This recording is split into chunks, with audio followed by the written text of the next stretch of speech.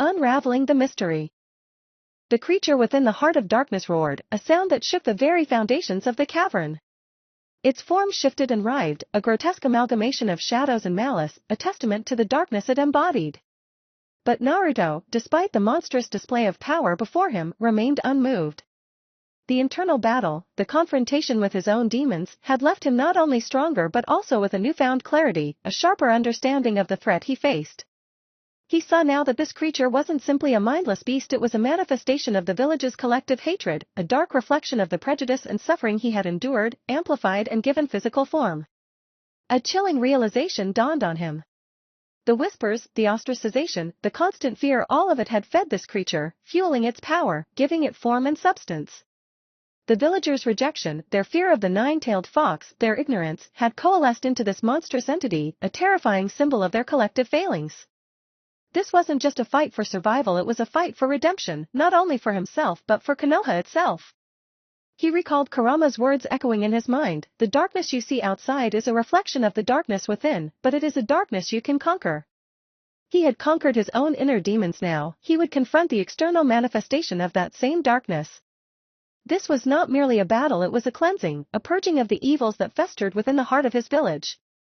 The creature lunged, its claws tearing through the earth, leaving deep gashes in the cavern floor. But Naruto was ready. He moved with a speed and precision he hadn't known he possessed, dodging the attack with effortless grace. Years of rigorous training, countless hours spent honing his skills, had culminated in this moment. He wasn't just relying on brute strength or powerful jutsu, he was utilizing a combination of taijutsu, ninjutsu, and fuinjutsu, a symphony of deadly techniques orchestrated with flawless precision. His movements were fluid, almost balletic, a stark contrast to the creature's clumsy, brutal attacks.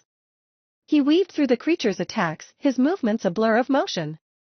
He unleashed a series of rapid-fire punches, each one imbued with focused chakra, striking vital points with pinpoint accuracy.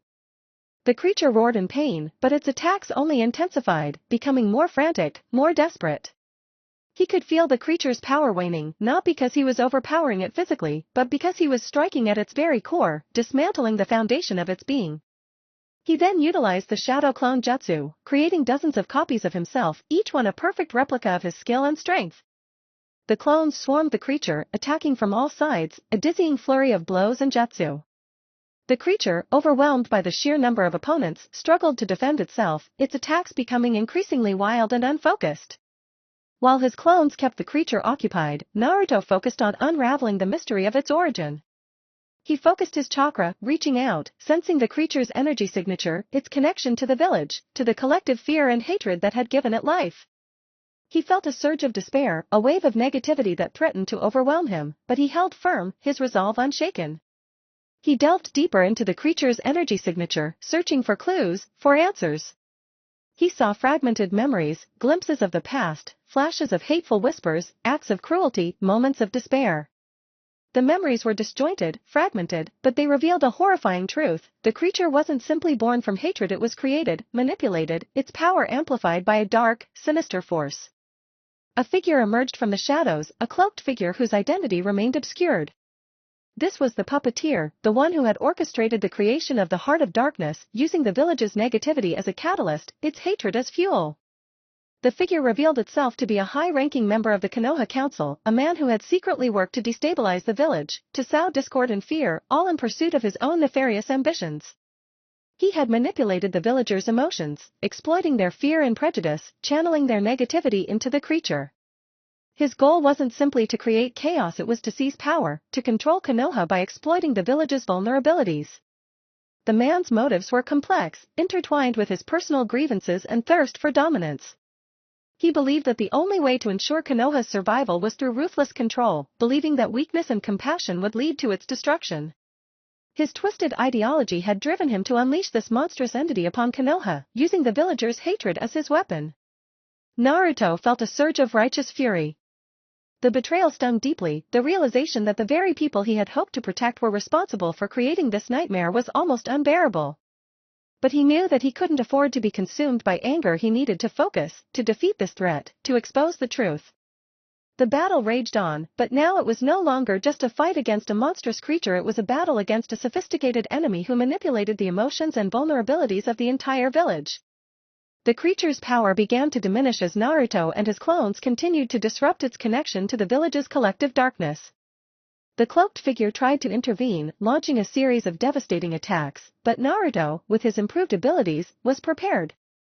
He countered the figure's attacks with precision and power, utilizing a combination of speed, skill, and cunning. He used his shadow clones to create diversions, allowing him to close the distance and launch a devastating assault. He combined his mastery of taijutsu with the power of Kurama's chakra, unleashing a wave of raw energy that shattered the cloaked figure's defenses. The figure's mask fell away, revealing the face of a councilman, his eyes filled with a mixture of shock and despair. Naruto's clones restrained him, while Naruto confronted the Heart of Darkness once more. With a final, powerful jutsu, he severed the creature's connection to the village's negativity, and the monstrous entity dissolved, its power fading into nothingness.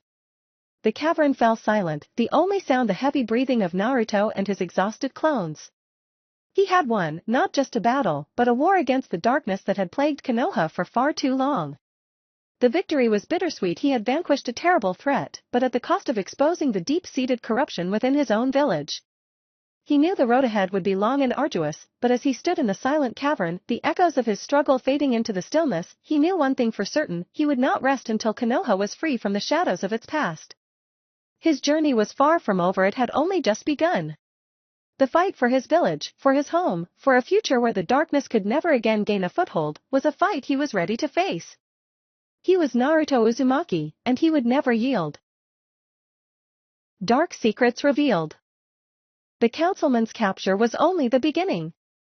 His confession, extracted under the watchful eyes of Anko Madarashi, who had arrived unexpectedly, sensing the disturbance in the village's chakra network, unveiled a conspiracy that stretched back generations. It wasn't just one man, it was a network of influential figures, hidden within the very fabric of Konoha's leadership, who had manipulated events for centuries, subtly twisting the narrative to ensure their continued power. The councilman, whose name was revealed to be Councilman Hiroki, admitted to manipulating the village's fear of the nine-tailed fox, using it as a tool to consolidate power and suppress dissent.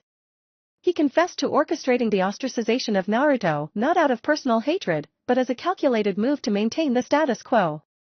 He believed that Naruto, as the Jinchuriki, represented a threat not only to his position but to the fragile peace he and his conspirators had painstakingly constructed. The details that emerged were horrifying. Hiroki revealed how previous Hokage had been subtly influenced, their decisions guided by subtle manipulation and carefully placed misinformation. Key events in Konoha's history, events that had been lauded as triumphs, were revealed to be the products of calculated schemes designed to maintain the power structure. Alliances, wars, even the very selection of Hokage, had all been carefully orchestrated to serve the interests of this clandestine group. Naruto learned of a hidden history, a history deliberately obscured from the public eye, a history of backroom deals, assassinations, and the systematic suppression of any potential challenge to their authority. He learned of powerful jutsu, forgotten techniques, and ancient prophecies, all manipulated to serve the conspirators' ambitions. The shock of these revelations hit him harder than any physical blow. The betrayal was profound. The realization that the village he had always strived to protect was riddled with such deep-seated corruption was almost too much to bear. Anko, her usually vibrant demeanor replaced by a grim seriousness, listened intently. She had suspected corruption within the council, but the scale of the conspiracy dwarfed even her darkest suspicions. She revealed her own past experiences with the council, the subtle pressures, the veiled threats, the way they had tried to control her career and loyalty. She confessed that she had been hesitant to fully trust Naruto at first, but his actions, his unwavering commitment to protecting Konoha, had convinced her of his integrity. Together, Naruto and Anko began to unravel the web of deceit, using the information gleaned from Hiroki to identify other members of the conspiracy. The investigation led them through hidden chambers beneath Konoha, through forgotten archives filled with dusty scrolls and forbidden texts. They discovered evidence of ancient bloodlines, powerful jutsu techniques suppressed for generations, and a network of spies and informants operating throughout the village. The deeper they dug, the more disturbing the truth became. They discovered that the conspiracy wasn't limited to Konoha. It extended to other hidden villages, to powerful clans, and to shadowy organizations operating in the fringes of the shinobi world. The network was vast and intricate, its tendrils reaching into every corner of the ninja world. Naruto's discovery of his own parents' identities, previously revealed by Kurama, took on a new significance in light of this revelation. He learned that his parents had been aware of the conspiracy, but they had been fighting against it from within, even from their positions as the Hokage and his wife. They hadn't been able to defeat it completely, however their efforts had been hampered by the vast influence and the deep reach of this insidious organization. The loss of his parents now felt even more personal, more painful. The weight of this historical revelation pressed heavily on Naruto.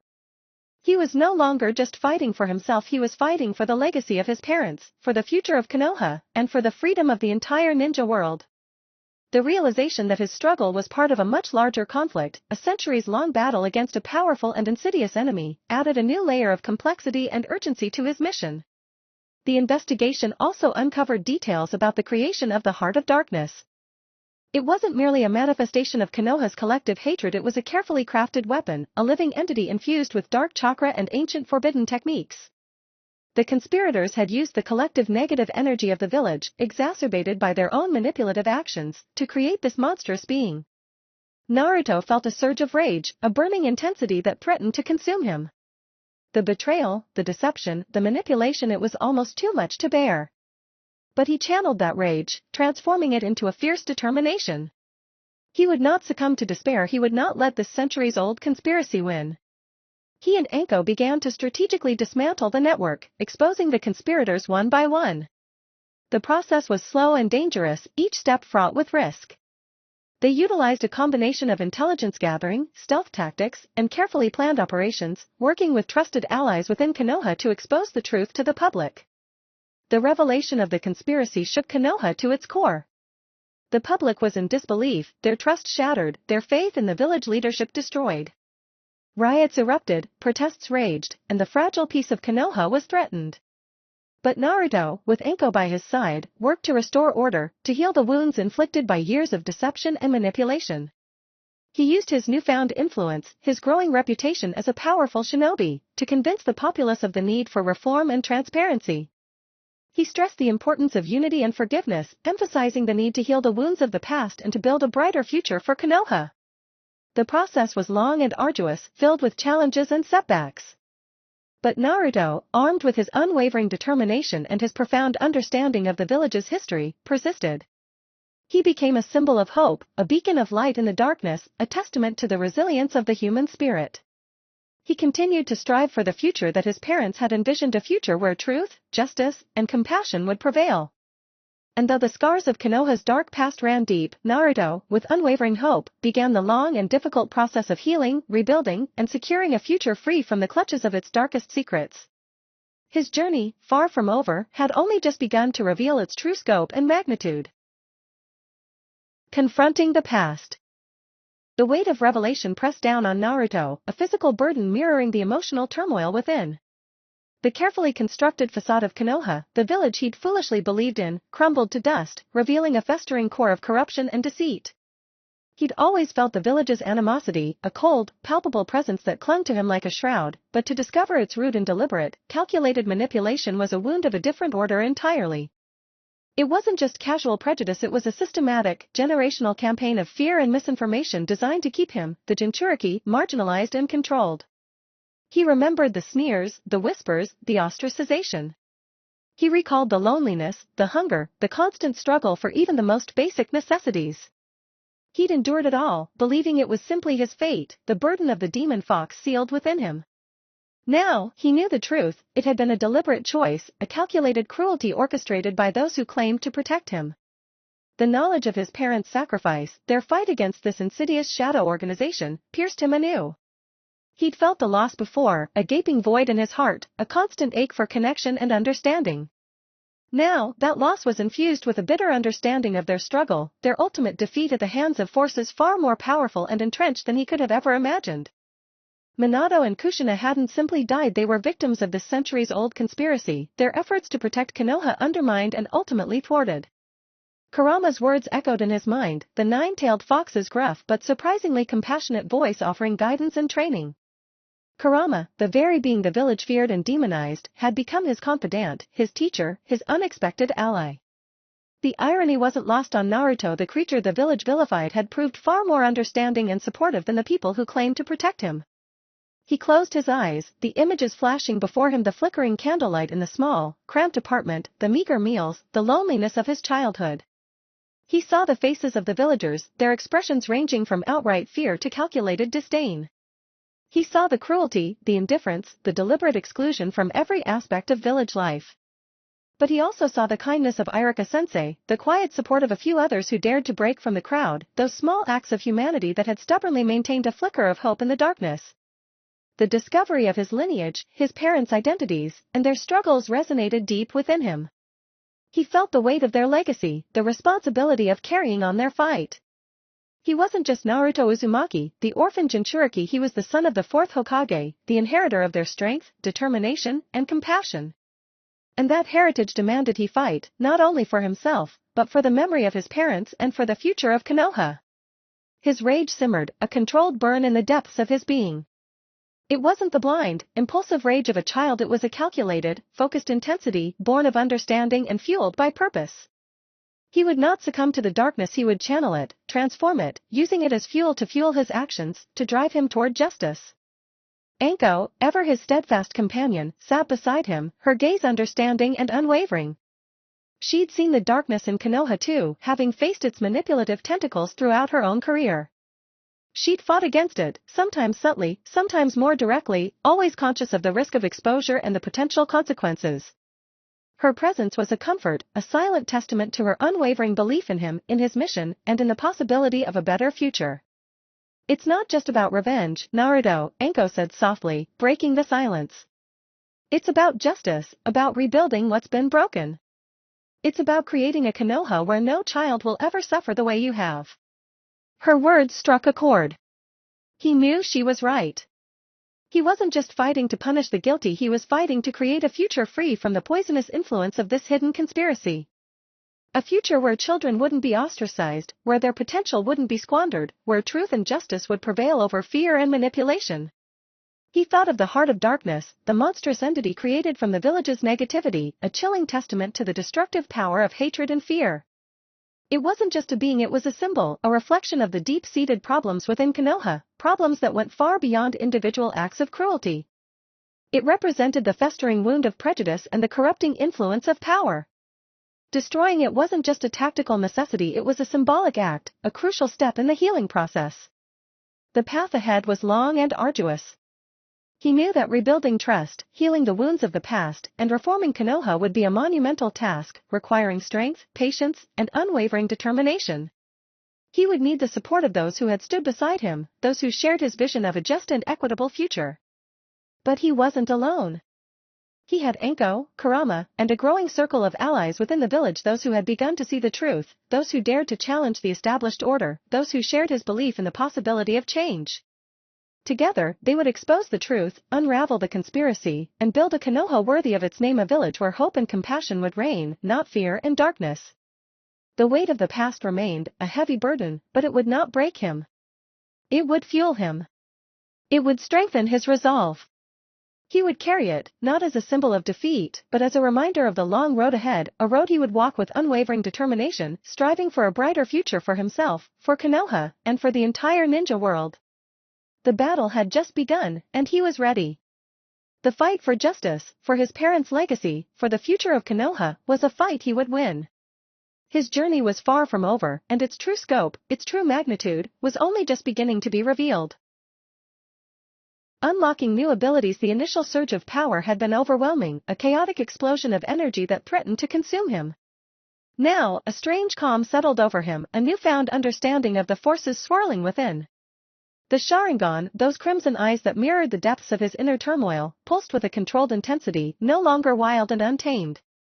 He could feel the intricate network of chakra pathways within his body, each strand humming with raw power, a symphony of energy under his precise command. The Rinnegan, nestled beside the Sharingan, throbbed with a similar quiet strength, its 6 tomo spinning slowly, each a miniature vortex of power.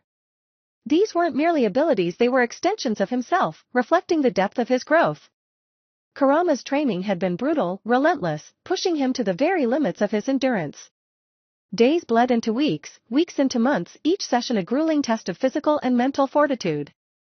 He'd learned to channel his rage, transforming it into a potent weapon, a source of power that fueled his every movement. He'd mastered the subtle art of chakra control, manipulating the flow of energy within his body with breathtaking precision, shaping it to his will. The Shadow Clone Jutsu, once a simple academy exercise, became a tool of unimaginable power, allowing him to accelerate his learning process at an impossible rate. Thousands of clones, each a perfect replica of himself, trained tirelessly, mastering different techniques and strategies, their experiences feeding back into his own consciousness. He could feel the collective knowledge of those clones, a vast and ever-expanding library of skills and techniques at his fingertips. He wasn't just stronger, he was faster, more agile, more resilient. His body, once frail and undernourished, had been sculpted into a lean, powerful physique. He could move with a speed that defied belief, his movements fluid and precise, each strike imbued with devastating power. His taijutsu had transformed from clumsy, reactive movements to a deadly, proactive dance, a blur of motion that left his opponents disoriented and bewildered. His ninjutsu had similarly advanced. He'd mastered a wide range of techniques, from elemental manipulation to advanced summoning jutsu, each perfectly honed and integrated into his fighting style. He could summon creatures from any realm, unleashing torrents of fire, water, earth, and wind upon his adversaries. His control over the elements was absolute, his mastery a testament to his relentless training and unwavering determination. But it wasn't just his physical abilities that had grown. His mind, once clouded by fear and uncertainty, was now sharp, focused, and strategically brilliant. He could analyze his opponent's strengths and weaknesses with unnerving accuracy, predicting their moves before they even made them. He'd learned to exploit their vulnerabilities, turning their strengths against them with a cunning that belied his age. His strategic thinking had reached a level far beyond his years, allowing him to orchestrate complex maneuvers and anticipate his enemy's actions several steps ahead. His mastery of Fuin Jutsu, the art of sealing, had also expanded dramatically. He'd discovered an innate talent for creating and manipulating seals, a skill that further enhanced his power and versatility. He could craft seals of immense power, capable of manipulating chakra flows, enhancing his abilities, and creating powerful barriers. He could even create seals to suppress or neutralize enemy techniques, turning their own weapons against them. This mastery of Fuin Jutsu allowed him to imbue his physical attacks with sealing techniques, adding another layer of complexity and deadliness to his already formidable arsenal. The creation of his blood clone was a masterstroke, a testament to his cunning and strategic mind. The clone maintained his public persona, a seemingly clumsy and inept student, while he, the original Naruto, trained in secret, honing his abilities and preparing for the inevitable confrontation with those who had conspired against him. It was a delicate balance, requiring immense control and precision, but it allowed him to operate in plain sight, undetected and unchallenged. The blood clone served another crucial purpose. It allowed him to gather intelligence, to infiltrate the heart of the conspiracy, to learn the truth about the forces arrayed against him. He used the clone to gather information from the very people who were manipulating the village, learning their secrets and uncovering their plans. He was in the perfect position, playing the role of an unwitting pawn in their game while simultaneously maneuvering behind the scenes, laying the groundwork for their downfall. This strategy wasn't simply about gathering information, it was about patience, about letting the enemy believe he was weak and harmless, while he steadily accumulated the power necessary to strike a decisive blow. It was a slow, meticulous process, but it was proving to be far more effective than any direct confrontation could have ever been. He learned the limitations of his powers as well, understanding the strain and price of his accelerated growth. The constant drain of chakra required rigorous discipline and control. Pushing too hard, he discovered, could lead to exhaustion and vulnerability. But this understanding of his limits wasn't a sign of weakness, it was the beginning of true mastery. It was about knowing when to push himself, when to hold back, when to conserve his strength, and when to unleash the full fury of his abilities. This knowledge tempered his raw power, giving it direction and control. His training with Kurama continued, moving beyond simple technique and delving into the intricate workings of chakra and the very essence of his being. Kurama, with his vast knowledge and experience, guided him through the complex pathways of his inner world, teaching him to control not only his chakra but the very emotions and energies that fueled it. He learned to harness the raw power of the nine-tailed fox, weaving its formidable energies into his own abilities, enhancing his speed, strength, and resilience. The connection between them wasn't just a bond of convenience, it was a deep-seated partnership, built on mutual respect and understanding. He could feel Kurama's immense power at his disposal, a potential far greater than he could currently comprehend. But he also understood the need for control, the danger of unleashing such overwhelming force unchecked. He had to master it, to integrate it into himself, to become a conduit for its power, not its slave. This wasn't just about becoming stronger, it was about becoming something more, something greater than the sum of his parts. It was about mastering his potential, realizing the full extent of his powers, and using them for good. His transformation wasn't just about physical or mental prowess, it was a profound shift in his perception of himself, his world, and his place in it. He had evolved beyond the frightened, ostracized child he once was. The strength he possessed wasn't merely physical, it was the resilience of his spirit, forged in the crucible of adversity, refined by years of isolation, and now honed to a razor's edge by Kurama's brutal tutelage. He was ready for whatever challenges lay ahead, ready to face the forces that had wronged him, ready to protect those who had shown him kindness, ready to bring justice to Konoha and build a brighter future for all. He had unearthed the power within, and now, he would unleash it. The journey had been long and arduous, but the transformation was complete. He was Naruto Uzumaki, and he was ready. Mastering new techniques, the raw power surging through him was exhilarating, a torrent of energy that threatened to overwhelm his senses. But now, he possessed the discipline to control it, to channel it, to shape it into weapons of unimaginable power. His training with Kurama had pushed him beyond his limits, forging him into a weapon sharper than any blade. He delved deeper into the intricacies of chakra manipulation, pushing the boundaries of what was considered possible. He began to experiment with Rasengan, a technique initially deemed too difficult even for experienced jonin. The spiraling sphere of chakra, a testament to the fourth Hokage's genius, was notoriously difficult to master. Its creation demanded perfect chakra control, an ability that Naruto had now cultivated to an almost supernatural degree. He learned to imbue it with his own unique chakra signatures, twisting and manipulating its destructive potential. His Rasengan wasn't merely a destructive force, it was a carefully crafted tool, capable of precision strikes or devastating area of effect attacks, all depending on his intention. He perfected multiple variations, creating a wind-enhanced Rasengan, a miniature vortex of razor-sharp wind that sliced through defenses with ease. He even managed to combine it with his mastery of Fuinjutsu, creating a sealed Rasengan, a technique that trapped opponents within a complex seal, rendering them powerless. The possibilities were endless, each variation a testament to his mastery of the art. The wind-enhanced version, for example, allowed him to strike opponents from a distance, a capability that significantly broadened his tactical options. He could send it hurtling through the air, turning it into a devastating projectile capable of annihilating multiple targets simultaneously. The sealed Rasengan, on the other hand, proved effective against particularly formidable opponents, allowing him to neutralize their power while he planned his next move. Beyond the Rasengan, Naruto discovered his proficiency in elemental jutsu. He'd always possessed a natural affinity for wind, a legacy of his Uzumaki heritage, but his training uncovered latent abilities with other elements. He learned to manipulate fire with the ferocity of a raging inferno, his flames hot enough to melt steel and incinerate his opponents. Earth-style techniques allowed him to create impenetrable barriers and powerful earth-based assaults, while water-style techniques gave him access to a range of both offensive and defensive strategies. He could conjure powerful water dragons that swept across battlefields, or raise colossal tidal waves that engulfed his enemies. He even managed to master the extremely rare and challenging ice style, a testament to his control over both water and wind chakra. He wasn't simply mastering the techniques, he was weaving them together, creating a seamless blend of ninjutsu, taijutsu, and genjutsu, his movements blurring into a lethal dance of destruction. His movements became almost ethereal, a blur of motion that left opponents utterly disoriented. He trained tirelessly, honing his reflexes, his speed, and his precision until his fighting style became a symphony of controlled chaos, a potent blend of raw power and calculated precision. His genjutsu, initially a weak point, blossomed into a surprisingly potent weapon.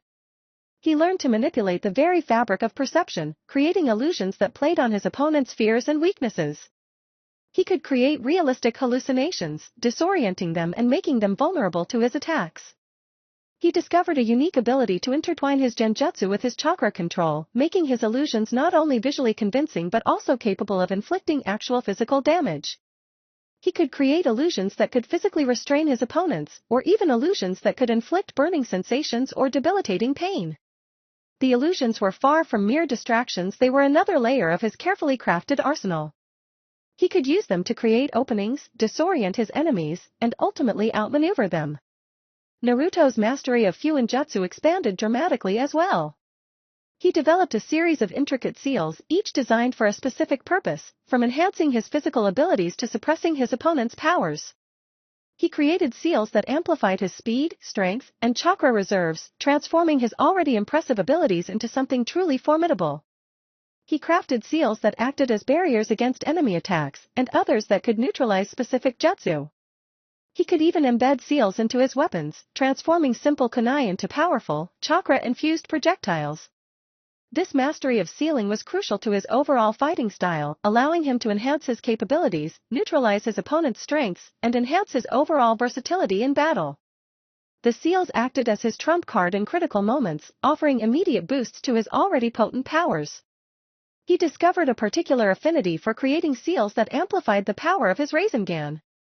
By embedding powerful seals within the Rasengan's structure, he significantly enhanced its destructive power, creating variations capable of shattering mountains and obliterating entire swathes of landscape.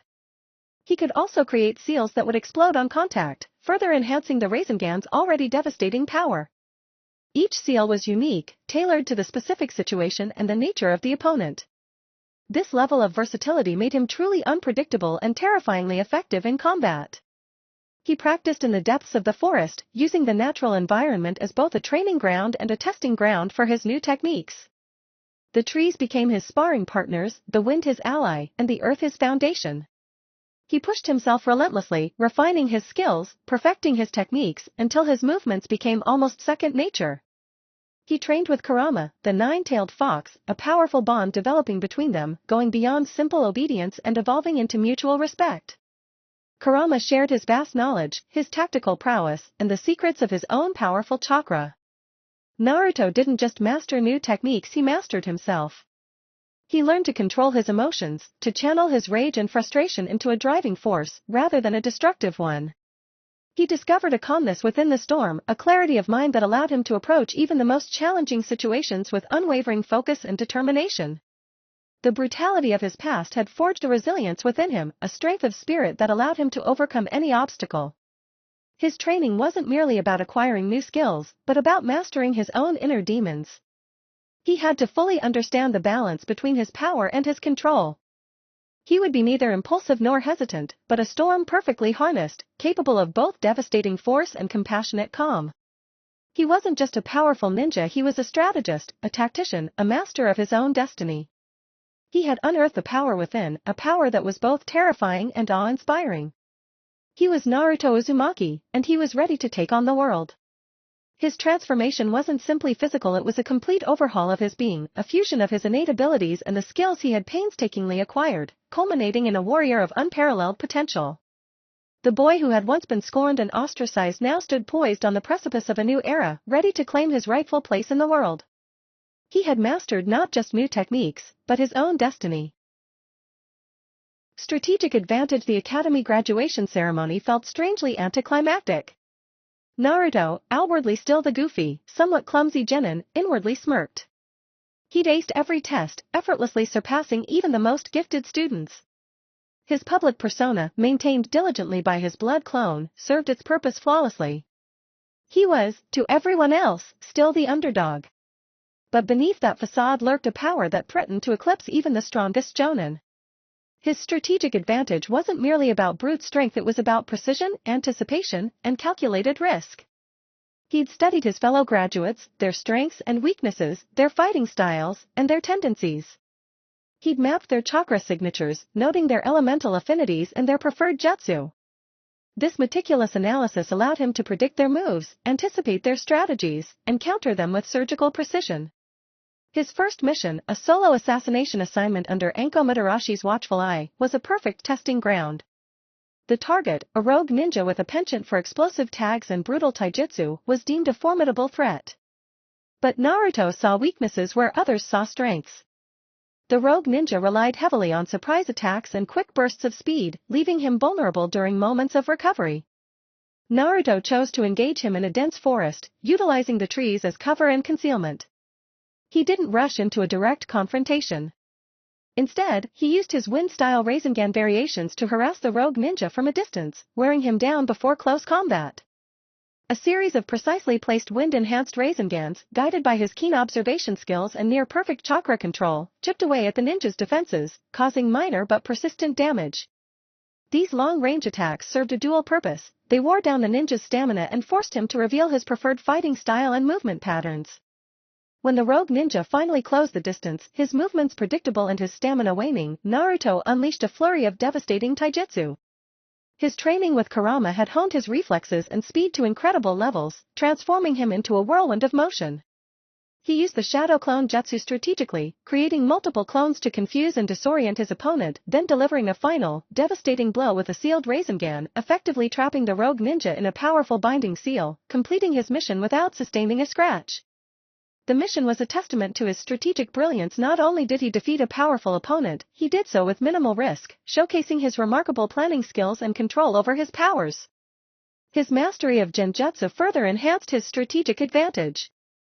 He discovered he could weave genjutsu into his taijutsu, creating illusions that were not just visual but physically impactful. A swift strike would be accompanied by a debilitating illusion of excruciating pain, making his opponent flinch, creating an opening for a decisive blow. He could also use genjutsu to create distractions, misleading his opponents and luring them into traps. He used this tactic during a later mission, where he had to infiltrate a heavily guarded base. He created multiple illusions of himself, each engaging different guards, causing chaos and confusion. While they were occupied, he slipped through unnoticed, successfully completing his infiltration mission. He'd learned to subtly incorporate these illusions into his overall combat strategy, masking his actual position and actions, further enhancing his tactical advantage. His Fuinjutsu skills provided another layer of strategic depth. He'd learned to create seals that would react to specific stimuli, triggering automatic defenses or enhancing his abilities based on the situation. He could create explosive tags that were almost undetectable, or seals that would amplify his chakra output when needed. During a mission involving the rescue of hostages, Naruto faced off against several Jonin-level opponents. Instead of direct confrontation, he used his Fuinjutsu to his advantage. He laced the area with seals that would react to the opponent's chakra signatures, triggering traps and creating openings for him to counterattack. He carefully laid out his strategy, knowing that the hostages could be at risk if he used full-scale power. The seals acted as a multiplier to his overall effectiveness, allowing him to take on several highly skilled opponents while ensuring the safety of the hostages. He defeated them one by one, utilizing his superior strategic thinking and control over various jutsus. He didn't just rely on raw power, he understood the importance of deception and misdirection. He cultivated an air of unpredictability, constantly shifting his tactics and keeping his opponents guessing. He'd leave behind false trails, create distractions, and manipulate his surroundings to his advantage, making him a formidable foe even for those who were aware of his capabilities. He was always one step ahead, anticipating his opponent's every move, rendering their attempts to gain an advantage futile. Beyond the battlefield, Naruto used his strategic mind to navigate the complex political landscape of Konoha.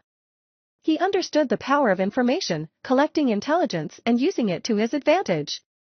He learned to identify his allies and his enemies, subtly manipulating events to achieve his goals. He'd learned to play the game, using his public persona to shield his true intentions, while simultaneously working to undermine the corrupt elements within Konoha's leadership. His strategic thinking extended beyond battle, influencing his actions in every aspect of his life, making him an unpredictable, formidable, and intelligent ninja. He understood the subtle art of negotiation, diplomacy, and even intimidation when necessary. He used these skills to forge alliances, secure resources, and gather crucial information. His strategic advantage wasn't just about combat prowess, it was a holistic approach that encompassed every facet of ninja life. He played the long game, constantly planning, adapting, and evolving to remain always one step ahead. Naruto's journey wasn't just about mastering powerful techniques, it was about mastering himself.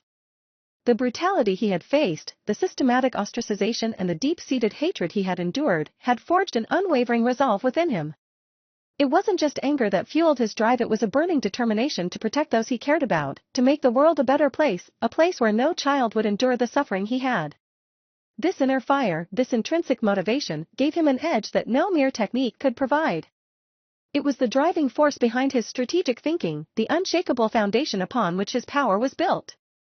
The strategic advantages he employed weren't just a series of techniques, they were a reflection of the powerful, resilient, and determined person he had become. He was more than just a ninja, he was a force of nature, carefully crafted and meticulously controlled. His strategic advantage was not just in his skills but in his unyielding spirit and unwavering resolve. He was a force to be reckoned with, a true testament to the power of resilience and strategic brilliance. The world was waiting, and Naruto Uzumaki was ready. Overcoming obstacles. The following weeks were a blur of intense training. Naruto, fueled by a relentless drive to surpass his limitations, pushed himself to the absolute brink. Kurama's tutelage was brutal but effective, a relentless forging of both body and mind. He learned to channel his rage, that simmering volcano of hurt and resentment, not into reckless violence, but into precise, controlled power. He learned to manipulate his chakra with an artistry that defied his age, weaving intricate seals with speed and precision that would shame many a seasoned jonin. One of the greatest obstacles he faced was mastering the control of his Sharingan and Rinnegan. The sheer power these jujutsu wielded was overwhelming, threatening to consume him if he wasn't careful. He'd initially struggled with the overwhelming sensory input, the torrent of information threatening to overload his senses. He'd seen glimpses of the future, fleeting visions of potential outcomes, both positive and negative, and the weight of that knowledge had been almost unbearable. Kurama helped him navigate this turbulent landscape, teaching him to filter the information, to focus on the relevant details and ignore the noise. He learned to use his Sharingan's predictive capabilities, not to succumb to overwhelming possibilities, but to strategize, anticipate his opponent's moves, and prepare for any contingency. He trained himself to discern subtle shifts in an opponent's chakra flow, predicting their intentions before they even acted upon them. His Rinnegan, on the other hand, posed a different challenge. The power of its abilities, the Deva path, the Asura path, the Naraka path, and the others, were formidable, each a tool of immense power. But with such power came the risk of losing control, of succumbing to its overwhelming might. He spent countless hours meditating, focusing his mind, learning to control the flow of his chakra through his eyes, mastering each path's unique abilities with painstaking precision. He discovered the delicate balance required, the careful calibration of chakra needed to utilize these powers without being consumed by them. He learned to use the Preta path to absorb enemy jutsu, the Naraka path to summon the King of Hell to answer questions about his opponent's weaknesses, all while subtly controlling the other paths. He even learned to use the outer path, a power that had been nearly inaccessible to him. He spent hours unraveling the mysteries of the 6 paths, the mysteries of his parents' legacy and his own destiny. Beyond the mastery of his jujutsu, Naruto faced another significant obstacle, overcoming the deep-seated trauma he'd endured. The years of bullying, the isolation, the constant fear, these experiences had left deep scars. Kurama, surprisingly, proved to be an invaluable ally in this aspect of his journey. The nine-tailed fox, despite his initially fearsome reputation, understood pain and loneliness on a level few could fathom. He patiently guided Naruto through his trauma, helping him confront his pain, process his emotions, and transform his rage into strength. Kurama's methods were not gentle. He pushed Naruto to confront his demons in a series of intense mental exercises, forcing him to relive his past traumas, to confront the bullies and to reconcile his feelings of hatred and abandonment. He didn't allow him to suppress his pain, instead, he helped him process it, to understand it, and to channel it into something constructive. The process was painful, emotionally excruciating, but ultimately liberating. Naruto emerged from this ordeal stronger, more resilient, and better equipped to handle the challenges that lay ahead. He developed an entirely new fighting style, a fusion of his raw power and strategic brilliance. He incorporated his mastery of the Sharingan and Rinnegan, his taijutsu, ninjutsu, and fuinjutsu, into a fluid, adaptable combat system. He no longer fought simply to defeat his opponent, he fought with precision and grace, a deadly ballet of calculated strikes and strategic maneuvers. Each movement was deliberate, each technique chosen with an understanding of his opponent's weaknesses and his own strengths. His taijutsu became a deadly dance, a blur of motion that left his opponents disoriented and vulnerable. He combined his enhanced speed and reflexes with illusions from his Sharingan, striking before they could react, then utilizing his Rinnegan's abilities to exploit any openings. His ninjutsu was equally impressive, employing a range of wind-style Rasengan variations, each one tailored to his specific needs. He refined them, creating new, even more powerful variations, adding the speed and precision of his chakra control to the already devastating power of these techniques. His mastery of Fuinjutsu allowed him to create powerful, intricate seals that could enhance his abilities, augment his techniques, and create powerful traps. He learned to weave seals into his clothing, his weapons, even into his very skin, transforming himself into a walking arsenal. He developed seals that could amplify his chakra output, seals that could deflect attacks, and seals that could even heal his wounds. But his greatest weapon remained his mind. He'd learned to use strategy and deception as weapons, outwitting his opponents before he even laid a hand on them. He'd mastered the art of misdirection, the ability to mask his intentions and create distractions, allowing him to exploit vulnerabilities and turn the tide of battle. He'd studied the tactics of the greatest ninja in history, from the legendary Hiruzen Sarutobi to the formidable Minato Namikaze. He assimilated their strengths and learned from their mistakes, adapting their techniques to fit his unique fighting style. His growth wasn't limited to combat. He also honed his skills in diplomacy, negotiation, and espionage. He understood the importance of information, and he had become a master at gathering intelligence, analyzing data, and using that information to his advantage. He'd learned to read people, to understand their motivations and exploit their weaknesses, all while maintaining a calm, almost disarming demeanor. He moved through the shadows, a ghost in the night, gathering secrets, uncovering plots, and manipulating events to achieve his goals. He now possessed not just power, but wisdom. He understood the cost of power and the importance of responsibility. His past traumas didn't define him, they shaped him. They forged him into the strongest, most resilient ninja Konoha had ever seen. The obstacles he had faced, the bullying, the loneliness, the overwhelming power of his jujutsu had not broken him, they had made him stronger, smarter, and more determined. His journey hadn't been about escaping his past, it had been about mastering it, embracing it, and using it as fuel to drive him forward. He was not merely a prodigy, he was a force of nature, a testament to the indomitable human spirit.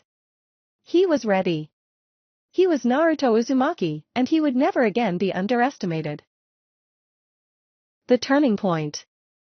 The graduation ceremony felt anticlimactic. Naruto, disguised by a carefully constructed illusion woven from his Sharingan, watched his classmates celebrate their achievements with a detached amusement. He'd aced every exam, effortlessly mastering techniques that left his instructors speechless. His blood clone, diligently maintaining the persona of the perpetually clumsy and academically challenged Naruto, had even managed to garner a few sympathetic smiles from Irika-sensei. The charade was exhausting, but necessary. Revealing his true abilities now would be catastrophic, potentially triggering a conflict he wasn't yet ready to face. He needed time to consolidate his power, to solidify his position, before making his move. His official assignment to Anko Mitarashi's one-man assassination team felt less like a graduation and more like a baptism by fire. Anko, with her sharp eyes and even sharper tongue, immediately recognized something unusual about him, a flicker of power hidden beneath the surface. She didn't press him, however. Instead, she challenged him, pushing him to his limits with increasingly difficult missions. The first assignment was a simple reconnaissance mission: infiltrate a minor Orochimaru hideout near the border and retrieve intel on their activities. For Naruto, this was child's play. He slipped into the hideout like a phantom, his Sharingan allowing him to bypass security measures with ease. His Rinnegan, subtly activated, allowed him to glean information from the minds of the low-level ninjas guarding the facility. He gathered the intel in a matter of minutes, extracting crucial information without harming a single soul. He left behind only the faintest whisper of his presence, a carefully crafted illusion designed to mislead pursuers. The following missions escalated in difficulty and risk. He infiltrated heavily guarded strongholds, disabling complex traps with his Fuinjutsu expertise and neutralizing guards with swift, silent movements that were as deadly as they were efficient. He learned to use his environment to his advantage, turning the landscape into a weapon. He mastered the art of stealth, moving like smoke through the shadows, disappearing and reappearing at will. Anko watched, initially skeptical and then increasingly impressed, as Naruto executed each mission flawlessly, always exceeding expectations, while maintaining his carefully constructed facade of mediocrity. Anko became a mentor of sorts, though she'd never admit it. She pushed him harder than Kurama ever could. Her training focused less on raw power and more on strategy, deception, and information gathering skills crucial for an assassin. She taught him how to exploit weaknesses, how to turn an opponent's strengths against them, how to manipulate situations to his advantage. He learned the art of psychological warfare, using fear and intimidation to paralyze his opponents before a single blow was struck. One mission stood out. He was tasked with retrieving a stolen scroll containing forbidden jutsu from a notorious group of rogue ninjas. The group was well organized, well equipped, and exceptionally skilled. Naruto approached the mission with meticulous planning, utilizing his Sharingan to anticipate every possible scenario. He crafted a plan involving multiple layers of deception and misdirection, cleverly manipulating his opponents and turning their own tactics against them. He even employed the outer path of his Rinnegan, subtly altering the environment to his advantage, creating illusions that were so intricate and convincing even his own shadow clones wouldn't have known it was a trick. The ensuing battle was brutal. But Naruto moved with the grace and precision of a seasoned assassin, his every move calculated, his every strike deadly. He used his Sharingan to predict their movements, his Rinnegan to exploit their weaknesses, his Taijutsu to dismantle their defenses, and his Fuinjutsu to control the battlefield. He fought not with reckless abandon, but with measured precision, a lethal dance that mesmerized and terrified in equal measure. The rogue ninjas, accustomed to facing inferior opponents, were utterly outmatched. They never had a chance. The success of this mission was a clear turning point. It demonstrated Naruto's remarkable growth, solidifying his position not only as a powerful ninja, but as a highly effective assassin. Anko, despite her cynical demeanor, found herself grudgingly admiring his talent. She understood that this boy, this seemingly ordinary academy graduate, was destined for greatness. He wasn't just surviving, he was thriving. He was surpassing expectations, exceeding limits, and rewriting the rules. His success in the field also led to changes within Konoha. The Hokage, having quietly observed Naruto's progress, saw the potential for a new era of strength and security. The purge of the corrupt civilian council had left a power vacuum, and Naruto, with his silent efficiency, became a crucial asset in stabilizing the village. He worked in the shadows, dismantling remaining pockets of resistance, ensuring the smooth transition of power. He gathered intel, uncovered plots, and neutralized threats with an efficiency that silenced any remaining doubts about his capabilities. Naruto, however, remained unassuming.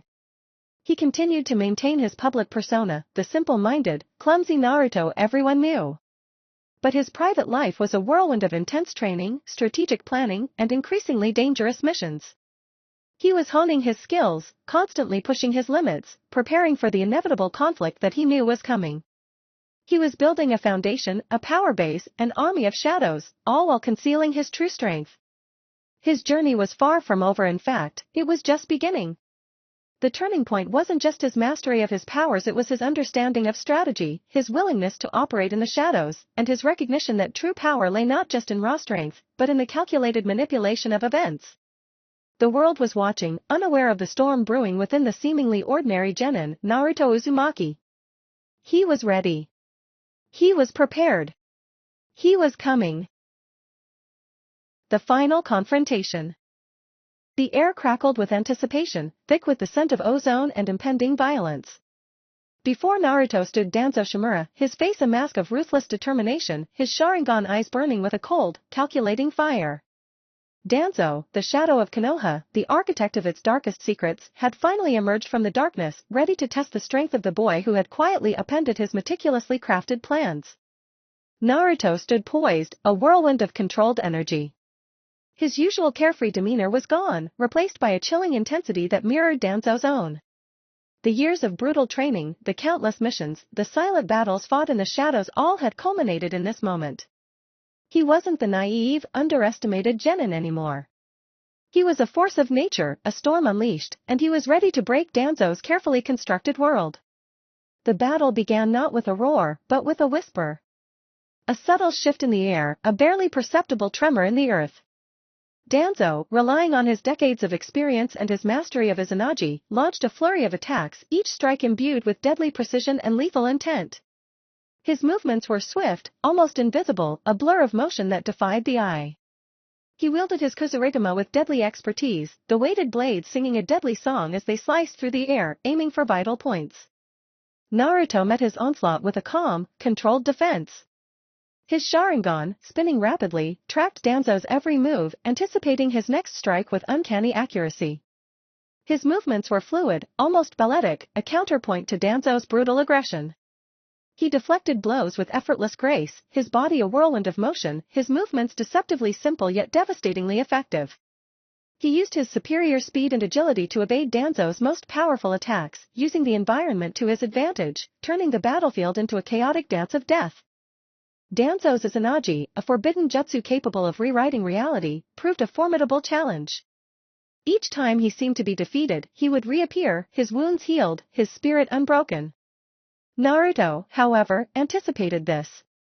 He had studied Danzo's techniques, meticulously analyzing his strengths and weaknesses. He knew the limitations of Izanagi, its heavy cost, and its vulnerabilities. He began to incorporate strategic delays, forcing Danzo to overuse the jutsu, draining his chakra reserves at an alarming rate. Naruto unleashed a barrage of powerful jutsu, each one carefully calculated to maximize its effect. He summoned shadow clones, each wielding a different technique, overwhelming Danzo with a relentless assault. His Rasengan, amplified by the power of Kurama's chakra, slammed into Danzo with devastating force. He employed his Rinnegan's abilities, manipulating the very fabric of the battlefield, creating illusions and altering the terrain to his advantage. The outer path allowed him to control the surrounding environment, summoning massive earth spikes to impale Danzo, or creating gravitational fields that crushed him from all sides. The Deva path allowed him to manipulate gravity to increase the impact of his blows or to slow down Danzo's movements. But Danzo was not easily defeated. He fought with the desperation of a cornered animal, unleashing his own powerful techniques. His would-release jutsu created a formidable defense, while his potent chakra blades ripped through Naruto's shadow clones with ease. His Sharingan provided an unmatched defensive power, his eye capable of seeing through any deception. The battle raged on, a relentless exchange of devastating blows and intricate counter-strategies. The fight shifted from a tactical dance to a brutal, raw display of power. Both Naruto and Danzo pushed their bodies and chakra to their absolute limits. Naruto's Sharingan began to strain, the rapid rotation causing his vision to blur. His chakra reserves dwindled, and fatigue began to set in. Danzo, too, was feeling the strain. His Izanagi, his primary defense, was failing. He was nearing the limit of his stamina and his chakra reserves. The battle was a grueling test of their physical and mental endurance. Yet, Naruto had an ace up his sleeve. A technique he had been perfecting in secret, a technique born from desperation and inspired by Kurama's wisdom. It was a jutsu that drew upon the combined power of his Sharingan and Rinnegan, a fusion of visual prowess and reality manipulation. It was a technique that surpassed anything he had ever used before. He called it the Shinigami's embrace. With a final, desperate surge of power, Naruto unleashed the technique. The battlefield transformed. The sky above them twisted and warped, forming a vortex of swirling darkness. The very air crackled with immense energy, and the ground beneath them trembled. Naruto, his eyes burning with ethereal light, focused his gaze on Danzo, his will hardening into an unbreakable resolve. The world around them dissolved into a kaleidoscope of color and chaos. Within the swirling vortex of energy, Danzo's defenses crumbled. His Izanagi flickered and died. His would-release defenses splintered and broke. The Shinigami's embrace stripped away Danzo's illusions, his defenses, his very being. It was not merely a physical attack, but a soul-crushing assault, an all-encompassing destruction that overwhelmed his defenses and stripped him of his very will. When the vortex subsided, Danzo lay broken, defeated, his body devoid of life, his spirit crushed beneath the weight of Naruto's power. The battle was over. Naruto stood victorious, his body battered and bruised, but his spirit unbroken. He had won, but at a terrible cost. The victory was bittersweet, tinged with a deep sense of weariness. He had faced the darkness within Konoha and emerged triumphant, but the scars of the battle would remain, a stark reminder of the sacrifices he had made. The quiet boy, once dismissed and neglected, had shown the world the extent of his power, a power born not only from strength, but from an unyielding resolve and a burning desire for justice. The shadow of Danzo was finally lifted, but the long road to rebuilding Konoha lay ahead. His journey, he knew, was far from over. The war had only just begun. Testing limits. The aftermath of the Shinigami's embrace left the training grounds eerily silent. The air, once thick with the clash of chakra and the clang of steel, now hung heavy with the scent of burnt earth and the lingering echo of unimaginable power. Naruto stood amidst the devastation, his breath ragged, his body screaming in protest. Each muscle ached, each joint protested, yet he stood defiant, a testament to his unwavering resolve. His Sharingan, usually a fiery vortex of crimson, was now dulled, the three tomo barely visible, reduced to a faint crimson shimmer. The Rinnegan, too, showed signs of exhaustion, its intricate patterns dimming, the vibrant hues fading to a muted, almost melancholic purple. He felt the gnawing emptiness of his chakra reserves, a stark reminder of the immense power he had unleashed.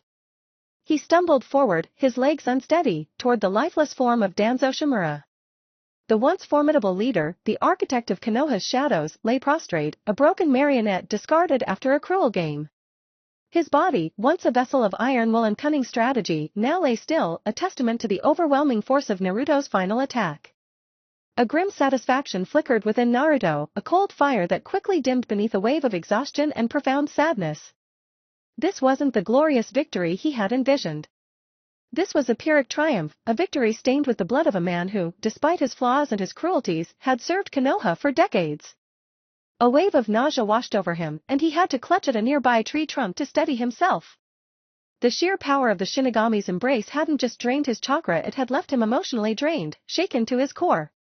The battle had been far more brutal, more draining than he had anticipated. Danzo's relentless attacks, his mastery of Izanagi, his cunning and ruthless strategies, had pushed Naruto to the very brink of his limits, forcing him to dig deep within himself, to unleash a power he hadn't fully understood until that moment. He knelt beside Danzo, his gaze falling upon the man's lifeless eyes. There was no hatred in Naruto's heart, only a profound weariness, a heavy weight of responsibility that settled upon his young shoulders.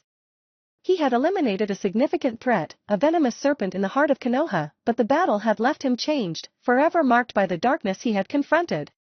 He had tasted victory, but the taste was bitter, laced with the ashes of destruction and the chilling realization of the sacrifices that had been made. The silence of the training grounds was broken only by the distant chirping of crickets and the rustling of leaves. The night sky, once a vibrant canvas of stars, now seemed to mirror the emptiness in Naruto's heart. The weight of his actions, the weight of his newfound power, pressed down upon him, a crushing burden he knew he would carry for the rest of his life. He closed his eyes, his mind replaying the brutal exchange, the agonizing struggle, the moments when he had almost fallen. He had prevailed, but at what cost? As the first rays of dawn pierced through the canopy, casting long shadows across the ravaged landscape, Naruto rose to his feet, his body trembling with exhaustion. He felt a deep sense of solitude, a profound isolation that had always clung to him, now amplified by the weight of his victory. He was alone, utterly alone, in the silence of his triumph. He had faced the darkness and emerged victorious, but the darkness remained, a lingering shadow that threatened to consume him. He had defeated Danzo, but the battle had left him scarred, both physically and emotionally. He turned and walked away from the fallen body, leaving Danzo's lifeless form amidst the debris of their battle. He had no time for mourning, no time for reflection. The future stretched ahead, uncertain and perilous, filled with the challenges he had yet to face. He would report to the Hokage, fulfill his duty, but the memories of the night, the harrowing struggle, the immense cost of his victory, would remain etched in his memory, a stark reminder of the path he had chosen, a path paved with sacrifice and hardship, a path that demanded unwavering strength and unrelenting courage. He had fought, he had won, but he knew that the true battle had just begun. He had only just scratched the surface of the conspiracy that had taken root within the village's foundations. The implications of Danzo's death rippled through Konoha like seismic waves. The carefully constructed facade of stability began to crumble, revealing the deep-seated corruption that had festered within the village's heart. Whispers of Danzo's clandestine activities, his ruthless methods, his manipulation of the village's power structure, spread like wildfire, igniting a wave of shock, disbelief, and fear. The news reached the Hokage, who, though not surprised by the depth of Danzo's treachery, was deeply troubled by the scale of the conspiracy. The purge, started subtly months ago, now intensified. Those loyal to Danzo, those complicit in his schemes, were swiftly identified and dealt with. The Hokage's decisive action struck fear into the hearts of the remaining conspirators. The atmosphere in Konoha was tense, charged with anxiety and uncertainty, a fragile peace settled over a village deeply wounded by decades of carefully hidden manipulation. The victory over Danzo had cracked the shell, revealing the rot beneath, a rot that needed to be cleaned before the village could heal. Naruto, despite his exhaustion, was thrust into the heart of this maelstrom. His role in bringing down Danzo positioned him as a critical player in the cleanup process, the unraveling of the conspiracy. He became an unwitting, yet powerful, instrument in the Hokage's efforts to cleanse the village and restore stability, a task he undertook with the same silent resolve that had characterized his battle with Danzo. The days that followed were a blur of interrogations, investigations, and covert operations. Naruto, utilizing his intelligence and combat skills, helped uncover the extent of Danzo's web of influence, assisting the Hokage in identifying and neutralizing other members of the conspiracy. He moved like a phantom, a silent force working in the shadows to expose the remaining vestiges of Danzo's influence, his actions swift and decisive, his methods efficient and brutal. He learned the full depth of Danzo's machinations, the manipulation of the civilian council, the secret alliances with outside forces, the clandestine experiments, and the plots to undermine the Hokage's authority. Naruto's actions in exposing Danzo's treachery inadvertently made him a symbol of hope for Konoha, a beacon in the darkness. The villagers, who had once feared and ostracized him, now saw him as a symbol of resilience, a testament to the strength of the human spirit. His actions, though born from personal pain and a desire for vengeance, had unintentionally paved the way for a new era in Konoha, an era of transparency and accountability, an era free from the suffocating grip of Danzo's shadow. But Naruto knew that the long road to healing, to true stability, would be long and arduous, and the scars of the past would linger for years to come. His battle with Danzo was over, but his fight for justice, his fight for Konoha, had only just begun. Unexpected twists. The initial shock of Danzo's demise gave way to a chilling realization. The ground beneath Naruto's feet shifted, not literally, but metaphorically. The victory felt hollow, the silence deafening. He had expected a triumphant roar from the heavens, a validation of his actions. Instead, an unnerving calm settled, punctuated by the subtle creaks and groans of the damaged training grounds, a stark reminder of the devastation wrought. As Naruto surveyed the scene, a flicker of movement caught his eye. Hidden amongst the rubble, partially obscured by a shattered training dummy, was a small, intricately carved wooden box. Intuition, honed through years of survival, told him this was no ordinary object. Cautiously, he approached, his Sharingan still faintly glowing, scanning for any sign of danger. The box was sealed, secured with a complex series of locks and seals, suggesting a level of secrecy that even Danzo might have appreciated. He carefully examined the intricate carvings, recognizing the symbols as belonging to a forgotten branch of Fuinjutsu, a forbidden art long thought to be lost to history. This discovery sent a shiver down his spine. Danzo's death wasn't just a personal victory, it was the unraveling of a thread that extended far beyond the confines of Konoha. He felt a surge of dread, a premonition of darker forces yet to be unveiled. With a controlled breath, he began to work on the locks and seals. His mastery of Fuinjutsu, honed under Kurama's intense tutelage, allowed him to decipher the intricate mechanisms with surprising speed. Each click and release was a step further into the unknown, each unraveling seal revealing a new layer of Danzo's secrets. Finally, with a soft pop, the box sprung open. Inside, nestled on a bed of crimson silk, was a single scroll. The scroll itself was unremarkable, crafted from simple parchment, but the energy radiating from it was palpable, thrumming with a power that felt both ancient and terrifying. As Naruto unfurled the scroll, his eyes widened in disbelief. The text within was written in a language he didn't recognize, a script both elegant and cryptic, filled with symbols that resonated deep within his soul, stirring memories he couldn't quite grasp. Suddenly, a wave of intense chakra erupted from the scroll, forcing Naruto to stumble back. The air crackled with energy, the ground trembling beneath his feet. From within the scroll, a figure emerged, bathed in an ethereal light. It wasn't a physical being, but rather a spectral entity, a being of pure energy, its form shifting and reforming, defying definition. The entity spoke, its voice echoing in Naruto's mind, not through his ears, but directly into his consciousness. The language was ancient, yet he somehow understood, its meaning penetrating his very being. The entity revealed itself to be the last remnant of a powerful clan, a clan banished centuries ago, a clan whose knowledge and power had been meticulously documented within this very scroll. They had been allies to Danzo, not as an overt force, but as a hidden source of power, a power he had utilized to enhance his own abilities, to extend his reach, to control the shadows.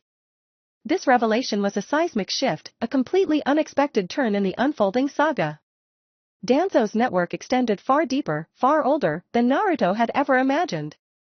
It wasn't just a conspiracy within Konoha, it was a conspiracy that stretched back for generations, a hidden force manipulating events from the shadows, pulling strings and controlling destinies. The entity revealed a plan that threatened not just Konoha, but the entire shinobi world. The entity's plan was to resurrect a powerful ancient being, a being whose power dwarfed even the tailed beasts.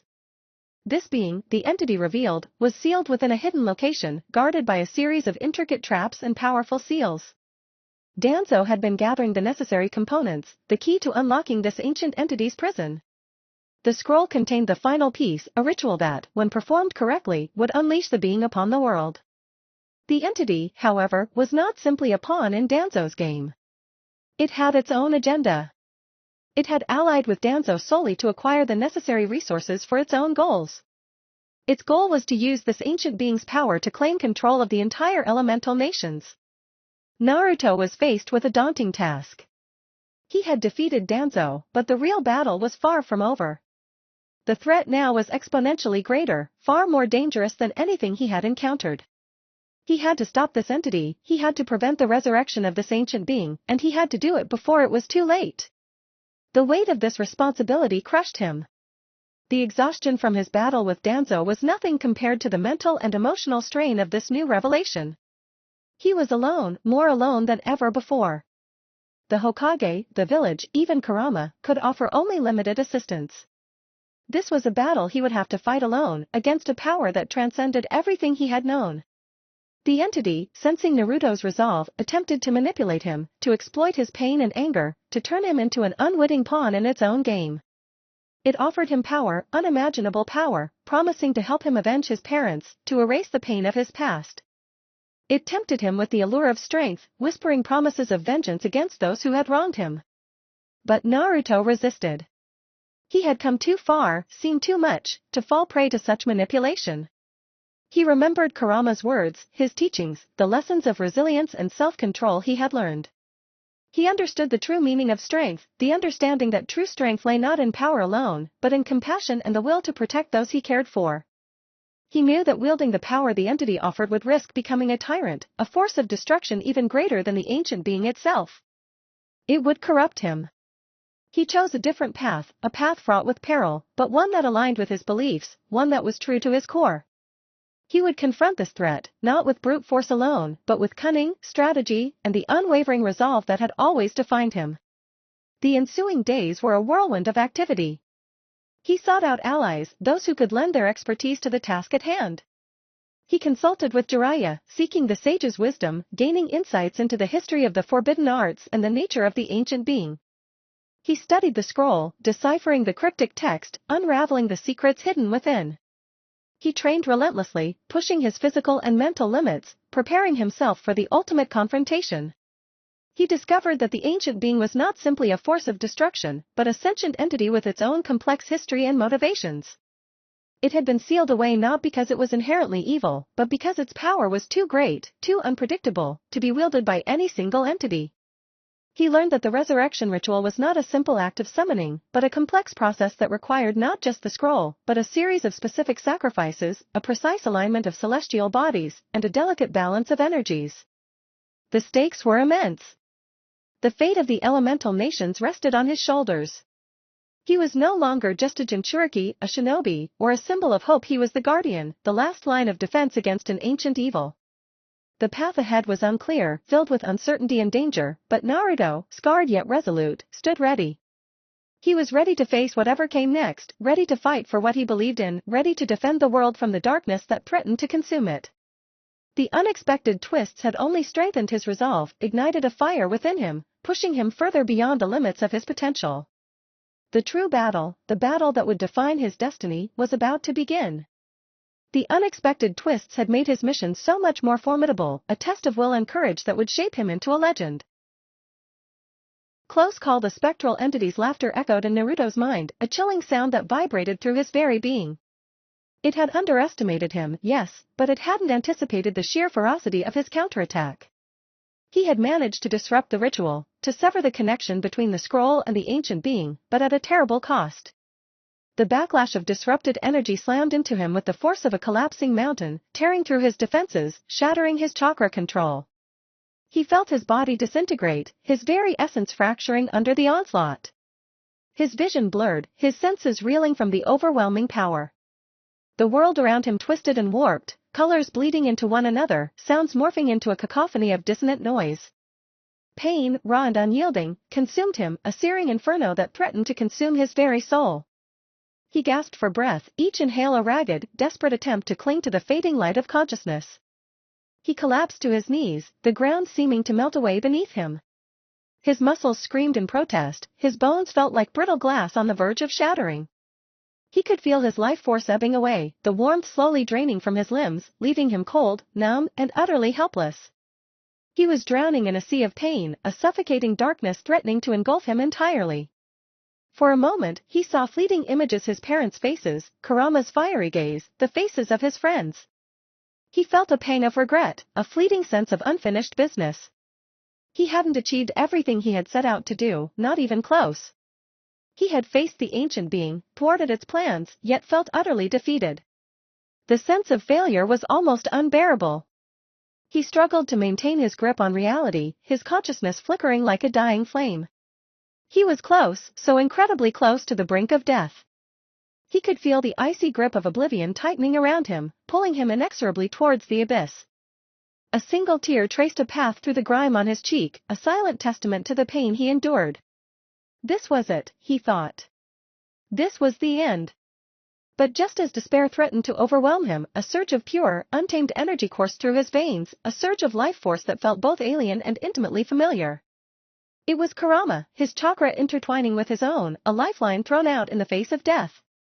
The nine-tailed fox's power flowed into him, replenishing his depleted reserves, mending his broken body, patching the gaping wounds that had been inflicted upon his soul. The intense pain didn't vanish, but it lessened, becoming a dull ache instead of a searing inferno. His vision slowly cleared, the sounds becoming less distorted, more coherent. The overwhelming sense of dread subsided, replaced by a shaky determination. He was alive. He had survived. He pushed himself to his feet, his legs shaky, his body trembling. The remnants of the disrupted ritual still swirled around him, a turbulent vortex of chaotic energy. He could feel the ancient being's presence, faint but palpable, a lingering threat that still clung to the edges of reality. The entity had not been destroyed, but its plan was thwarted, at least for now. He stood there for a long time, catching his breath, his senses slowly returning to him. The battle was far from over. The ancient being remained a threat, and the entity's agenda, though disrupted, was far from defeated. He needed time to recover, to assess his situation, to plan his next move. Kurama's voice resonated in his mind, a low growl that held a mixture of concern and grudging admiration. You pushed yourself too far, brat. You nearly crossed the line. I know, Naruto replied, his voice raspy but firm. But I couldn't let it win. Stubborn as ever, Kurama chuckled, a low rumble in the depths of Naruto's consciousness. But that's what makes you interesting. Even I am impressed with your endurance. Naruto closed his eyes, taking a deep breath, feeling the lingering warmth of Kurama's chakra, the reassurance of his presence. He knew that he needed rest, needed time to heal, but he also knew that he couldn't afford to be complacent. The threat remained, and he had to be ready. He spent the following days in a secluded cave, tending to his wounds both physical and spiritual. Jiraiya, summoned through a messenger bird, arrived with healing herbs and potent chakra restorative techniques, his eyes filled with a mixture of relief and astonishment at Naruto's incredible resilience. Jiraiya, a seasoned shinobi, was truly astounded by what Naruto had accomplished. He understood the sheer magnitude of the threat Naruto had faced. It was the kind of power that could destroy the very existence of the elemental nations. He had been witness to the power of the tailed beasts firsthand and had no doubt that the ancient being was vastly more powerful than any tailed beast. Jiraiya meticulously examined the scroll, deciphering the remaining parts of the cryptic text. He discovered that the ancient being was not merely a destructive force, but a sentient entity with a complex history, one entangled in a web of forgotten prophecies and lost histories. The being had been sealed away not out of malice, but because its power was simply too great, too unpredictable for any single entity to control. Its very existence was a threat to the balance of nature itself. Naruto continued his training, honing his skills, preparing for the inevitable rematch. he pushed himself further than ever before, exploring the depths of his own power, learning to control the volatile energy that pulsed within him. He understood now, more clearly than ever before, the burden of his power, the responsibility that came with it. He was not just a shinobi, or a Jinchuriki, he was the protector, the last line of defense against a darkness that threatened to engulf the world. The recovery was slow, agonizing at times. The near-death experience had shaken him to his core, leaving him scarred, both physically and emotionally. The memories of the crushing pain, the feeling of his life force ebbing away, haunted him, reminding him of his vulnerability. But even in the depths of his suffering, Naruto's resolve remained unbroken. He knew that he had to overcome this, that he had to stand up, not just for himself but for the world. With the guidance of Kurama and Jiraiya, he learned to channel his anger, transforming his pain and rage into a focused power, a devastating force that would serve to protect the innocent. The entity's manipulation had taught him a hard lesson, a lesson about the importance of self-control and the dangers of unchecked power. He had seen firsthand what could happen when power fell into the wrong hands. He vowed never to succumb to that path again. The days turned into weeks, and the weeks into months. Naruto continued his training, his body and spirit slowly recovering from the near-fatal injury. He emerged stronger, more determined, and more focused than ever before. He had faced death and stared into the abyss. He had survived the impossible and had emerged stronger than before. He was not just Naruto Uzumaki, he was Naruto, the protector of the elemental nations. The final showdown was yet to come, and he stood ready. Turning the tide. The ancient entity, weakened but not broken, lashed out with a fury born of millennia of slumber. Tendrils of shadowy energy snaked towards Naruto, each one imbued with a power that threatened to unravel his very being. He felt the chilling touch of oblivion once more, a familiar icy grip that sent shivers down his spine. But this time, fear didn't paralyze him. The near-death experience had forged a steel within him, a resilience born of unimaginable pain. He moved with a speed that defied perception, a blur of motion that left afterimages in his wake. His Sharingan spun, tracking the chaotic movements of the entity's attacks, predicting their trajectory with frightening accuracy. His Rinnegan, a swirling vortex of crimson and purple, pulsed with power, allowing him to perceive the subtle fluctuations in the entity's energy, to anticipate its every move. He dodged, weaved, and countered, each movement a testament to the rigorous training he had undergone under Kurama's tutelage. His taijutsu was a whirlwind of lethal strikes, a symphony of calculated blows that hammered against the entity's shadowy form. He didn't rely solely on brute force. Instead, he used his intelligence, his strategic thinking, to exploit the entity's weaknesses, to turn its own power against it. He unleashed a barrage of shadow clones, each a perfect replica of his abilities, overwhelming the entity with a sheer number of attacks. The clones, imbued with Kurama's chakra, were more than mere distractions, they were tactical instruments, each designed to perform a specific role in his carefully orchestrated assault. Some diverted the entity's attention, while others created openings for his main attack. The entity, accustomed to effortless domination, found itself struggling to cope with Naruto's relentless onslaught. Its attacks, once terrifyingly powerful, now seemed clumsy, predictable. The tides had indeed turned, the hunter had become the hunted. Naruto didn't just fight, he learned. He observed the entity's patterns, its strengths and weaknesses, adapting his strategy with terrifying efficiency. He studied its energy signatures, analyzing its attacks to identify vulnerabilities, loopholes in its defenses. He was not just fighting a battle, he was conducting a complex strategic analysis, constantly adapting his approach based on his opponent's reactions. He employed the Rasengan, his signature move, honed to perfection through relentless practice. The swirling sphere of concentrated chakra tore through the entity's defenses, leaving gaping wounds that burned with the intensity of 1,000 suns. He didn't just rely on raw power, however. He integrated the Rasengan with his chakra chains, manipulating the entity's movements, confining it, preventing it from unleashing its full potential. The fight was brutal, a relentless dance of death between a determined young shinobi and an ancient, malevolent entity. The air crackled with energy, the ground trembled under the impact of their blows. Naruto felt the strain, the exhaustion, but his resolve remained unshaken. He had come too far, faced too much, to surrender now.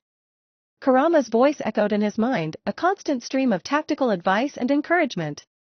"Good, brat. You're learning. Keep pushing it." Don't let it breathe, Kurama growled, his voice a mixture of approval and raw power. Naruto pushed himself beyond his limits, channeling every ounce of his chakra, every drop of his determination. He pushed past the pain, past the exhaustion, drawing strength from his unwavering resolve, from the memory of his parents, from his unwavering commitment to protect his world. He unleashed the full force of his power, a devastating combination of ninjutsu, taijutsu, and genjutsu that left the entity reeling. He channeled Kurama's chakra, weaving it into his attacks, imbuing them with an intensity that was almost unbearable. He combined the power of his Sharingan and Rinnegan, creating a visual onslaught that disoriented the entity, further weakening its defenses. His chakra reserves dwindled, his body screamed in protest, but he pressed on, pushing through the pain, refusing to yield. He fought with the fury of a cornered animal, a desperate need to survive, to protect the innocent, burning in his soul. He saw an opening, a fleeting vulnerability in the entity's defenses, a momentary lapse in its concentration. He seized the opportunity, unleashing a final, devastating blow, a perfectly timed combination of his strongest jutsu, a culmination of everything he had learned, everything he had suffered. The entity shrieked, a sound that resonated through the very fabric of existence, before imploding on itself, its shadowy form dissolving into nothingness. Silence descended, broken only by Naruto's ragged breathing. He collapsed to his knees, his body trembling with exhaustion. The victory was hard-won, a testament to his incredible strength, his resilience, and his unwavering resolve. He lay there for a long time, feeling the lingering effects of the battle, the echoes of the fight resonating within him. The fight had drained him physically and spiritually. The near-death experiences, the constant battles, the overwhelming power, all had taken their toll. He felt the weight of it all, the responsibility, the burden he had carried for so long. He closed his eyes, allowing the silence to wash over him, the silence of victory, the stillness of exhaustion. But even in exhaustion, a small smile touched his lips. He had done it. He had overcome the impossible. He had won. Jiraiya, who had been watching from a distance, appeared, his face a mixture of relief and awe. He rushed to Naruto's side, checking his pulse, his eyes filled with pride. "You did it, kid," he said, his voice thick with emotion. "You actually did it." Naruto looked at his sensei, a weak smile gracing his face. He had faced overwhelming odds, battled an ancient entity, and emerged victorious. The journey had been arduous, the battles brutal, but he had come out on top. He had protected the world from a great evil, and in doing so, he had secured his place as a legend in the making. He had proven that even the smallest of shinobi, with enough determination, could overcome the most formidable of foes. The world was safe, for now, thanks to the strength and resolve of one young shinobi. His journey was far from over, but for now, he had earned a rest. The final blow. The final blow wasn't a single, earth-shattering attack, but a carefully orchestrated symphony of destruction. Naruto, his body screaming in protest, his chakra reserves depleted to a dangerous low, found a chink in the ancient entity's armor, a momentary lapse in its furious assault, a microsecond of hesitation. It was a crack in its seemingly impenetrable defenses, a fleeting opportunity he couldn't afford to miss. He saw it, a ripple in the shadowy energy, a momentary weakening in the entity's aura. His Sharingan, spinning at an incredible speed, registered the shift, analyzing the subtle changes in the energy flow with breathtaking precision. His Rinnegan, a swirling vortex of crimson and purple, pierced the veil of darkness, revealing the vulnerability, a fragile point where the entity's defenses were at their weakest. He didn't hesitate. He drew upon the last vestiges of his chakra, pushing himself beyond the limits of human endurance. He felt the searing pain, the burning exhaustion, but he ignored it, focusing all his energy, all his intent, on this one, decisive moment. He focused his will, channeled his rage, his sorrow, his years of suffering into a single, potent point. First, he unleashed a barrage of Raisengans, not the massive, overwhelming spheres of pure chakra he had unleashed earlier, but smaller, faster, more precise versions.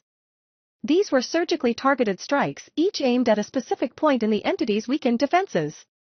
They weren't intended to inflict massive damage, but to create further fissures in its already compromised structure. He launched them in rapid succession, a flurry of deadly projectiles tearing through the shadowy defenses, chipping away at the entity's strength. Simultaneously, he unleashed a wave of shadow clones, each armed with a specialized jutsu.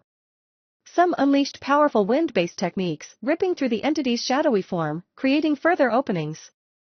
Others wielded chakra chains, binding and constricting the entity, further hampering its ability to retaliate.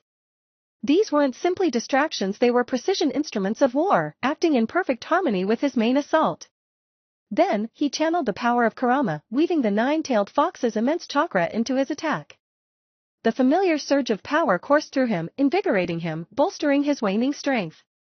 He felt the raw power of Kurama, the untamed fury, flowing through his veins, bolstering his attack. He became one with the beast, a conduit for its immense power. With the entity's movements constrained and its energy disrupted, Naruto launched his final assault. He employed a technique he had honed in secret, a technique that combined the devastating power of his Rasengan with the precision of his Sharingan and the perceptual power of his Rinnegan. It was a technique he had developed through countless hours of training with Kurama, a technique that drew upon every ounce of his strength, every drop of his skill. He called it the Crimson Sun Rasengan. It began as a normal Rasengan, a swirling sphere of compressed chakra, but as he channeled Kurama's chakra and the power of his Rinnegan, the sphere transformed. It pulsed with a crimson light, intensifying, growing, radiating an almost unbearable heat. The air around it shimmered and distorted, as the sheer power it contained threatened to tear the fabric of reality itself. Naruto felt the immense energy, the raw power, threatening to overwhelm him, to consume him entirely. But he held firm, his will unbreakable, his focus unwavering. He hurled the Crimson Sun Rasengan at the weakened entity, the sphere of concentrated energy streaking across the battlefield with blinding speed. It impacted the entity's core, the very heart of its shadowy form, and the ensuing explosion was cataclysmic. The world was bathed in blinding light, a wave of searing heat washing over the landscape. The ground trembled violently, cracks spider webbing across the earth. A deafening roar echoed through the valley, a sound that reverberated through the very bones. When the light subsided, the ancient entity was gone, reduced to nothing more than wisps of dissipating shadow. The oppressive darkness that had cloaked the land lifted, revealing a sky clear and bright, devoid of the malevolent energy that had once filled it. The oppressive weight that had burdened Naruto's spirit also lifted, replaced by a weary but undeniable sense of triumph. Naruto, his body battered and broken, collapsed to his knees, his breaths ragged and shallow. His chakra reserves were completely depleted, his body screaming in protest at the immense strain he had endured. But he had done it. He had defeated the ancient entity. He had won. Silence descended, broken only by the gentle rustle of leaves in the breeze. The aftermath of the battle was a stark reminder of the immense power he wielded, the unimaginable battles he had fought.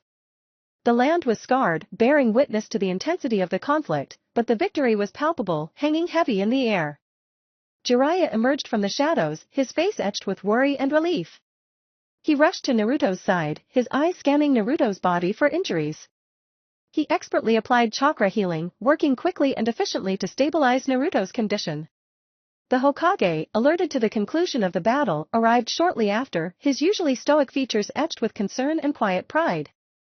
The villagers, alerted by the tremendous disturbance, cautiously approached, their faces a mixture of fear, awe and relief. They had witnessed the epic struggle, the battle that had determined their fate, and they bore witness to the birth of a new legend.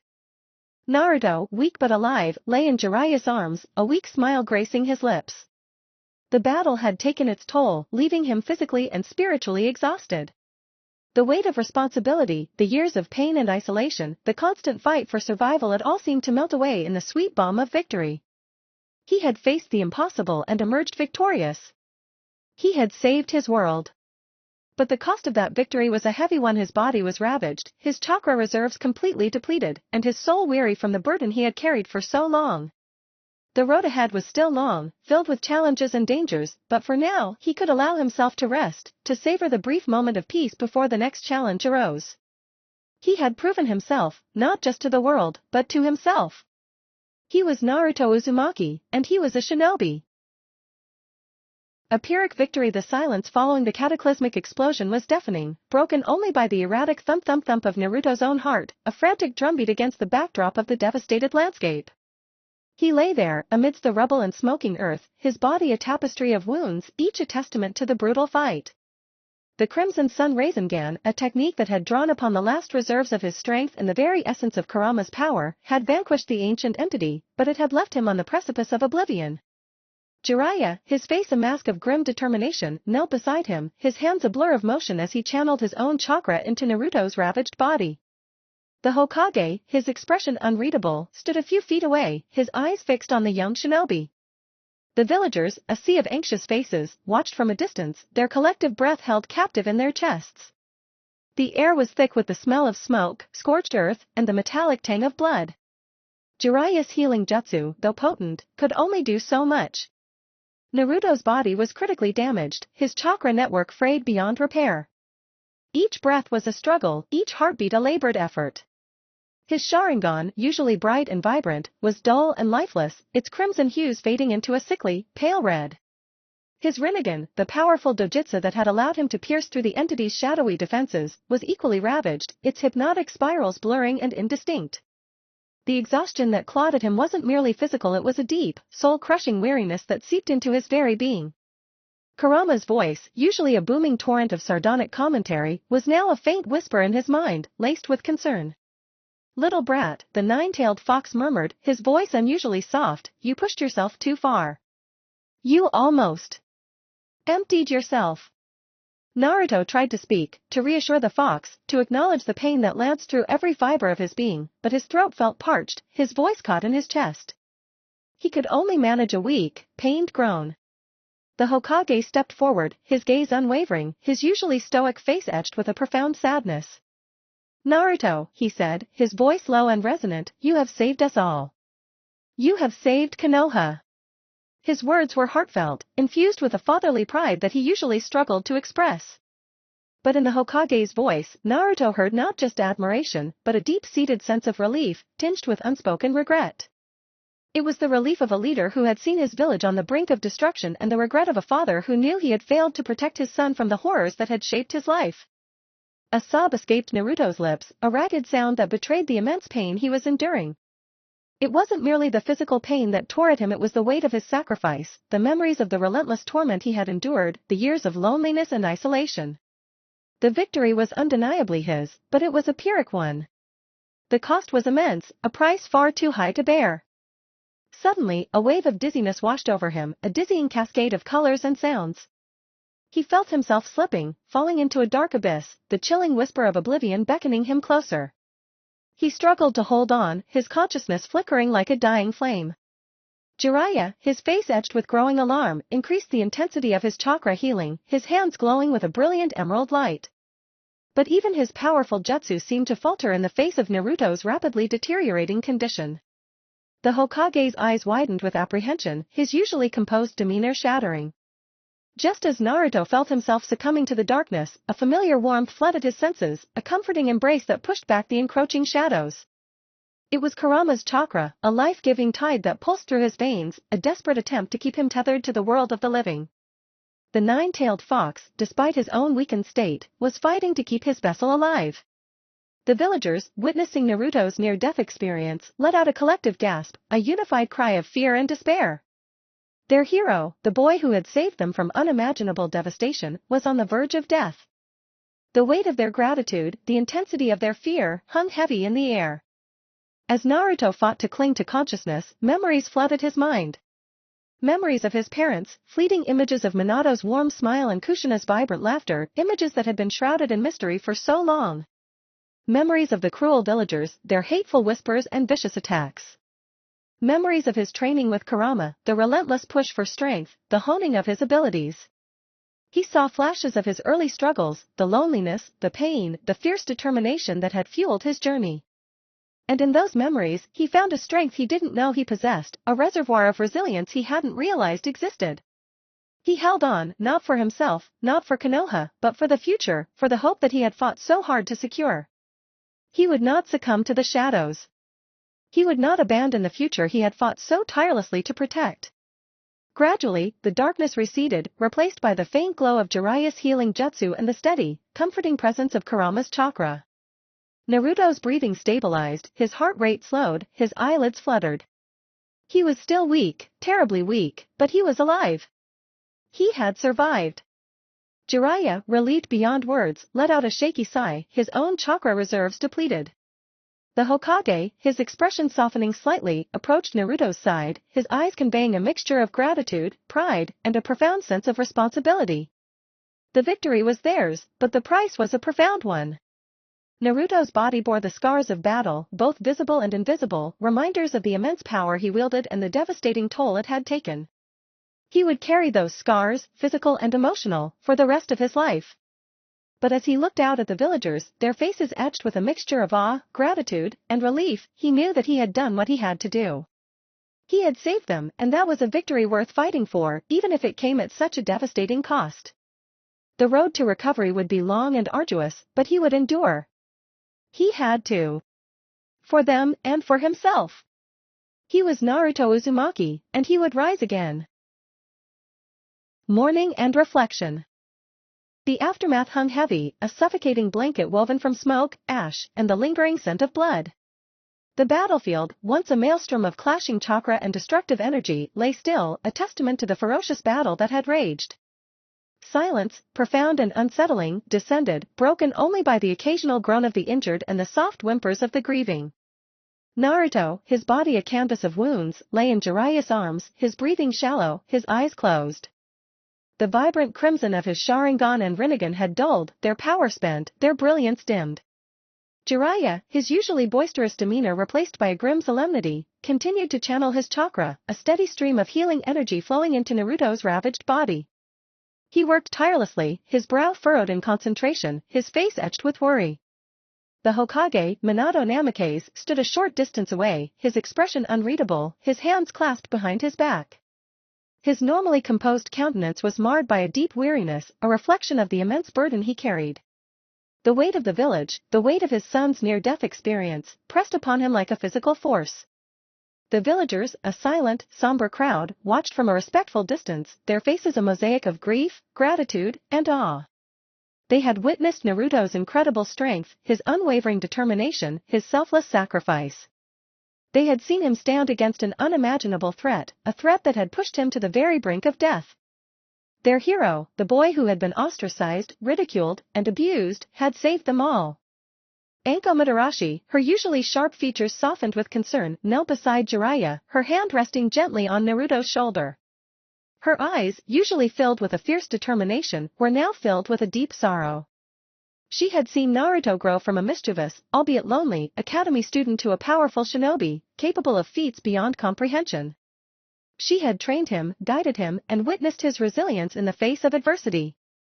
To see him so vulnerable, so close to death, was a heartbreaking sight. The silence stretched, broken only by the rhythmic pulse of Jiraiya's chakra and the soft sobs that escaped from some of the villagers. The weight of their emotions, the loss, the fear, the relief, the gratitude was palpable, a suffocating presence that hung in the air. The victory was hard won, bought with a price far too high.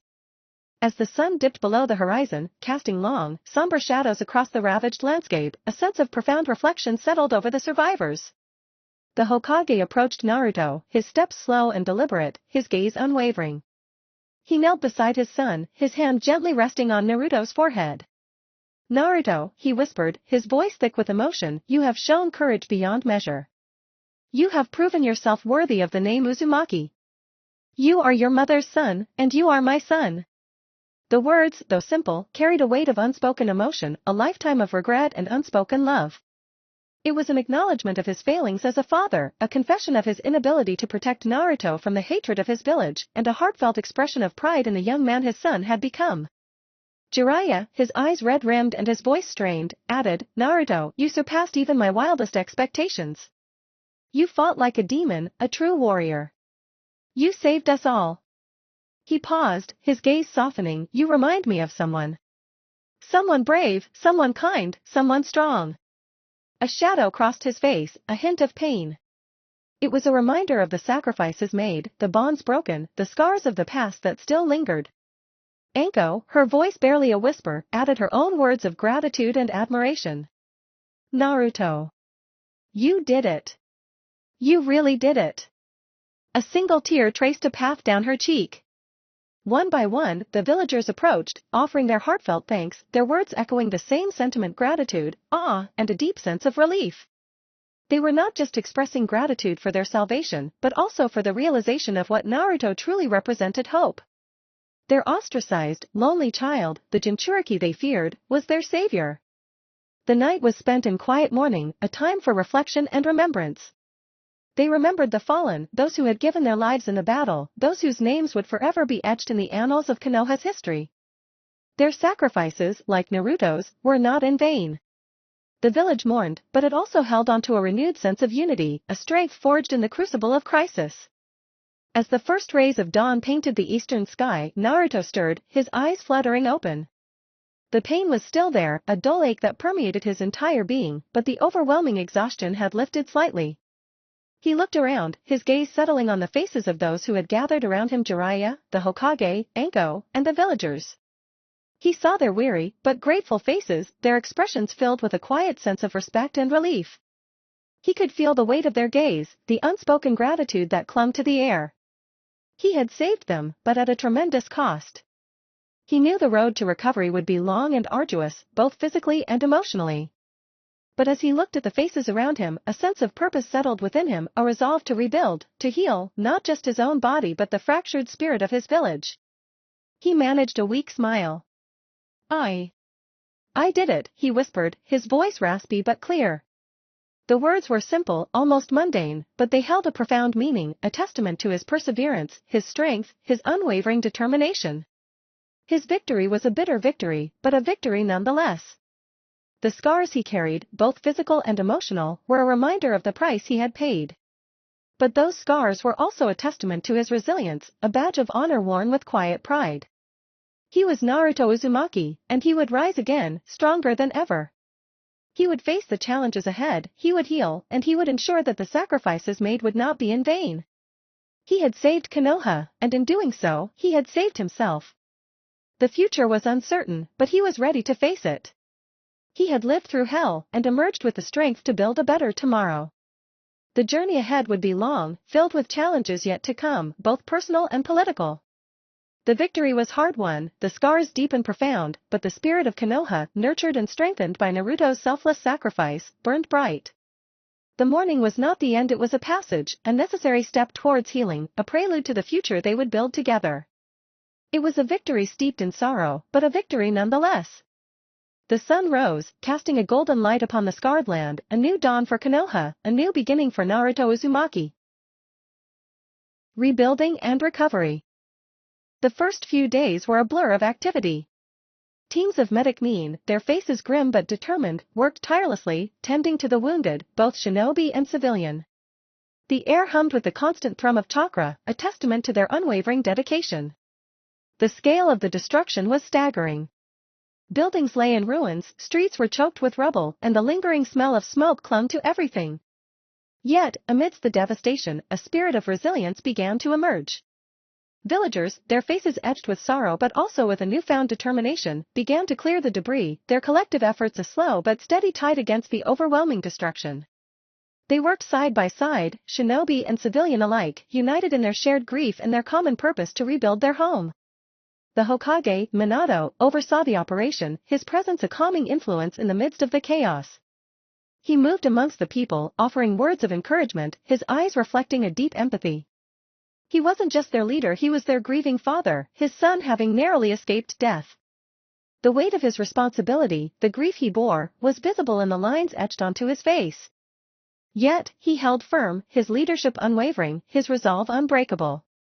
He knew rebuilding Konoha would take time, immense effort, and a unified spirit. Jiraiya, ever the boisterous one, surprisingly played a pivotal role in coordinating the rebuilding effort. His boisterous nature, usually a source of amusement, provided a much-needed counterpoint to the pervasive grief. He organized teams of workers, delegated tasks, and kept morale high with his infectious energy. He even managed to find moments to crack jokes, his laughter echoing through the rubble-strewn streets, offering a brief respite from the pervasive gloom. Anko, ever practical and efficient, assisted him, her skills in organization and logistics proving invaluable. She managed the supply chain, ensuring that essential resources, food, water, medical supplies reached those who needed them. Her steely resolve, combined with her unwavering efficiency, was an unseen force in the logistical marvel that was the village's quick and effective rebuilding. The reconstruction was more than just brick and mortar, it was about rebuilding the spirit of Konoha. The psychological wounds were as deep as the physical ones, the trauma of the battle leaving its mark on everyone. Teams of medical shinobi began offering counseling sessions, helping the villagers cope with their grief and trauma. Children, who had witnessed horrific scenes, were given special attention, their innocence shattered by the violence. The Hokage, understanding the need for this approach, ensured that the best medical men were assigned to the long-term mental rehabilitation projects for the villagers. Naruto's recovery was slow and arduous. The injuries he'd sustained were severe, pushing his body and spirit to their absolute limits. He had lost consciousness. His body showed signs of the battle. Jiraiya, ever vigilant, stayed by his side throughout this period, monitoring his progress. Kurama, in Naruto's mindscape, played a crucial role in his healing, channeling his vast chakra reserves to accelerate the recovery process. The mental and emotional recovery, however, was even more challenging. The memories of the battle, the weight of his sacrifice, the near-death experience left their mark. He had saved his people but experienced the horrors of combat in a way that would stay with him long after the physical wounds had healed. During his healing, Naruto reflected upon his actions. The battle against the antagonists and the subsequent recovery effort provided much-needed insights. It was during these moments of reflection that he realized the true depth of the trauma he had endured, both physical and emotional. He saw the toll it had taken on himself, his body and mind. Yet it also showed him a deeper truth, the resilience of the human spirit. He had not only saved Konoha, but he himself had survived and would endure. The spirit of the village was an echo of his own strength, resilience, and determination. Days turned into weeks, and the pace of rebuilding accelerated. New buildings began to rise from the ashes, the sounds of hammers and saws a constant rhythm in the recovering village. The streets were cleared of rubble, and the smell of smoke gradually faded. Life returned to the village, though it was still scarred, it was alive, pulsating with a renewed vigor. The unity forged in the crucible of crisis had strengthened the bonds between the villagers, the shared trauma having brought them together. It was a different Konoha, a Konoha forever marked by the recent events, but it was a Konoha that was recovering, healing, and rising from its ashes. Minato, seeing the progress and the revitalized spirit of the village, felt a surge of pride and relief. He hadn't just saved Konoha, he had helped its people rediscover their strength. They were a powerful force and he was proud to be their Hokage, their leader. He felt a deep sense of gratitude towards Naruto. His son, the boy who had been ostracized and ridiculed, had not only saved Konoha but had also brought the villagers together in ways he'd never thought possible. It was a profound shift in the community, a change he had only dreamed of. His son had achieved a level of maturity and selflessness that had astounded him. One evening, as the sun cast long shadows across the newly rebuilt streets, Minato visited Naruto in his room. Naruto, though still frail, was sitting up, a weak smile on his face. He was reading a book, his hand resting gently on the bandages that still covered some of his wounds. The Hokage watched his son from the doorway, a quiet admiration visible in his eyes. Naruto, Minato said softly, his voice filled with a profound love and respect, you have done something remarkable, something extraordinary. You saved Konoha, and in doing so, you saved us all. He paused, then added, your mother would have been so proud of you. A single tear traced a path down his cheek. Naruto looked up, a faint blush coloring his cheeks. It was a team effort, Dad, he replied, his voice raspy but strong. Everyone helped rebuild. We all did it together. Minato nodded, his eyes glistening. Yes, son, he agreed. But you were the catalyst, the spark that ignited the flames of hope and resilience within Konoha. You are a true hero. The two sat in silence for a long moment, father and son sharing a moment of unspoken understanding, a bond forged in the trials and tribulations they had faced together. The recovery of Konoha was far from over, and neither the physical or emotional wounds would disappear easily, but they had turned a corner. The future of Konoha was bright, a testament to their collective strength and Naruto's courage and sacrifice. The rebuilding would take time, but they had found a renewed sense of purpose. The village, like Naruto, would rise again, stronger and more united than ever before. A new chapter in Konoha's history was beginning, a chapter written in blood and sacrifice, but a chapter that ultimately spoke of hope, resilience, and the indomitable spirit of its people.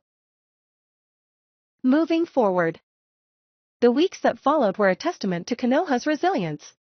The rhythmic clang of hammers and the cheerful shouts of workers replaced the mournful silence that had once permeated the village. New buildings sprouted from the rubble, their foundations laid not just on stone and mortar, but on the shared grief and newfound unity of the villagers. Naruto, though still recovering, found himself strangely invigorated by the atmosphere. The village's collective effort mirrored his own internal struggle to heal, a slow, painstaking process, but one fueled by an unwavering determination. He spent his days in quiet contemplation, his mind wandering back to the battle, replaying the moments of intense fear and overwhelming power. He remembered the faces of his fallen comrades, their sacrifices echoing in the quiet moments of his recovery. It wasn't just the physical wounds that needed healing, the emotional scars were deep and pervasive. Yet, amidst the pain, a sense of purpose had taken root. He had not only survived but had discovered a strength within himself he hadn't known he possessed. Kurama, ever present in his mindscape, was a constant source of support. The nine-tailed fox, once a symbol of fear and destruction, had become an unexpected mentor, a guide on his journey towards self-discovery.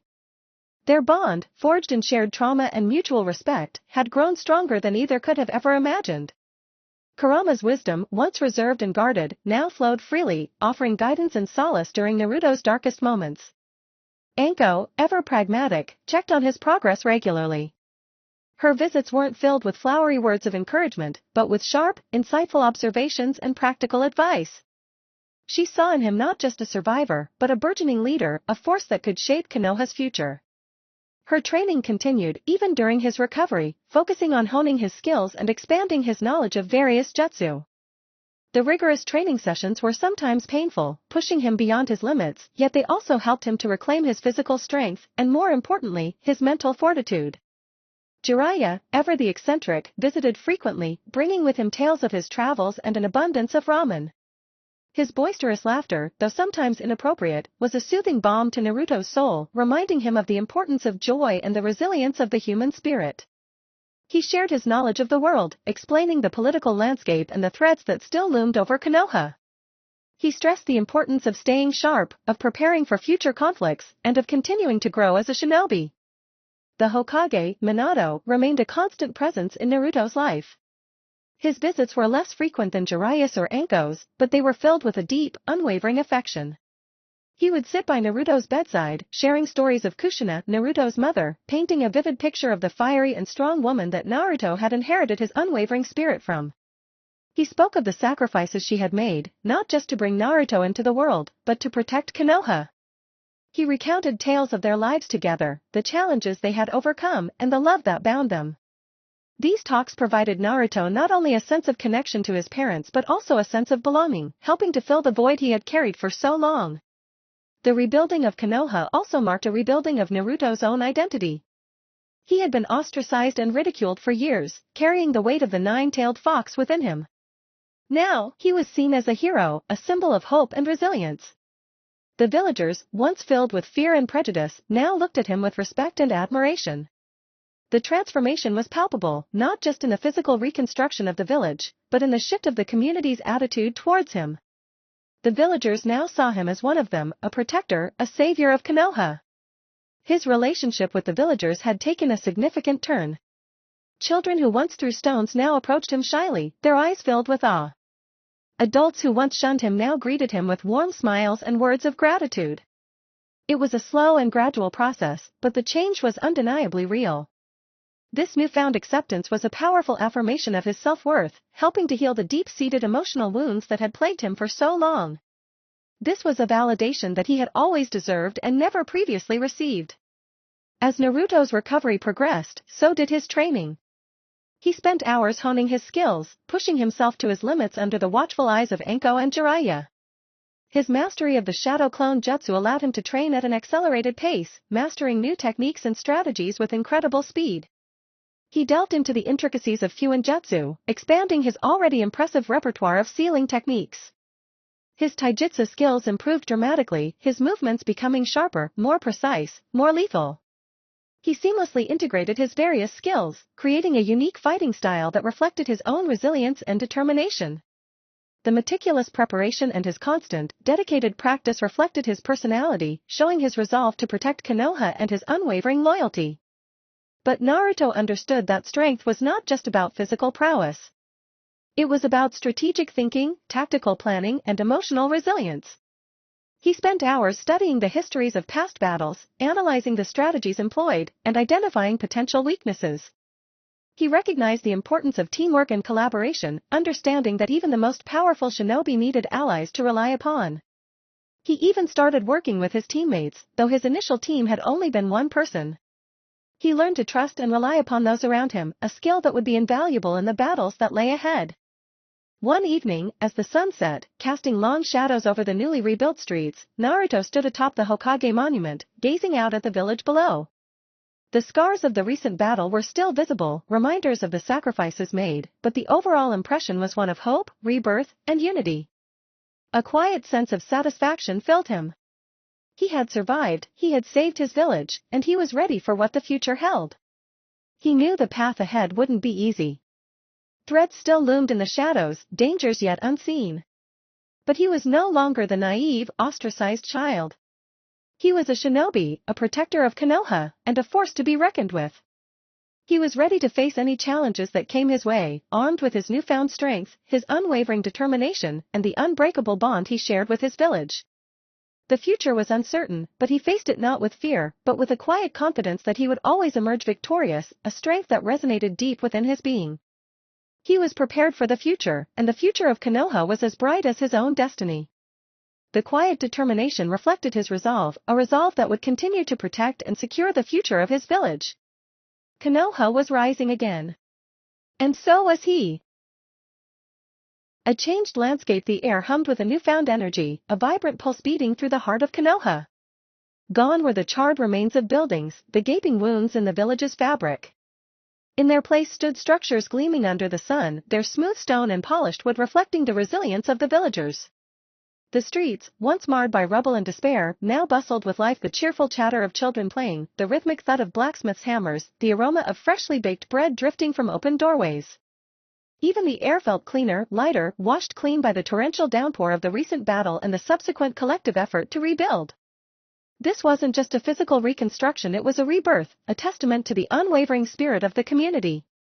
The Hokage monument, once a silent sentinel overlooking a scarred landscape, now stood proudly amidst a rejuvenated village. The faces of the Hokage, etched in stone, seemed to beam with pride, their stony gazes reflecting the renewed vigor of Konoha. The newly constructed buildings, taller and more impressive than their predecessors, showcased a blend of traditional architecture and innovative designs. The Hokage's initiative, implemented with remarkable speed and efficiency, had transformed the layout of the village, creating wider streets, improved sanitation systems, and expanded residential areas. The meticulously planned reconstruction wasn't just about replacing what was lost, it was about creating a better, stronger Konoha, one built on lessons learned from the past. The social landscape had undergone an equally dramatic transformation. The atmosphere, once thick with fear and suspicion, was now infused with a sense of unity and purpose. The villagers, once divided by fear and prejudice, now found themselves bound by a shared experience of trauma and triumph. The collective effort of rebuilding had fostered a sense of camaraderie, blurring the lines of social class and breaking down the walls of prejudice that had long separated them. Naruto, once the pariah, was now a symbol of hope, a testament to the village's ability to overcome adversity and rise from the ashes of destruction. His role in the recent events had solidified his position not only as a powerful shinobi but also as a beloved member of the community. Children, once afraid to even glance at him, now approached him with shy smiles, their eyes wide with admiration. Adults, once filled with suspicion and distrust, now greeted him with warm smiles and words of gratitude. The change wasn't instantaneous, but it was undeniable. The once isolated Naruto was now fully integrated into the fabric of Konoha, a genuine part of the community he had worked so hard to protect. He could feel the palpable shift, the collective exhale of relief that had settled over the village. The weight of his past, once a heavy burden, now felt like a badge of honor, a reminder of the struggles he had overcome and the strength he had found within himself. The changes weren't confined to the physical and social realms.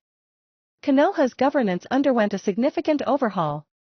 The corrupt elements within the civilian council, those who had actively worked against the village's best interests, had been swiftly and decisively purged. The Hokage, with the support of his loyal advisors and the newly empowered Shinobi Corps, implemented a series of reforms designed to enhance transparency, accountability, and fairness. The council had been reorganized, with new members selected based on their merit and commitment to serving Konoha, not their personal gain. This new structure ensured a more equitable distribution of resources and a more efficient system of governance. The era of backroom deals and clandestine machinations was over. Konoha was operating under a new, transparent, and effective system. The Shinobi Corps, too, experienced significant changes. The recent battle had exposed weaknesses in their training methods and their overall structure.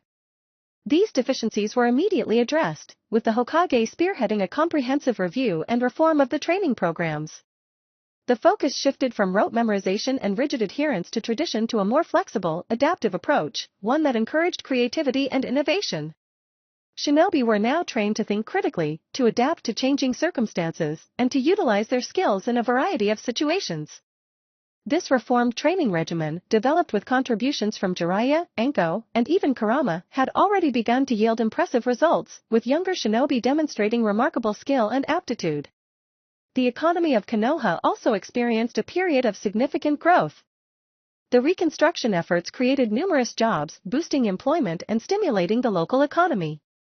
The Hokage, understanding the importance of economic stability and prosperity, implemented policies that encouraged entrepreneurship and investment. New businesses were established, offering a diverse range of goods and services. The marketplace, once a desolate reflection of the village's distress, was now overflowing with activity, a vibrant hub of commerce and exchange. The revitalized economy not only assisted in the rebuilding effort but also laid the groundwork for long-term prosperity and stability. Konoha was not just recovering, it was flourishing. Naruto's own life reflected the transformation of Konoha. He found himself at the forefront of this new order, not as a symbol of darkness and fear, but as a beacon of hope and resilience. His relationship with the Hokage had deepened, transcending the mentor-student dynamic and evolving into a bond of mutual respect and shared purpose. Minato provided Naruto with unwavering support and guidance, sharing the wisdom gleaned from years of experience and offering insights into the complexities of leadership and governance. He also found solace in the company of Jiraiya and Anko, their unwavering support sustaining him through the emotional and physical toll of the past events and bolstering his resolve to push forward. Jiraiya continued his role as a mentor, his eccentric wisdom tempered by a genuine affection for Naruto. Anko, ever pragmatic, continued to refine Naruto's skills, ensuring that he remained at the peak of his abilities. Their bond, forged in the crucible of adversity, had grown stronger than ever before, a comforting presence as he navigated the challenges of his new reality. He could rely on them as he navigated the complex political currents of the village, always ready to offer an ear and a helping hand. Even Kurama's presence in his mindscape had evolved. No longer simply a source of power, Kurama had become a trusted friend, advisor, and confidant. Their bond had deepened to a level of understanding that surpassed expectations. Kurama's guidance and support were invaluable, enabling Naruto to harness his immense power responsibly and ethically. This strong bond between Naruto and Kurama was a critical component of Naruto's success and represented a unique balance between the human and the tailed beast. Naruto stood on the precipice of a new beginning, a leader amongst his people and a protector of his village. Konoha had been reborn, and with it, so had he. The future remained unwritten, but Naruto, stronger, wiser, and more determined than ever before, faced it with unwavering confidence. The quiet strength within him reflected his profound devotion to Konoha, and his unwavering commitment to protecting it, no matter the cost. The scars remained, both physical and emotional, but they were merely reminders of the trials he had overcome, of the strength he had found, and the bright future that lay ahead for him and his village. Konoha was rising, and Naruto was rising with it. New relationships. The rebuilding of Konoha wasn't just about bricks and mortar, it was about rebuilding lives and forging new bonds. Naruto, no longer the ostracized outcast, found himself surrounded by a network of support he hadn't dared to dream of. His relationship with his classmates, once marked by fear and avoidance, transformed into genuine camaraderie. Children, who once cowered at his presence, now sought him out, eager to learn from the legendary hero who had saved their village. He found himself surrounded by their innocent enthusiasm, a welcome contrast to the harsh realities he'd endured. Their unwavering belief in him was a source of strength, reminding him that even in the darkest of times, hope could bloom. Sakura Haruno, once hesitant and intimidated, blossomed into a true friend. The initial awkwardness between them, fueled by the village's prejudice, melted away as they shared experiences and mutual respect grew.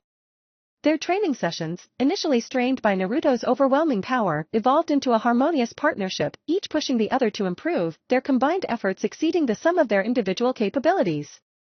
Sakura's sharp intelligence and keen observation skills complemented Naruto's raw power and tactical prowess. He found her unwavering loyalty and dedication both comforting and inspiring. She pushed him to hone his strategies, reminding him that brute force alone wouldn't always suffice. In turn, Naruto discovered a strength in Sakura he'd never suspected, a resilience that matched his own, and a kindness that defied the village's harshness. Sasuke Uchiha, his former rival, remained distant, his aloof nature a reflection of the trauma he had endured. However, even Sasuke couldn't deny the magnitude of Naruto's accomplishments. While their competitive spirit remained, a grudging respect bloomed between them. There were no words exchanged, no grand pronouncements of friendship. Instead, it was a silent acknowledgement, a shared understanding born from their shared experiences and struggles. They were rivals, yes, but they were also kindred spirits, united by their exceptional abilities and unwavering resolve. Sasuke's acknowledgement of Naruto's power, of his unwavering dedication to Konoha, was a silent testament to the bonds that were quietly forming amidst the reconstruction. This understanding, this unspoken respect, would prove crucial in the future, a foundation upon which a more complex relationship could be built. Even the usually cynical and stoic Kakashi Hatake showed a softer side. He observed Naruto's growth with quiet pride, recognizing the young ninja's incredible potential and the strength of his character. Kakashi, a master strategist and a skilled tactician, began to share more of his knowledge and experience with Naruto, pushing him to develop his skills beyond the raw power he already possessed. He recognized that Naruto's power needed the guidance of careful strategy and precise execution, that his potential reached far beyond brute strength. Their bond deepened through silent understandings, a shared knowledge of loss and resilience. Kakashi's quiet approval and subtle guidance were invaluable to Naruto's development, offering him a sense of validation he'd never known before. Beyond his peers, Naruto also formed deep bonds with the senior members of Konoha. His relationship with Anko Mitarashi evolved from a purely professional one to a mentor-student bond characterized by mutual respect and affection. Anko's grueling training regimen pushed Naruto to his limits, but she also took the time to mentor him, guiding him through the complexities of the shinobi world. She taught him the importance of strategic thinking, the value of patience, and the necessity of precise execution in a battle. Anko, with her own troubled past, understood the weight Naruto carried and offered him quiet understanding and unconditional support. Her mentorship extended beyond mere combat skills. It encompassed emotional resilience, reminding him of the importance of self-care and the need to lean on those who cared for him. The bond with Jiraiya deepened further. Jiraiya, recognizing the immense power and potential within Naruto, continued to mentor him, providing guidance and wisdom beyond the realm of ninjutsu. Jiraiya, with his unique perspective and unconventional approach, helped Naruto to navigate the political complexities of Konoha and the intricacies of the shinobi world. He emphasized the importance of emotional intelligence, the need to understand one's own strengths and weaknesses, and the value of human connection. Jiraiya's unconventional approach and his willingness to listen and to guide without judgment nurtured Naruto's ability to connect with others on a deeper level, fostering understanding and cooperation. Naruto's most unexpected bond was with Shikamaru Nara. The initial interactions between the two had been marked by Shikamaru's characteristic apathy and Naruto's boundless energy. But as they worked together on various missions, a mutual respect bloomed. Shikamaru, with his strategic mind and ability to think several steps ahead, proved to be a valuable asset, complementing Naruto's raw power. Naruto, in turn, provided the muscle and the unwavering determination that Shikamaru sometimes lacked. Their collaboration transcended their differences. They learned to trust each other, relying on their individual skills and strengths to achieve common goals. Shikamaru's quiet support and insightful strategies were essential to Naruto's success, offering a counterpoint to his impulsive nature. Naruto's unwavering enthusiasm and dedication, in turn, inspired Shikamaru to rise to his full potential, pushing past his characteristic laziness and embracing his leadership role. Perhaps the most significant transformation was in Naruto's relationship with the Hokage, Minato Namikaze. The revelation of his parentage had brought an overwhelming wave of emotions, but it also established a father-son bond, the foundation of Naruto's life. Minato, with his wisdom and compassion, guided Naruto through his personal struggles, offering advice and support without overshadowing his son's autonomy. Minato's guidance was more than just political or strategic advice, it was also profoundly personal, allowing Naruto to access the support of a father figure he'd been denied for so long. He was not just Naruto, the shinobi, but also Naruto, the son, finding a place in the family he always longed for. These new relationships weren't simply about companionship, they were essential to Naruto's growth and development. They provided him with the emotional support and guidance he needed to navigate the challenges he faced, reminding him of the importance of connection, trust, and loyalty. They proved to him that despite the hardships he endured, he was not alone. The bonds he forged with his peers, his mentors, and his father transformed him from a solitary figure burdened by his past into a leader, a protector, and a beacon of hope for Konoha. The reconstruction of Konoha was a physical manifestation of the transformation in Naruto himself, a testament to the power of human connection and resilience. He was no longer just surviving, he was thriving, leading, and loved. The future, once uncertain, now held the promise of countless possibilities, shaped not only by his formidable power but also by the enduring strength of the bonds he had carefully cultivated. Reconciliation and acceptance. The scars on Naruto's body, both physical and emotional, were a constant reminder of the brutal past he'd endured. But now, as he walked the streets of Konoha, a palpable shift had occurred. The fear in the eyes of the villagers was replaced by a hesitant respect, then admiration, finally, a genuine warmth. Children, once terrified, now clustered around him, their innocent chatter a soothing balm to his soul. He wasn't just tolerated, he was accepted, even celebrated.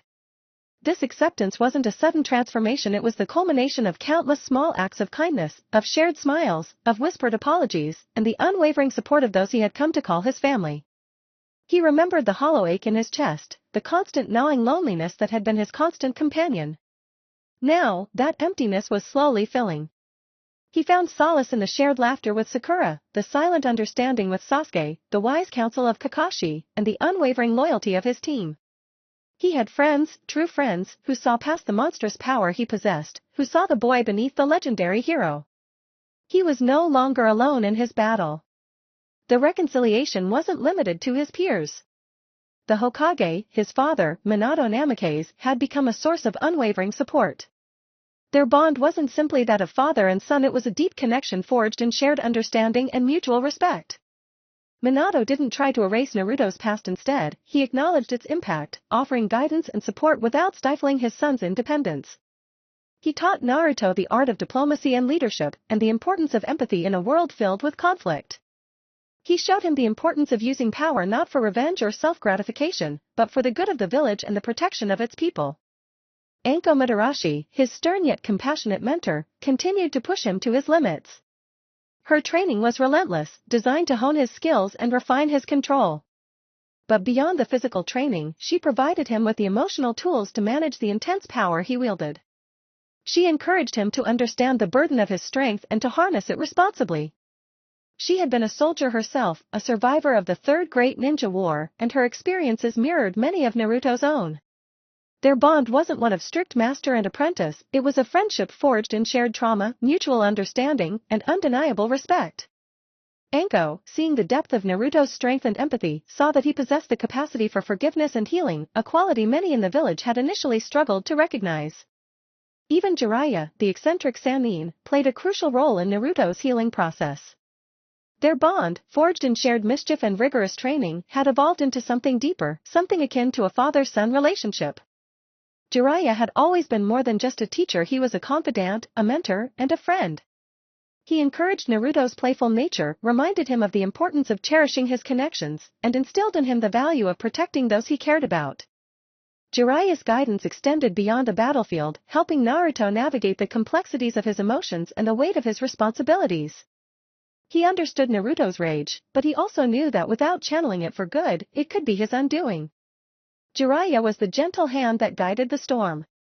The healing process wasn't without its difficulties. The scars of his past remained, both visible and invisible. There were moments when the rage threatened to consume him, when the memories of his lonely childhood resurfaced with agonizing clarity. But now, he had the tools, the support system, to manage these dark moments. He had learned to channel his rage, transforming it into determination, into a force for good, into a shield for his loved ones. He was no longer defined by his past, he was shaped by it, but no longer chained to it. Shikamaru Nara, his quiet strategist and confidant, proved to be an unexpected source of strength. Shikamaru's intelligent approach was a counterpoint to Naruto's impulsive nature, providing a balance that had become crucial to his growth. Their missions together were not just about achieving objectives, they were about building trust, about relying on each other, about learning to appreciate each other's strengths and compensate for each other's weaknesses.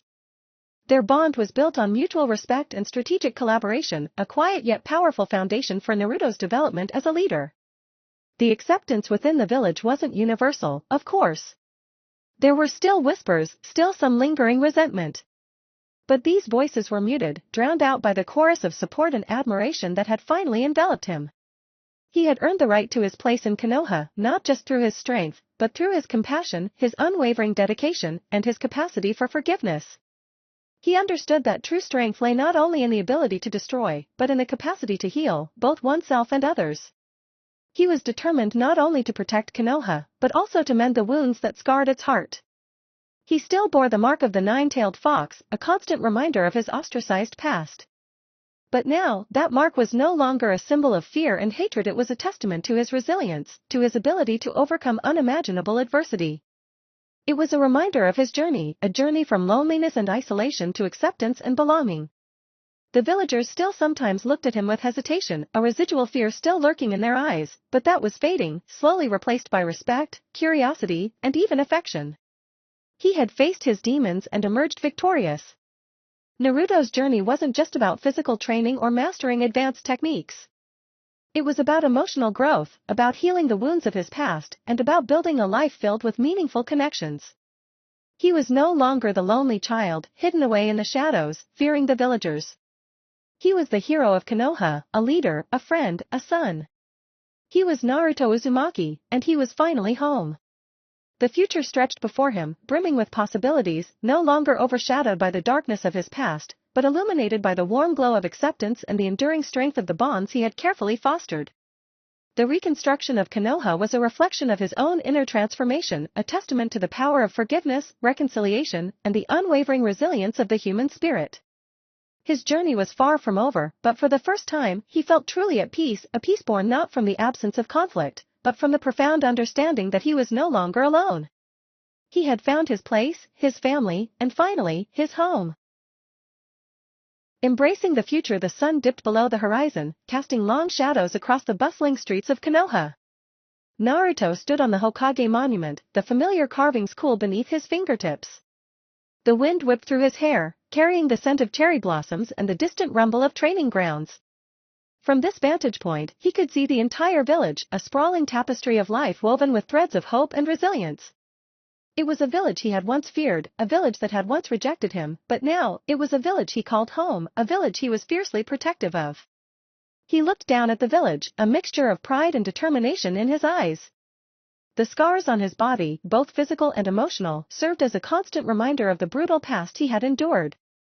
Yet, these scars were not symbols of defeat, they were badges of honor, proof of his unwavering resilience. His journey had been fraught with peril, a crucible that had forged him into the leader he was today. He remembered the cold isolation, the hunger pangs, the cruel taunts, the utter loneliness that had defined his early years. But those dark days were now distant memories, fading echoes in the symphony of his present life. His thoughts drifted to the Hokage, his father, Minato Namikaze. Their bond was more than just paternal affection, it was a deep, unwavering understanding. Minato had never shied away from the harsh realities of Naruto's past, instead offering guidance and support without stifling his son's independence. He had taught Naruto not only the intricacies of ninjutsu and leadership, but the importance of empathy, compassion, and the judicious use of power. Minato had instilled in him the understanding that true strength lay not in brute force, but in the capacity to heal, to inspire, and to unite. He remembered Anko Midarashi's relentless training, the sweat, the pain, the constant push to surpass his limits. She had been more than a mentor, she had been a lifeline, someone who understood the depths of his pain and had helped him channel his rage into a force for good. Anko's unwavering belief in him had been a cornerstone of his journey, a source of unwavering support during moments of doubt and despair. Her tough love had shaped him, molded him into a warrior worthy of the responsibility he now carried. And then there was Jiraiya, the eccentric Sannin, his laughter still echoing in Naruto's memory. Jiraiya's guidance had extended far beyond the battlefield, into the realm of emotional understanding. He had taught Naruto the importance of cherishing his bonds, of finding joy in life's simplest moments, and of never losing sight of his playful spirit. Jiraiya had been a source of wisdom, a pillar of strength, and a friend who had believed in him unconditionally. His death, a wound that still ached, served as a powerful reminder of the preciousness of life and the unwavering commitment to protecting those he cared for. The memories of his friends washed over him: Sakura Haruno, Sasuke Uchiha, Shikamaru Nara, and the rest of his team. They were more than just teammates, they were family. Their shared laughter, their unwavering loyalty, their mutual support, these were the things that had truly brought him home. He thought of Shikamaru's quiet wisdom, Sakura's unwavering compassion, and Sasuke's complex, yet loyal friendship. Each one had played a crucial role in his journey, helping him navigate the treacherous currents of his past and embrace the uncertain future. Naruto smiled, a genuine, heartfelt smile that reached his eyes. He had come so far. He was no longer the outcast, the lonely child scorned by his village. He was a symbol of hope, a beacon of strength, a testament to the resilience of the human spirit. He was Naruto Uzumaki, the Hokage's son, the leader of Team 7, and a vital part of the fabric of Konoha. The path ahead was undoubtedly fraught with challenges, but he was ready. He was prepared to face any obstacle, any adversary, for the sake of his village, his friends, and his family. The responsibility weighed heavily on his shoulders, but it was a weight he willingly carried. He understood the gravity of his position, the expectations placed upon him. He was not merely a ninja, he was a leader, a symbol of hope, a protector of the innocent. He would guide Konoha towards a brighter future, a future free from the corruption and strife that had plagued it for so long. He would strive to create a village where every child, regardless of their background or circumstances, could feel safe, loved, and accepted. He would ensure that the pain he had endured would never be inflicted upon another. He envisioned a Konoha where the bonds between its people were stronger than ever before, where cooperation and understanding replaced fear and prejudice. He would foster a sense of community, of shared purpose, and of mutual respect. He would lead by example, demonstrating the power of compassion, forgiveness, and unwavering determination. He knew that building this future would require countless hours of dedicated work, strategic planning, and unwavering resilience. But he was prepared. He had faced greater challenges before and emerged victorious. The challenges wouldn't be limited to internal affairs. The looming threat of external conflicts and the constant vigilance required to protect Konoha from its enemies demanded his attention. He knew the responsibility was immense, a weight that could crush a lesser man. Yet, he was not a lesser man. He was Naruto Uzumaki, and he would not falter. He had faced the darkness within himself and emerged victorious, and he would face the darkness outside with the same unwavering courage. He would continue his training, refining his skills, pushing himself to the very limits of his abilities. He would continue to learn from his mentors, seeking their wisdom and guidance. He would strive to master the intricacies of leadership, diplomacy, and strategic planning. He understood that the path to peace was not paved with violence, but with understanding and cooperation. He would strive to build bridges, not walls, fostering alliances and resolving conflicts peacefully whenever possible. But he also understood that sometimes, strength was the only language that could be understood. He would never hesitate to defend his village, his people, and his ideals. As the stars began to appear in the night sky, Naruto stood tall, his gaze fixed on the future. He was ready. He was ready to embrace the challenges ahead, to lead his village toward a brighter tomorrow, and to fulfill his destiny as the protector of Konoha. He was ready to write the next chapter of his story, a chapter filled with hope, resilience, and the unwavering belief that even the darkest night must eventually give way to the dawn. He was Naruto Uzumaki, and he was ready to face the future, not with fear, but with unwavering resolve and an unwavering belief in the strength of his village and the strength of his heart. The future was not merely a blank page, it was a canvas waiting to be painted with the vibrant colors of his dreams, a future shaped by his unwavering commitment to peace, justice, and the well-being of his beloved Konoha. He was ready. He was home. And he was ready to lead. The dawn of a new era. The following days were a whirlwind of activity. Naruto, no longer the underestimated genin, but a figure of burgeoning power and undeniable influence, spearheaded a series of reforms that rippled through Konoha's social and political fabric. He began by addressing the immediate needs of the village, focusing on improving the living conditions of the less fortunate. New housing initiatives were implemented, orphanages were renovated and expanded, and community centers were built, providing safe spaces for children and adults alike. Food distribution networks were overhauled, ensuring that every citizen had access to nutritious meals, eliminating the pervasive hunger that had once haunted the village's underbelly. His approach was not merely charitable, it was strategic. By addressing the fundamental needs of the populace, Naruto solidified his position as a leader who truly cared, a leader who understood the struggles of the common people. This was in stark contrast to the corrupt council members who had prioritized their own enrichment over the well-being of the village. The economic landscape underwent a significant transformation as well. Under Naruto's guidance, new trade agreements were established, fostering stronger relationships with neighboring villages and opening up new avenues for economic growth. He encouraged entrepreneurship, providing loans and support to aspiring businesses, creating employment opportunities and fostering a sense of prosperity. He also spearheaded a comprehensive education reform, ensuring that all children, regardless of their background, had access to quality education. The outdated curriculum was revamped, introducing new subjects focused on innovation, problem-solving, and critical thinking. His reforms extended beyond the material realm. Naruto, understanding the power of reconciliation, initiated a series of community programs designed to foster unity and understanding between the different factions within the village.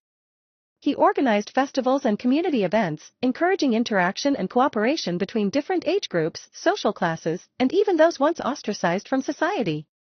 He used his own personal story, his own journey from outcast to leader, as a powerful tool to promote empathy, forgiveness, and reconciliation. He established forums where villagers could voice their concerns, frustrations, and ideas, ensuring that everyone felt heard and valued. This open dialogue helped address underlying tensions and build a stronger sense of community. He implemented a mentorship program pairing experienced shinobi with younger generations, fostering a collaborative environment and ensuring the transmission of Konoha's rich ninja legacy. He also initiated a comprehensive review of the Konoha's justice system, ensuring fairness and transparency in the administration of laws, ensuring that the law served as a protector of all citizens, regardless of their standing. Simultaneously, he continued his rigorous training. His mastery of the Shadow Clone Jutsu allowed him to simultaneously improve his skills in a multitude of areas. He enhanced his mastery of taijutsu, refining his speed, agility, and precision. He became a virtuoso of ninjutsu, expanding his arsenal of techniques and mastering the intricate chakra control required for advanced jutsu, and he delved further into fuinjutsu, creating powerful seals for both offensive and defensive purposes. His understanding of the Rinnegan and Sharingan grew exponentially, allowing him to develop unique and devastating techniques, all the while honing his strategic thinking, learning from the past mistakes of Konoha's leadership, and anticipating potential threats to the village. He also began integrating the training he received from Kurama. The nine-tailed fox, now a reluctant but ultimately supportive mentor, guided Naruto in controlling his immense power and unlocking its full potential. This training was grueling, pushing Naruto to his physical and emotional limits, but it was instrumental in transforming him into a force to be reckoned with. The partnership with Kurama wasn't simply about brute strength, it was about mastering the balance between the destructive and the constructive, a balance that Naruto was meticulously learning to perfect. His relationship with his father, Minato Namikaze, evolved beyond that of son and Hokage.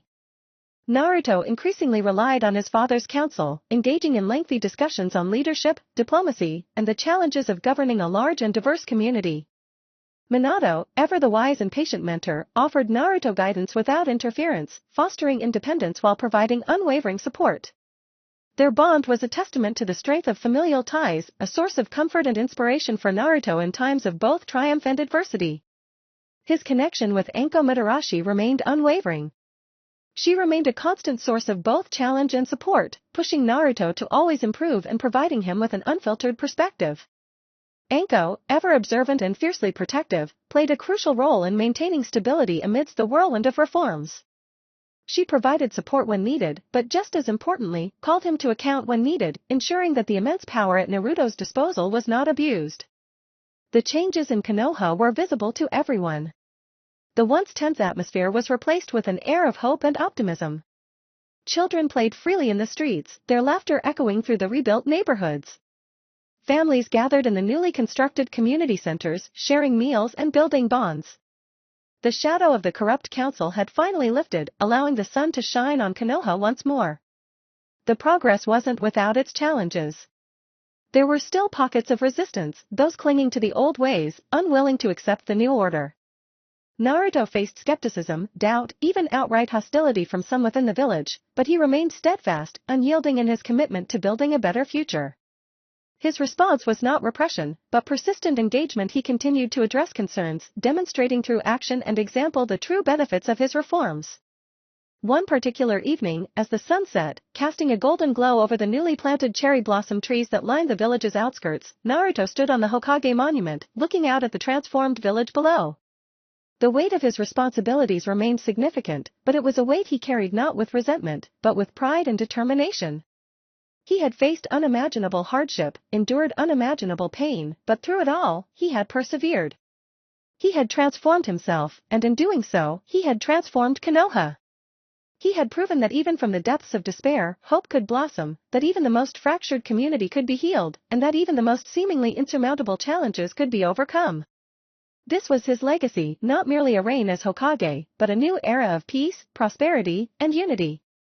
This was the dawn of a new era for Konoha, an era forged in the crucible of his own struggles, and built upon the foundation of his unwavering commitment to his village, his people, and his dream of a brighter future for all.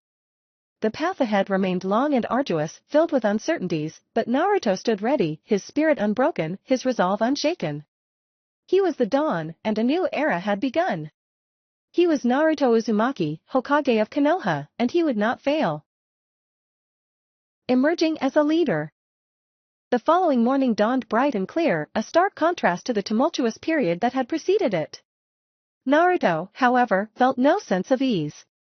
The weight of his responsibilities pressed down on him, a constant reminder of the immense power he now wielded and the countless lives entrusted to his care. He wasn't just a shinobi anymore, he was the leader of Konoha, a village scarred by corruption and years of neglect. He knew the superficial changes, the renovated buildings and the improved food distribution, were merely the first steps. The real challenge lay in fostering a lasting change within the hearts and minds of the villagers, in building a true sense of unity and purpose. His first order of business was to address the lingering animosity between the different factions within the village. The old divisions, the wealthy elite, the struggling working class, and the once ostracized still simmered beneath the surface. Naruto understood that true peace couldn't be achieved through mere economic reform, it required healing the wounds of the past and forging new bonds of trust and understanding. He summoned Sasuke and Sakura, his closest confidants, to his office. Sasuke, ever stoic, listened intently, his eyes sharp and observant. Sakura, brimming with her usual energy and enthusiasm, offered her unwavering support. He explained his vision, a vision of a Konoha where everyone felt valued, where their voices were heard, and where they had a sense of belonging. He knew he couldn't accomplish this alone. He needed their help, their loyalty, their unwavering belief in his vision. "We need to create a space for open dialogue," Naruto declared, his voice filled with conviction. "A place where people can express their concerns, their fears, and their hopes without fear of reprisal. We need to bridge the gap between the different factions, to foster a sense of shared identity and purpose." Sasuke, ever the pragmatist, raised a question. "How do we ensure the participation of those who still harbor resentment towards the village, those who feel betrayed by the past?" Naruto smiled, a knowing glint in his eyes. "We reach out to them. We show them that we are listening. We demonstrate through our actions that we are committed to building a better future for everyone. We show them that they are not forgotten, that they are part of Konoha, too." Sakura, ever the optimist, chimed in. "We can organize community events, festivals, anything to bring people together.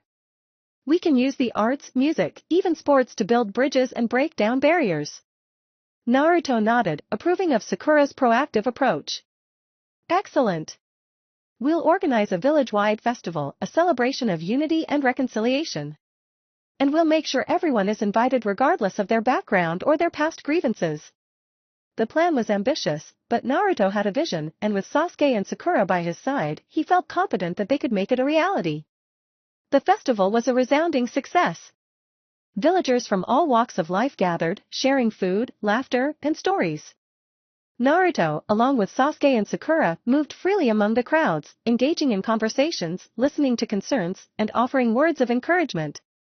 The atmosphere was electric, filled with a palpable sense of hope and optimism that had been absent for far too long.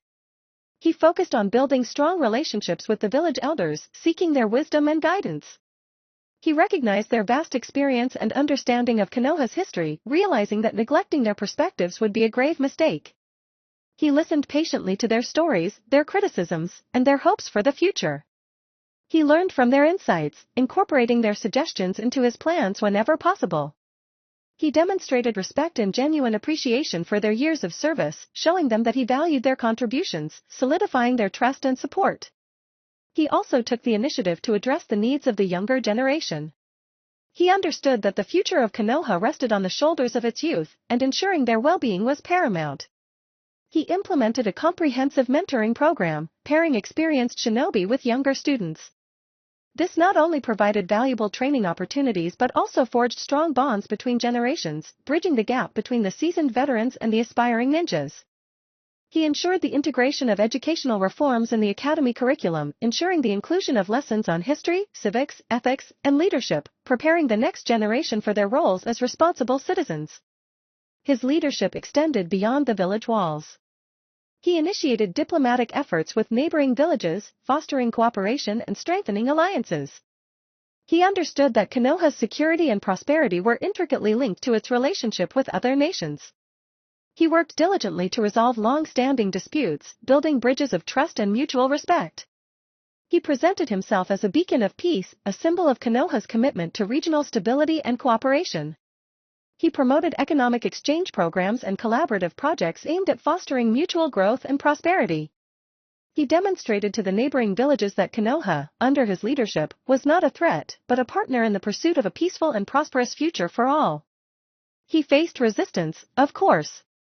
Not everyone embraced his reforms or his style of leadership. There were those who clung to the old ways, those who resented the changes, those who feared the power he wielded. But Naruto remained steadfast. He didn't resort to intimidation or coercion.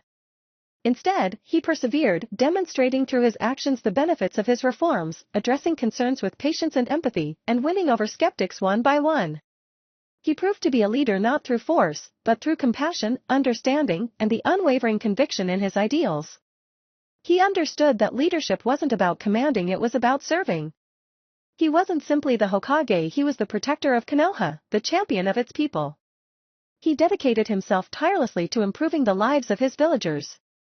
He made himself accessible, encouraging open communication and feedback. He led by example, demonstrating the values he preached: compassion, integrity, and perseverance. One evening, as he sat on the Hokage rock, gazing out over the village, a sense of profound satisfaction washed over him. The changes were evident: the vibrant energy of the rebuilt streets, the laughter of children playing freely, the smiles on the faces of families gathering in the community centers. He had not only healed Konoha's wounds but had also instilled a spirit of hope and unity, building a foundation for a brighter and more peaceful future. He had shown that even a village scarred by corruption and conflict could rise from the ashes, stronger and more united than before. The weight of leadership remained, a constant presence, but it no longer felt like a burden. It was a responsibility he embraced, a testament to his unwavering commitment to the people of Konoha, and a legacy he would cherish. The path ahead was still fraught with challenges, but Naruto stood firm, ready to face whatever the future held. He was the leader Konoha needed, and he would not fail. Navigating political intrigue. The celebratory atmosphere of the village festival, though a resounding success, masked the simmering tensions beneath the surface. Naruto knew the superficial unity was fragile, easily shattered by the slightest discord. The true test of his leadership wasn't merely in uniting the villagers for a single day of festivity, but in establishing lasting peace and harmony within the complex political landscape of Konoha. His first target was the remnants of the old civilian council, a group riddled with corruption and self-serving interests. While the Hokage's purge had eliminated the most blatant offenders, their influence still lingered, like a poisonous weed stubbornly resisting eradication.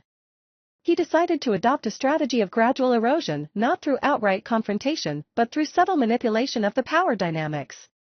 He began by appointing key individuals loyal to his vision to positions of power within the village administration. These individuals, carefully chosen for their integrity and competence, slowly began to dismantle the old power structures, replacing them with systems that were more transparent and accountable. They initiated reforms that prioritized the needs of the villagers over the interests of the elite, slowly but surely shifting the balance of power. Naruto understood that a frontal assault would only provoke a backlash, consolidating the opposition and potentially destabilizing the village further. His strategy was patient, methodical, and calculated to minimize resistance while maximizing effectiveness. Simultaneously, he focused on building alliances with influential figures outside the direct circle of the former council. These included respected elders, influential merchants, and even some of the previously disgruntled members of the village. He cultivated relationships based on mutual respect and trust, patiently explaining his vision and securing their support. He held private meetings, carefully listening to their concerns and addressing them with empathy and understanding. He strategically released information about the past corruption of the council, not through accusations but through the gradual unveiling of evidence that spoke for itself. This strategy carefully navigated the delicate balance between exposing the past and ensuring stability. A rushed approach would have triggered a dangerous power struggle. He implemented economic reforms aimed at reducing inequality and promoting economic growth for all.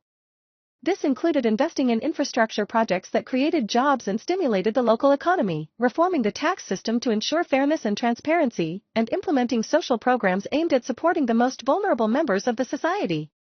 He understood that economic prosperity was crucial not only for improving the living standards of the villagers but also for stabilizing the political landscape. One of his most significant moves was to establish an independent oversight body, composed of representatives from all factions within the village. This body was responsible for monitoring the activities of the village administration, ensuring transparency and accountability. He carefully balanced the representation to avoid tipping the scales in favor of any single group. He knew that this body would be the key to long-term stability and a check against future corruption. This strategic move was a masterpiece of political maneuvering, effectively neutralizing potential threats while ensuring the village's future prosperity. The council acted as a safety net against the rise of any future corrupt political power. His actions weren't without opposition. Whispers of discontent circulated, rumors of clandestine meetings and plots against his leadership. Naruto remained calm, unfazed by these machinations. He knew that opposition was inevitable, a testament to the depth of the reforms he was enacting. He utilized his extensive network of informants to monitor these activities, remaining one step ahead of any potential threat. One evening, a clandestine meeting took place in the shadows of the Hokage monument. A small group of disgruntled former council members, fueled by resentment and a thirst for power, plotted to overthrow Naruto. They underestimated his intelligence network. Their plans were meticulously documented and reported back to him. Instead of confronting them directly, Naruto employed a different tactic. He allowed them to proceed with their plans, observing their moves carefully. When the moment was right, he subtly manipulated events to expose their plot, turning their own machinations against them. The evidence was presented to the newly formed oversight body, and a formal investigation was launched. The outcome was swift and decisive. The conspirators were stripped of their influence and held accountable for their actions. The incident, however, served as a stark reminder of the challenges he faced. Naruto learned that the fight against corruption was not a single battle, but a continuous war, demanding constant vigilance and strategic adaptation. The success of this operation elevated Naruto's standing among the villagers. His skillful management of the political crisis demonstrated his competence and strengthened his leadership. The villagers witnessed his unwavering commitment to justice and fairness. His decisive actions served as a stark warning to anyone contemplating challenging his authority. Naruto also focused on building stronger ties with other nations. He knew that Konoha's stability was intertwined with its relationships with neighboring villages. He initiated diplomatic missions, promoting peaceful collaborations and economic partnerships. He presented Konoha not as a threat, but as a valuable ally, showcasing the positive changes occurring under his leadership. He understood that external pressures could destabilize the village, and fostering amicable relations with other nations was crucial for its long-term security. Navigating the political landscape of Konoha was a complex and challenging endeavor, demanding constant vigilance, astute judgment, and unwavering commitment. Naruto understood that true leadership wasn't about wielding absolute power, but about building consensus, fostering collaboration, and ensuring the well-being of all citizens. He walked a tightrope, balancing the need for decisive action with the imperative of maintaining stability, and constantly adapting his strategies to the ever-shifting political tides. The weight of leadership was immense, but Naruto carried it with unwavering resolve, his gaze fixed on building a brighter, more peaceful future for Konoha. The political challenges remained, but Naruto's strategic approach and unwavering resolve paved the way for a more stable and prosperous Konoha, ensuring that the fragile peace he had forged would endure. Making difficult decisions. The following weeks were a blur of meetings, negotiations, and clandestine operations. Naruto, despite his youth, displayed a strategic mind that belied his years. He navigated the treacherous waters of Konoha politics with the grace of a seasoned statesman, his every move calculated, his every word carefully chosen. He faced dilemmas that would have shattered the resolve of lesser men, choices that pitted the needs of the many against the desires of the few. One such decision involved the allocation of resources. Konoha's coffers, while replenished after the purge, were still strained. A vital infrastructure project, the construction of a new water purification system, was desperately needed, but it would drain a significant portion of the village's budget. Simultaneously, a request arrived from the orphanage, requesting funds for crucial repairs and improvements to their facilities. Both were worthy causes, essential for the well-being of the villagers, yet the resources were insufficient to support both fully. Naruto spent sleepless nights agonizing over the choice. He reviewed the budgets, analyzed the impact of each decision, and sought advice from trusted advisors. He considered delaying the water purification project, but the risks of contaminated water were catastrophic. He pondered reducing the funding for the orphanage, but the thought of those children's suffering filled him with a deep sense of unease. The weight of responsibility pressed down on him, each option carrying its own burden of consequences. Finally, after days of deliberation, Naruto made his decision. He opted for a phased approach, prioritizing the water purification project in the short term, while allocating a smaller, yet still substantial amount of funds for immediate repairs at the orphanage. He pledged to secure additional funds for the orphanage in the long term, promising to personally oversee the completion of the repairs and improvements. He recognized the inherent risk in his decision, the potential for criticism and backlash. But he also understood that clean water was essential for the survival of the village, a prerequisite for any long-term progress. He knew that his promise to the children of the orphanage, a promise backed by his unwavering commitment, would build trust and faith in his leadership. Another difficult decision involved a high-ranking shinobi, a veteran of countless missions, who had been implicated in a minor act of corruption. The evidence was circumstantial, the punishment uncertain. The shinobi had served Konoha faithfully for years, contributing significantly to its defense and security. However, upholding the principles of justice and accountability demanded a response. A harsh punishment would demoralize the ranks and create divisions within the village. A lenient sentence would send the wrong message, undermining the credibility of Naruto's reforms.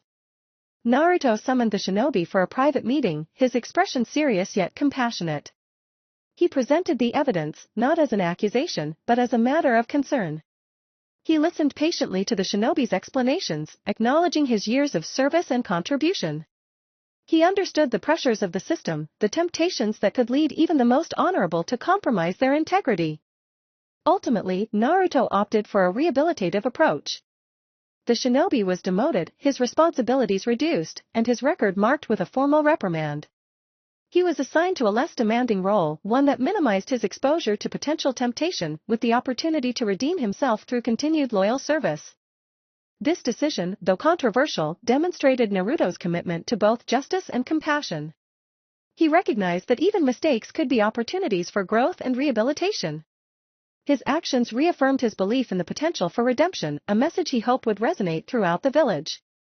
These decisions weren't made in a vacuum.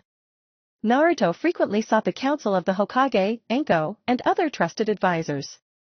He held numerous discussions with various factions within the village, carefully gauging their sentiments and considering their perspectives. He relied on his network of informants, gathering intelligence and assessing potential risks. He was a leader who knew the value of collaboration, understanding that the strength of Konoha lay in its unity, not in its divisions. The pressure was immense, the stakes impossibly high. The weight of leadership, once a distant concept, became a tangible burden, constantly pressing down on his shoulders. He often found himself wrestling with the moral implications of his choices, the agonizing realization that any decision he made would inevitably leave some unsatisfied, even hurt. The sacrifices he was forced to make, the compromises he was compelled to negotiate, etched themselves onto his soul. But Naruto persevered. He drew strength from the unwavering support of his close friends and allies.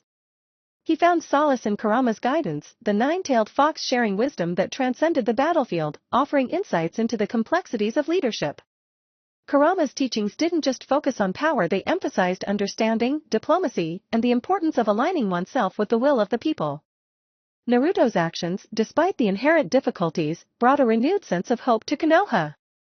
Villagers, previously divided and distrustful, started to unite under his leadership. His commitment to fairness and justice resonated deeply, fostering a sense of shared purpose and a belief in a brighter future. He became more than just a leader, he became a symbol of hope, a beacon of justice in a world often consumed by darkness.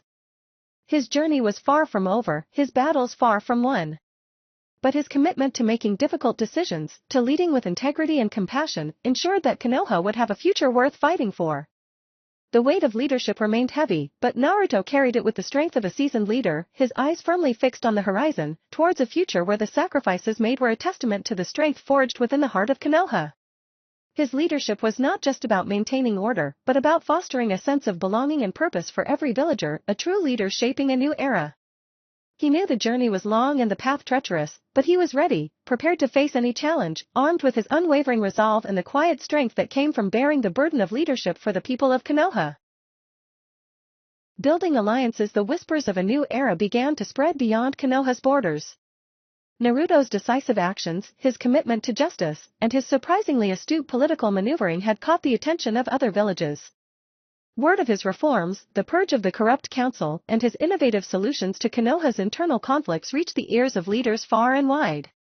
While some remained skeptical, others saw in Naruto a potential ally, a leader who understood the importance of cooperation in a world threatened by ever-present darkness. His first outreach was to the Land of Fire's daimyo. This wasn't a simple matter of a polite letter, it was a complex dance of diplomacy, requiring careful navigation of long-standing political tensions and ingrained prejudices. The daimyo, a man hardened by years of political maneuvering, initially viewed Naruto with a mixture of suspicion and amusement. The idea of a genin, barely a teenager, shaping Konoha's future and influencing international relations seemed ludicrous. Yet, Naruto, armed with detailed reports of Konoha's improved infrastructure, its strengthened economy, and the significant drop in crime rates, managed to sway the daimyo's opinion. He presented a detailed plan for enhanced trade routes and mutual defense agreements, showcasing the potential benefits of a stronger partnership between Konoha and the Land of Fire. The daimyo, impressed by Naruto's strategic thinking and his unwavering commitment to the well-being of his people, agreed to a formal alliance, solidifying Konoha's position within the Land of Fire's political landscape. Next, Naruto turned his attention to the Land of Wind, specifically Sunagakure. The long-standing rivalry between Konoha and Suna had cast a long shadow over their relationship, marred by years of conflict and mistrust. Naruto knew that forging an alliance with Suna would require a different approach, a demonstration of genuine goodwill and a willingness to address past grievances. He initiated secret negotiations with Gaara, the Kazekage, through carefully chosen intermediaries. The discussions were tense, fraught with mutual suspicion and unspoken accusations. But Naruto, armed with his remarkable diplomatic skills and an intimate understanding of Sunagakure's internal dynamics, slowly began to chip away at the ingrained animosity. He proposed a joint training exercise between Konoha and Suna Genin, a seemingly simple initiative that held significant symbolic weight. It would serve as a platform for fostering mutual understanding and respect, allowing young shinobi from both villages to interact and dispel long-held prejudices. He also proposed joint economic ventures, focusing on resource sharing and collaborative development projects. Naruto's proposals were not mere gestures of goodwill, they were carefully designed strategies aimed at promoting mutual benefit and fostering a sense of shared destiny. He understood that lasting peace wouldn't be achieved through force, but through mutual understanding and economic interdependence. This proposed alliance wasn't about blind trust, it was about a calculated understanding of mutual benefit, a strategic alliance forged in the crucible of past conflicts, demonstrating a future founded on cooperation and understanding. The response from Gaara was cautious, yet receptive. Gaara, a man who had himself risen from the ashes of hatred and trauma, understood the power of reconciliation. He saw in Naruto a kindred spirit, a leader who had overcome adversity and emerged as a beacon of hope. The agreement to conduct joint training exercises was the first step in a long and arduous process, a testament to the potential for overcoming even the most deeply entrenched rivalries. Naruto's diplomatic efforts extended beyond the land of fire and the land of wind. He initiated contact with the land of water, a traditionally isolationist nation. His approach was different, acknowledging their preference for independence while emphasizing the shared threat of external forces. He proposed joint intelligence sharing initiatives and coordinated efforts against common enemies, framing the alliance not as a subjugation but as a mutual defense pact. While Kirigakure's response was hesitant, Naruto's sincerity and the strategic benefits of such an alliance gradually won them over. They agreed to a cautious exchange of intelligence, a significant step toward cooperation. Naruto's actions were not just about forging alliances, they were about reshaping the very fabric of the shinobi world. His approach was not about dominance or conquest, but about collaboration and mutual respect. He understood that lasting peace required a shift in perspective, a willingness to address historical grievances, and a genuine commitment to shared prosperity. This diplomatic success didn't come without challenges. There were internal conflicts within Konoha itself. Some factions remained skeptical of Naruto's outreach to former enemies, questioning his judgment and motives. Naruto addressed these concerns directly, patiently explaining his strategic vision and emphasizing the benefits of cooperation in a world where threats loomed large. He utilized his exceptional communication skills and his deep understanding of the people he led to dispel doubts and foster support for his vision. He appealed to the inherent desire for peace and prosperity, reminding them that their security was inextricably linked to the stability of the broader shinobi world. Naruto's ability to navigate these complex political waters, to forge alliances across deep-seated rivalries, underscored his exceptional maturity and leadership skills. It showcased a political acumen that belied his age, highlighting his strategic mind and his unwavering commitment to building a better future for Konoha and the shinobi world as a whole. His approach was not about immediate victories, it was about laying the groundwork for lasting peace and fostering a world where cooperation and understanding reigned supreme. He knew that true strength lay not only in military might, but in the ability to unite diverse entities under a common banner of peace and prosperity. He understood that the cost of conflict far outweighed the potential benefits, and it was through his wisdom and his diplomatic prowess that he laid the foundations for a new era of cooperation amongst the warring ninja villages. The shadow of war still loomed, but Naruto, with his unwavering determination, was steadily chipping away at its power, one alliance at a time. His leadership was shaping not only the future of Konoha, but the entire shinobi world. The whispers of a new era were becoming a roar, a testament to the power of diplomacy and the vision of a young leader who dared to dream of a world at peace. Maintaining peace. The fragile peace, painstakingly built through shrewd diplomacy and calculated alliances, demanded constant vigilance. Naruto, despite his youth, understood this better than most.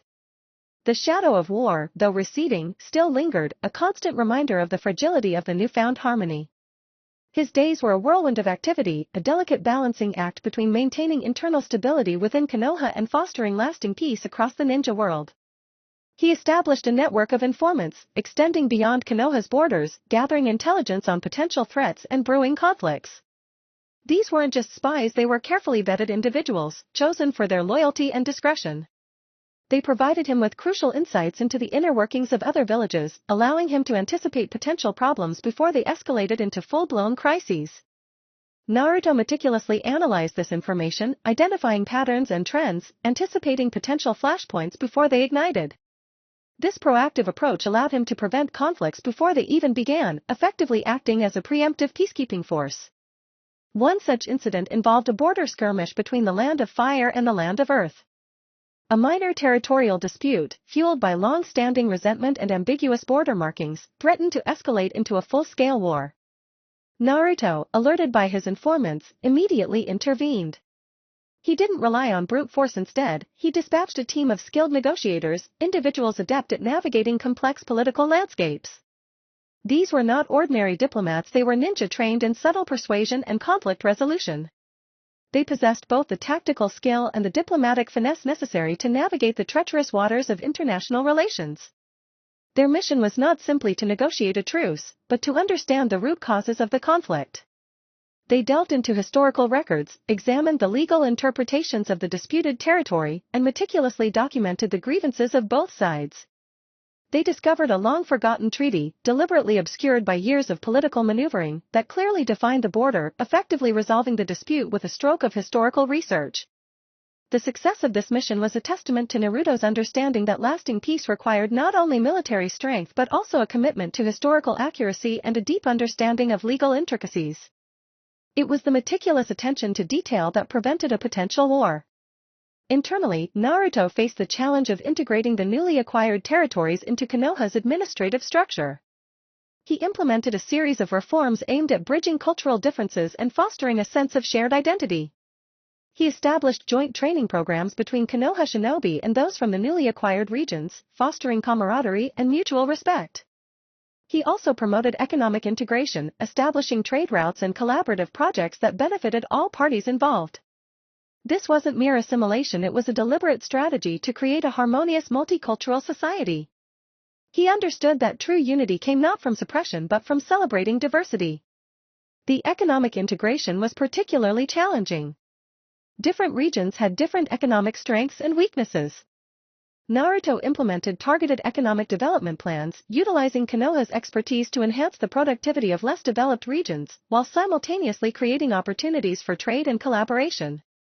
He ensured that the benefits of economic growth were evenly distributed, avoiding the pitfalls of creating an economic elite at the expense of the broader population. This involved not just economic policy but also social programs that helped integrate previously marginalized communities. His ability to manage and allocate resources in such a fair manner was a testament to his leadership skills. He recognized that genuine peace required not only political stability but economic equality. His leadership extended beyond politics and economics. He recognized the importance of education in fostering peace and understanding. He implemented educational reforms, emphasizing cross-cultural understanding and conflict resolution in the Konoha curriculum. He established exchange programs between Konoha's academy and academies in other villages, fostering interaction and encouraging empathy among young generations. This long-term investment in education was a key component of his peacekeeping strategy. He understood that peace was not a one-time event, but an ongoing process that required cultivation from a young age. Maintaining peace was not a static state but a dynamic process, constantly requiring adjustments and adaptations. Naruto was prepared for this. He anticipated future challenges and built structures that could withstand stress. He established a network of diplomatic channels, ready to act at a moment's notice, and a contingency plan to address any potential conflicts before they escalated. He created a system of early warning indicators, allowing for rapid response to potential threats. His forward-thinking approach was crucial in maintaining stability. He was not simply reacting to crises, he was proactively preventing them. His dedication to peace wasn't confined to international relations. He understood that lasting peace started at home. He continued his work to address the deep-seated societal issues within Konoha, ensuring that every citizen felt safe, respected, and valued. He empowered community leaders, giving them the authority to address local concerns and fostering a sense of ownership and responsibility. He maintained open communication channels, allowing citizens to voice their concerns and participate in decision-making processes. This grassroots approach ensured that peace was not merely imposed but organically grown from the ground up. He was dedicated not only to grand international peace but to the peace and harmony of his own village. The challenges were constant, the threats ever present. But Naruto, armed with his unique blend of political acumen, diplomatic skill, and unwavering determination, faced them head-on. He didn't seek to conquer or dominate. His ambition was not personal gain but the betterment of the world. He was a leader who understood that true strength lay not in military might but in the ability to build bridges, to foster understanding, and to create a world where cooperation, rather than conflict, reigned supreme. His journey towards peace was far from over, but the foundations he laid, the alliances he forged, and the systems he put in place promised a future where the horrors of war became a distant memory, a testament to the power of a single young man's vision. The world watched, captivated by the extraordinary transformation taking place under his leadership. The future was uncertain, but under Naruto's guiding hand, it was a future filled with the promise of peace. A new challenge arises. The meticulously crafted peace, a tapestry woven from threads of diplomacy and strategic alliances, felt suddenly fragile. A tremor, subtle at first, then escalating into a full-blown earthquake, disrupted the carefully constructed harmony. It wasn't a foreign invasion, nor a resurgence of internal dissent. This threat was different, insidious, and far more challenging to combat.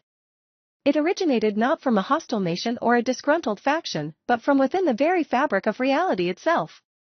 A series of bizarre occurrences began to plague the Land of Fire. Strange, unnatural phenomena, unexplained disappearances, localized distortions in spacetime, and whispers of unsettling energies rippled through the villages and towns.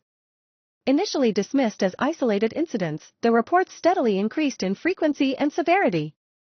The disappearances, once confined to individuals, began to involve entire groups, leaving behind only eerie silence and a lingering sense of dread.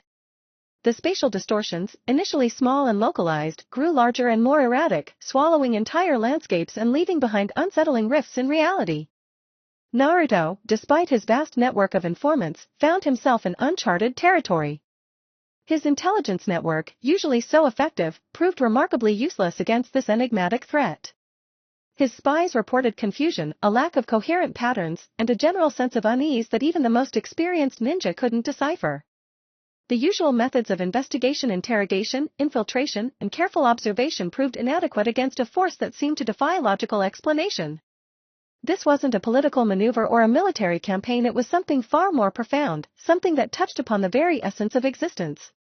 His advisors, a council of seasoned strategists and skilled ninjas, offered varying theories, each more outlandish than the last. Some proposed a new, previously unknown jutsu, a powerful technique capable of warping reality. Others suggested a dimensional breach, a rip in the fabric of spacetime allowing for interdimensional entities to seep into their world. Still others whispered warnings of ancient curses or forgotten prophecies, suggesting a more mystical explanation for the ongoing chaos. Naruto, however, remained skeptical. He knew that while seemingly supernatural occurrences could happen, they often had rooted causes, often hidden behind layers of deception.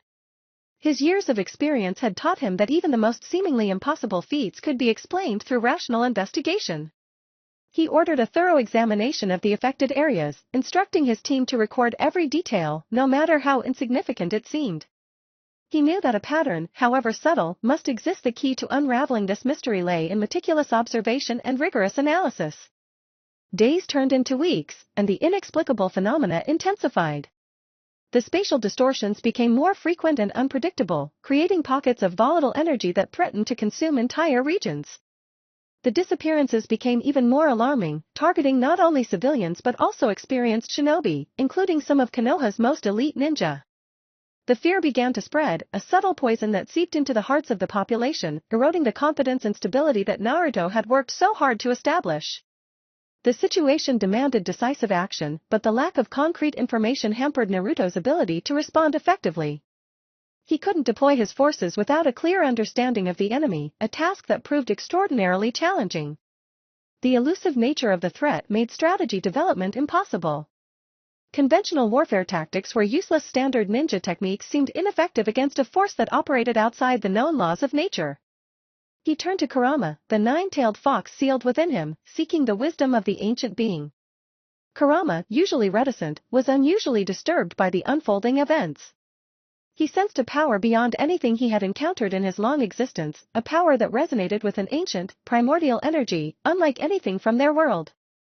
He suggested a different approach. Rather than combating the threat directly, Naruto needed to understand its origins, to trace it back to its source. Kurama offered to amplify Naruto's sensory abilities, allowing him to perceive the subtle energies that were causing the disturbances. Naruto accepted Kurama's offer, entering a state of heightened awareness. With his senses amplified, he perceived a faint, almost imperceptible tremor within the fabric of reality itself, a ripple that seemed to emanate from a specific point deep within the Land of Fire. The signal was faint, almost lost in the background noise of the world, but it was there, a constant hum that pointed towards the epicenter of the disturbance. He located it in a forgotten region, a desolate expanse far from any inhabited settlements, a place shrouded in myth and legend. The journey to the source was perilous, requiring Naruto to navigate treacherous terrain and overcome formidable obstacles. He encountered strange and unsettling creatures, warped versions of familiar animals and plants, manifestations of the reality distortion spreading across the land. He fought against landscapes themselves, as the ground shifted and twisted beneath his feet, and the air throbbed with volatile energy. But he persevered, driven by his unwavering determination and guided by the faint, constant hum that emanated from the epicenter. He reached the heart of the disturbance, finding himself in a place that defied description, a nexus of reality itself, where the laws of physics seemed to bend to the will of some unknown force. There, he discovered the source of the chaos, a fragment of a shattered reality, a piece of another dimension that had somehow broken through into their own. The fragment was a source of immense power, capable of warping reality itself, yet it was also unstable, threatening to consume their world entirely. The challenge was monumental: to neutralize the fragment without destroying the delicate balance of their own reality. The task seemed insurmountable, yet Naruto, with the wisdom of Kurama and his own profound understanding of chakra and its manipulation, devised a plan. It was a high-stakes gamble, one that could either save the world or destroy it. The fate of the Land of Fire, indeed the entire ninja world, rested on his shoulders. The new challenge had arrived and tested his skills to their very limits, pushing him to the brink of what he thought he was capable of. Gathering support. The weight of the Land of Fire, indeed the entire ninja world, rested heavily on Naruto's shoulders.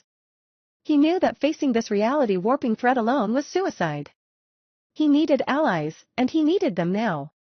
His first stop was the Hokage's office. While Tsunade was a powerful Kage, her age and the lingering effects of past battles meant she couldn't lead the charge. However, her wisdom and experience in strategic planning were invaluable. Naruto presented his findings, the evidence of the dimensional rift, and the urgent need for unified action. Tsunade, despite her initial skepticism, listened intently. The evidence was compelling. The disappearances of even elite Jonin were undeniable. She saw the grim determination in Naruto's eyes, the stark contrast to his usual playful demeanor. This was no prank, this was a genuine existential threat. She agreed to allocate Konoha's best resources, medical ninjutsu teams, specialized intel squads, and the most experienced sensor ninjas to assist Naruto. The deployment of the elite Umbu Corps was also approved, their skills in infiltration and reconnaissance crucial to understanding the nature of the fragmented reality. Next, Naruto contacted the other Kage. The urgency of the situation demanded a rapid response, so he personally contacted each Kage through carefully orchestrated private messages relayed via specially trained messenger birds. He presented his findings, avoiding sensationalism, instead focusing on the tangible threats and the potential for catastrophic consequences if left unchecked.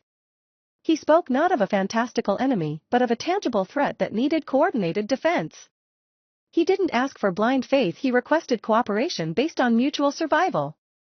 The response wasn't immediate. Each Kage, leader of their respective villages, needed time to assess the situation, to consult their own advisors, and to gauge the risk. Gaara of Tsunagakure, however, responded quickly. His own experience with Shikaku, the one-tailed beast, made him acutely aware of the dangers of unchecked, unpredictable power.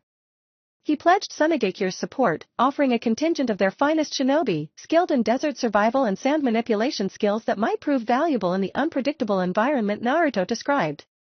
The Tsuchikage, Inoki, was initially hesitant. Iwagakure, built upon generations of unwavering discipline and traditional methods, found the concept of a reality-warping threat almost incomprehensible. But Naruto's persistence and the growing evidence of the expanding spatial distortions convinced Inoki to at least send a small reconnaissance team, led by his most trusted advisors. The team was to assess the situation before committing the full resources of Iwagakure. The Mizukage, Mei Terumi, expressed concern but also a pragmatic understanding of the shared threat. Kumo had also experienced the devastation of uncontrolled power, and so she agreed to offer a contingent of specialized shinobi skilled in water manipulation, as well as their most experienced medical ninjas. The Mizukage's decision was critical as her village specialized in Kekkei Genkai and techniques that manipulated the elements. These could prove invaluable in neutralizing the volatile energy emanating from the dimensional rift. The Reikage, Darui, was the most difficult to convince. Kumogakure, priding itself on its aggressive approach, was understandably wary of committing its resources without concrete evidence. Naruto, understanding the need to prove the validity of his claim, had prepared in advance, presenting detailed reports, eyewitness accounts, and even recordings from the affected areas. He strategically focused on the risk to their village, emphasizing the potential for the spatial distortion to extend to the Land of Lightning, potentially causing widespread chaos and destruction. His compelling presentation, combined with the subtle pressure from the other Kage, finally secured Kumogakure's support, with a contingent of their fastest, strongest shinobi, along with their advanced sensing and intel units. Beyond the five great nations, Naruto sought alliances with smaller, less powerful villages, whose resources were limited but whose specialized skills could still be invaluable. He contacted the Land of Waves, requesting their skilled shipbuilders and navigators. The treacherous terrain surrounding the rift might require unconventional methods of approach, and their expertise in traversing water could provide access to otherwise unreachable areas. He also reached out to the Land of the Sky, renowned for their aerial mastery, hoping for support in surveillance and aerial reconnaissance. Even small villages like the Land of Rice Fields and the Land of Tea were not neglected. Their farmers and healers would prove essential in caring for the injured and rebuilding any affected areas once the threat was neutralized. Gathering manpower and resources was one thing, but the other critical element was coordinating the efforts of disparate forces. Naruto knew that a unified command structure was essential to avoid confusion and maximize efficiency. He established a strategic council comprised of representatives from each nation, including the Kage themselves. This council served as a central hub for information sharing, strategy development, and resource allocation. The council's meetings, held through a series of highly secure video chats powered by innovative jutsu, were intense. Different approaches to tactics and resource deployment were debated, and tensions rose as each nation strived to protect its own interests. But under Naruto's calm and assured leadership, the council found a way to work together, driven by the shared understanding of the catastrophic consequences of failure. The sheer logistical challenge of coordinating the combined forces of the five great nations, along with the supporting villages, was immense. Naruto leveraged his extensive network of informants and his mastery of shadow clones to manage the logistical nightmare. He delegated tasks, ensuring each nation's strengths were utilized effectively.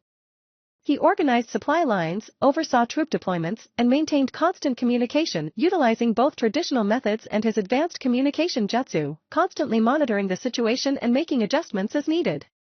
This meticulous planning and attention to detail allowed a smooth and coordinated effort among the otherwise disparate factions. His strategic acumen and leadership abilities were evident, revealing a level of maturity and tactical brilliance beyond his years, unifying the different villages under one goal. The stage was set, the army gathered, and the plan was in motion. The fate of the ninja world now lay in their hands. A battle unlike any seen before was about to begin, a fight not for territory or power, but for the very fabric of reality itself. Strategic planning. The strategic war room, a cavernous space carved deep within the Hokage's mountain stronghold, hummed with activity. Holographic projections of the dimensional rift pulsed with chaotic energy, its tendrils reaching out like grasping claws. Naruto, despite his youthful appearance, commanded the room with an authority that belied his age. Around him, representatives from each of the five great nations, along with delegates from smaller villages, leaned forward, their faces etched with a mixture of apprehension and grim determination. Naruto began by outlining the enemy's apparent capabilities. The rift, he explained, his voice calm and controlled, isn't simply a tear in spacetime. It's a conduit, a gateway for something that's actively manipulating reality, drawing energy from our world. He paused, letting the gravity of his words sink in. Our current intel suggests these entities possess a remarkable capacity for adaptation, quickly learning and countering our attacks. We've seen examples of reality-bending abilities, matter manipulation, and energy absorption. Their physical forms are inconsistent, shifting and changing unpredictably. That's why a frontal assault would be suicidal. He then unveiled his plan, a complex tapestry of coordinated attacks and strategic maneuvers. Our primary objective, he stated, pointing to a holographic map of the rift's perimeter, is not eradication. We can't simply attack and expect to win. Our initial phase focuses on containment, on isolating the rift and preventing further expansion. We will achieve this through a three-pronged assault. The first prong involved a coordinated sensory network. We need complete situational awareness, Naruto stressed. The sensor ninjas from each village will create a comprehensive perimeter, using advanced techniques to detect any fluctuations in spatial energy and pinpoint the rift's weakest points. The Land of Sky's aerial surveillance will provide crucial overhead reconnaissance, giving us a bird's-eye view of the entire operation. He emphasized the importance of constant communication, utilizing a newly developed, near-instantaneous communication jutsu he had created using advanced Fuin jutsu and Kurama's chakra. The second prong focused on strategic defense. While we're containing the rift, Naruto continued, we need to establish defensive lines to protect the surrounding areas. This will be the responsibility of the majority of our forces. Iwagakure's earth-based defenses will form the backbone of our fortifications, complemented by Sunegakure's sand barriers and Kumogakure's lightning-based defenses. The medical ninjutsu teams from each village will be positioned strategically to treat casualties immediately. He detailed the specific deployment zones for each village, considering terrain, elemental affinities, and anticipated threats. This section of the plan took hours to discuss, each Kage and their representatives offering insights and suggesting modifications. Naruto listened patiently, absorbing their suggestions and incorporating them into his overall strategy. The third and most crucial prong involved strategic offense. Once we've established a stable perimeter and a solid defense, Naruto revealed, we'll launch targeted strikes. But these won't be mindless assaults. We'll be using precision strikes, focusing on disrupting the rift's energy flow and weakening its stability. We need to understand what it feeds on, what it draws its power from. This is where the specialized units come in: Kumo's Kekkei Genkai users, Kiri's water manipulation specialists, and Konoha's elite Umbu. They will perform reconnaissance, analyzing the rift's patterns and searching for exploitable weaknesses. He further emphasized the need for constant adaptation. These entities can evolve quickly. We must be prepared to change our strategy based on their reactions. Naruto's meticulous planning extended beyond the battlefield. He had established a complex logistical network, ensuring the seamless flow of supplies and reinforcements. He utilized shadow clones to monitor multiple aspects of the operation simultaneously, from coordinating troop movements to overseeing medical supplies and communication lines. The use of Kurama's immense chakra pool, channeled through subtle means, ensured that the complex communication jutsu remained operational without draining the existing power sources. The delegates expressed their reservations. The risk was immense. The enemy was unknown. The consequences of failure catastrophic. Yet, there was a quiet confidence in the room, a sense of faith in Naruto's leadership. His calm demeanor, his clear explanation, and his detailed strategy had instilled a sense of hope. He hadn't just presented a plan, he had painted a picture of coordinated action, of shared sacrifice, of ultimate triumph over seemingly insurmountable odds. Naruto concluded his presentation, his gaze sweeping across the assembled leaders. This isn't just a battle for the fate of our villages, he said, his voice resonating with power, it's a fight for the very existence of our world. We must stand together, as one. Failure is not an option. The ensuing discussion was long and intense, with debates over resource allocation and tactical deployments. But Naruto's meticulous preparation, his unwavering confidence, and his ability to address each concern with clarity and logic, ultimately won over any lingering doubts. He had not only devised a battle plan, he had also constructed a framework for cooperation between 5 fiercely independent nations and numerous smaller villages, achieving what many believed to be impossible. The combined might of the shinobi world, united under his leadership, stood ready to face an unprecedented threat. The test of their limits was about to begin, a test that would determine not just the fate of the ninja world, but the fate of reality itself. The meticulous planning wasn't merely about strategy, it was about hope, about unity, and about the unwavering belief in the power of cooperation in the face of annihilation. The weight of the world, for once, wasn't felt as a crushing burden but as a challenge to be faced and overcome. And Naruto, despite his youth, was ready to lead the charge. Execution and conflict. The first prong of Naruto's operation, the sensory network, went into effect with chilling efficiency. Teams of sensor-type ninjas, their eyes gleaming with heightened perception, formed a vast, interconnected web surrounding the dimensional rift. From the towering peaks of the Land of Sky, hawk-like surveillance drones, equipped with advanced sensory jutsu, provided a bird's-eye view, relaying information instantaneously through Naruto's revolutionary communication network. The data flood was immense, a maelstrom of spatial energy fluctuations, subtle shifts in gravitational fields, and the faintest whispers of the rift's unnatural activity. Naruto's shadow clones, dispersed throughout the network, processed the incoming data, filtering out the noise and identifying critical information, instantly alerting the appropriate teams to any change. The second prong, the strategic defense, unfolded as a symphony of elemental mastery.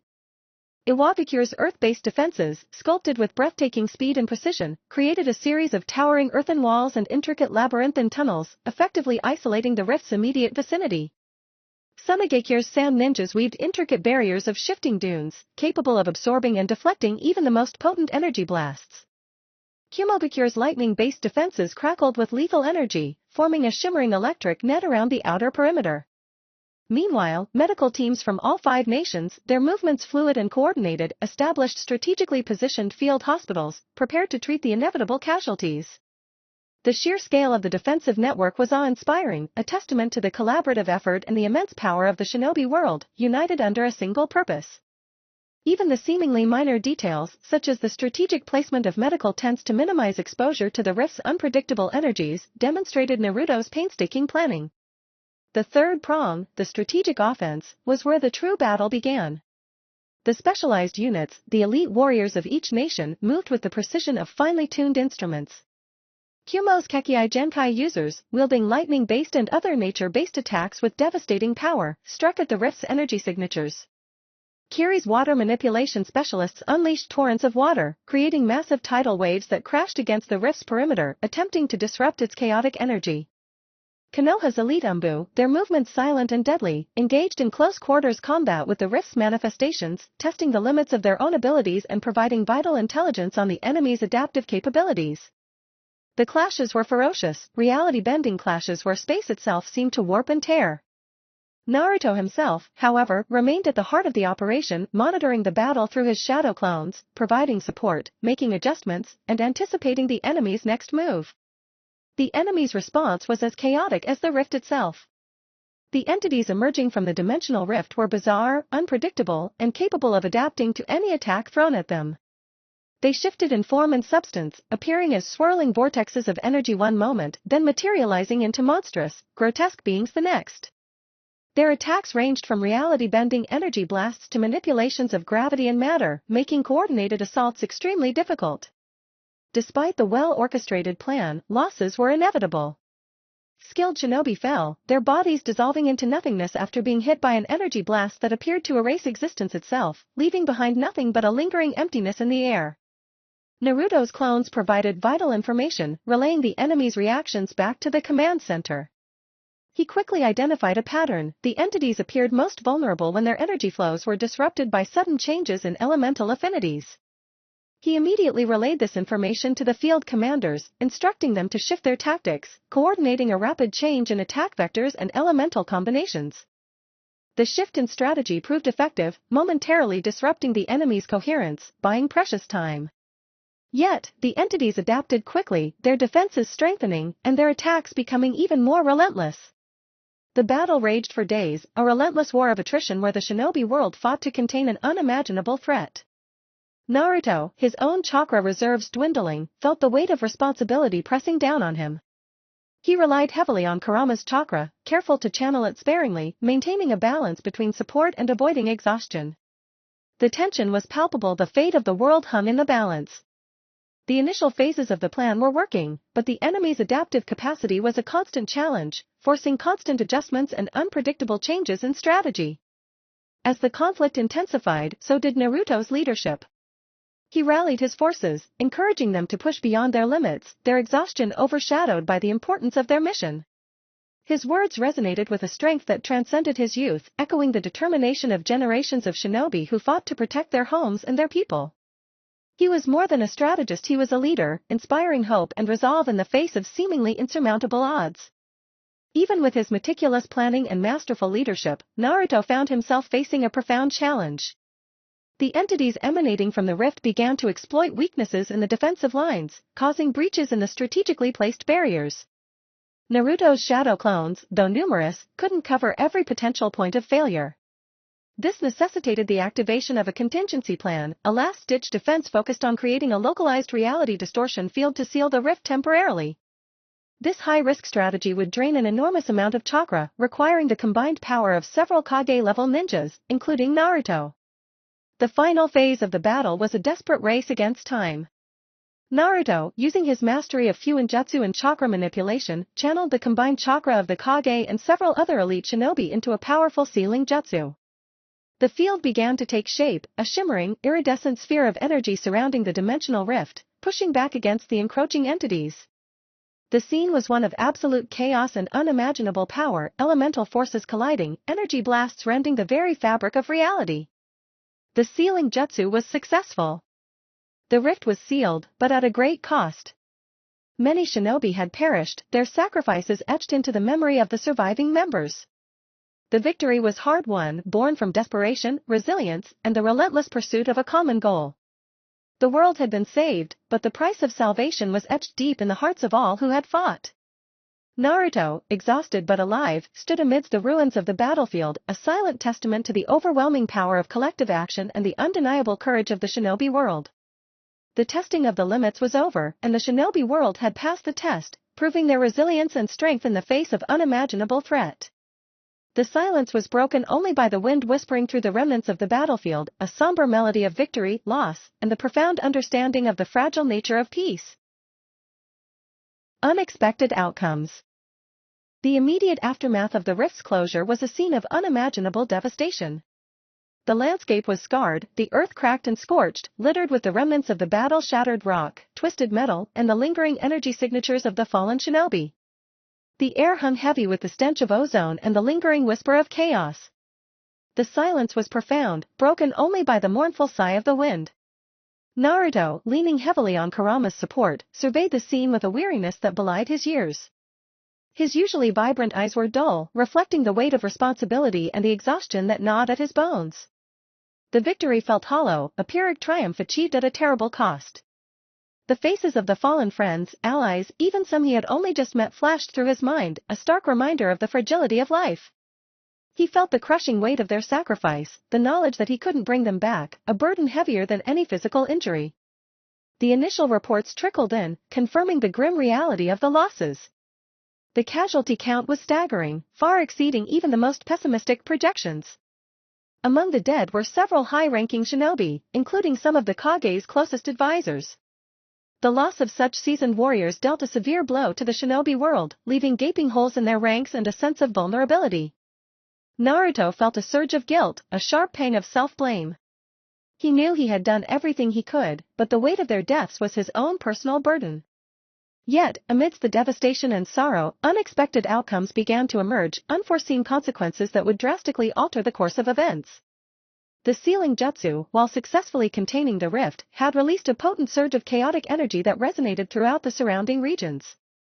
This unexpected energy surge triggered a chain reaction of unforeseen events.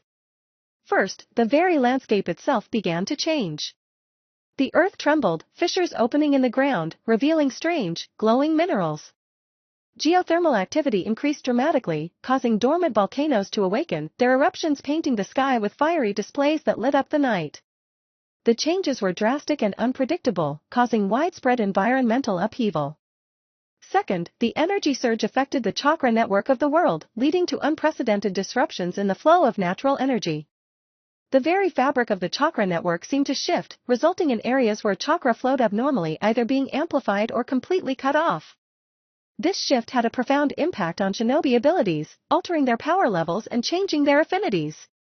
Some shinobi experienced a sudden surge in power, their abilities reaching new heights. Others found their abilities diminished or even completely lost. The consequences were both unpredictable and far-reaching. Third, and perhaps most significantly, the energy surge triggered unexpected mutations in both plant and animal life. Flora flourished with unnatural speed, plants developing new and sometimes dangerous properties. Animals exhibited bizarre mutations, growing larger, stronger, or developing entirely new abilities.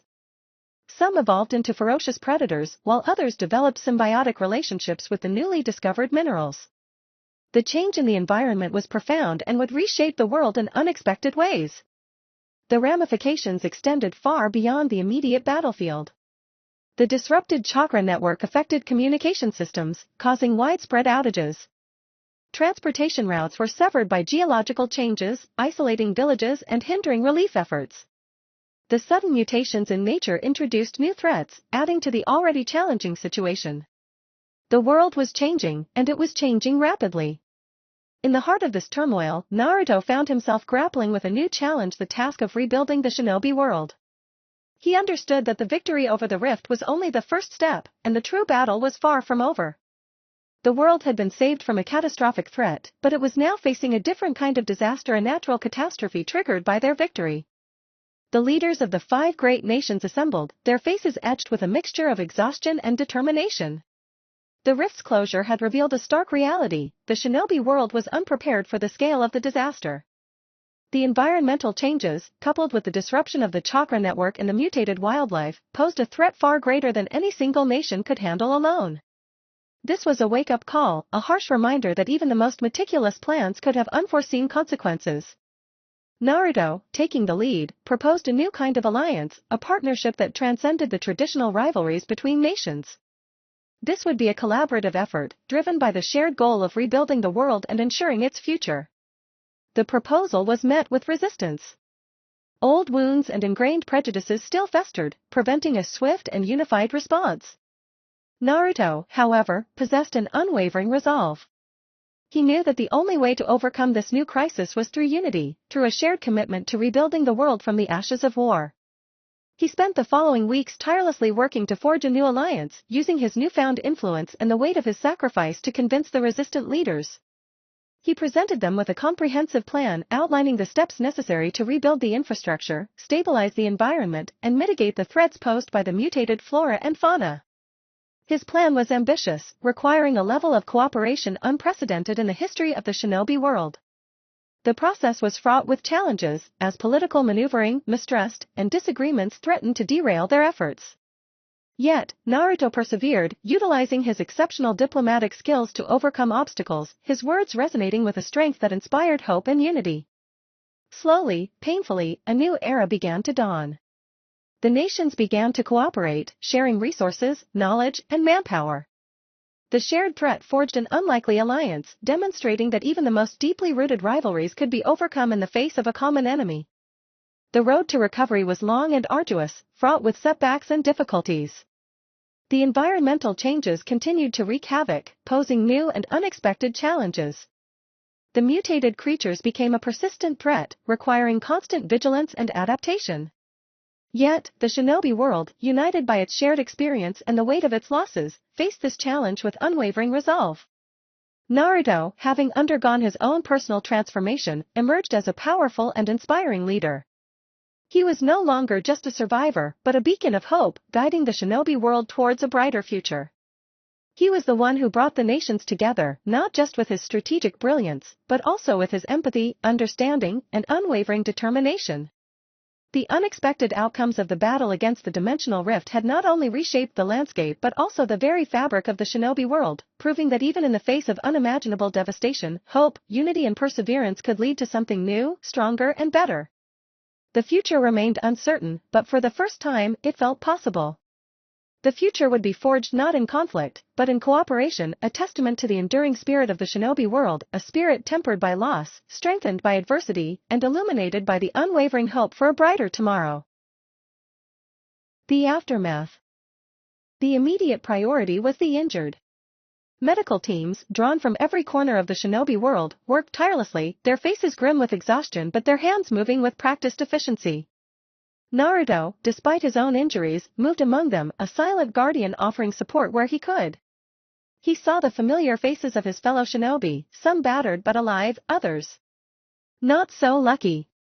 The weight of their sacrifices pressed down on him, a constant, heavy reminder of the battle's cost. He found himself drawn to the quieter corners of the makeshift hospital, where the whispers of grief hung heavy in the air, offering comfort where he could, a silent presence of strength in the face of despair. The sheer scale of the destruction was daunting. Entire villages were reduced to rubble, landscapes scarred beyond recognition. The once vibrant forests were now twisted and broken, the trees stripped bare, their branches gnarled and twisted like the limbs of the fallen. The rivers, once clear and sparkling, now ran thick with mud and debris, carrying the remnants of homes and lives downstream. The economic impact was immediate and devastating.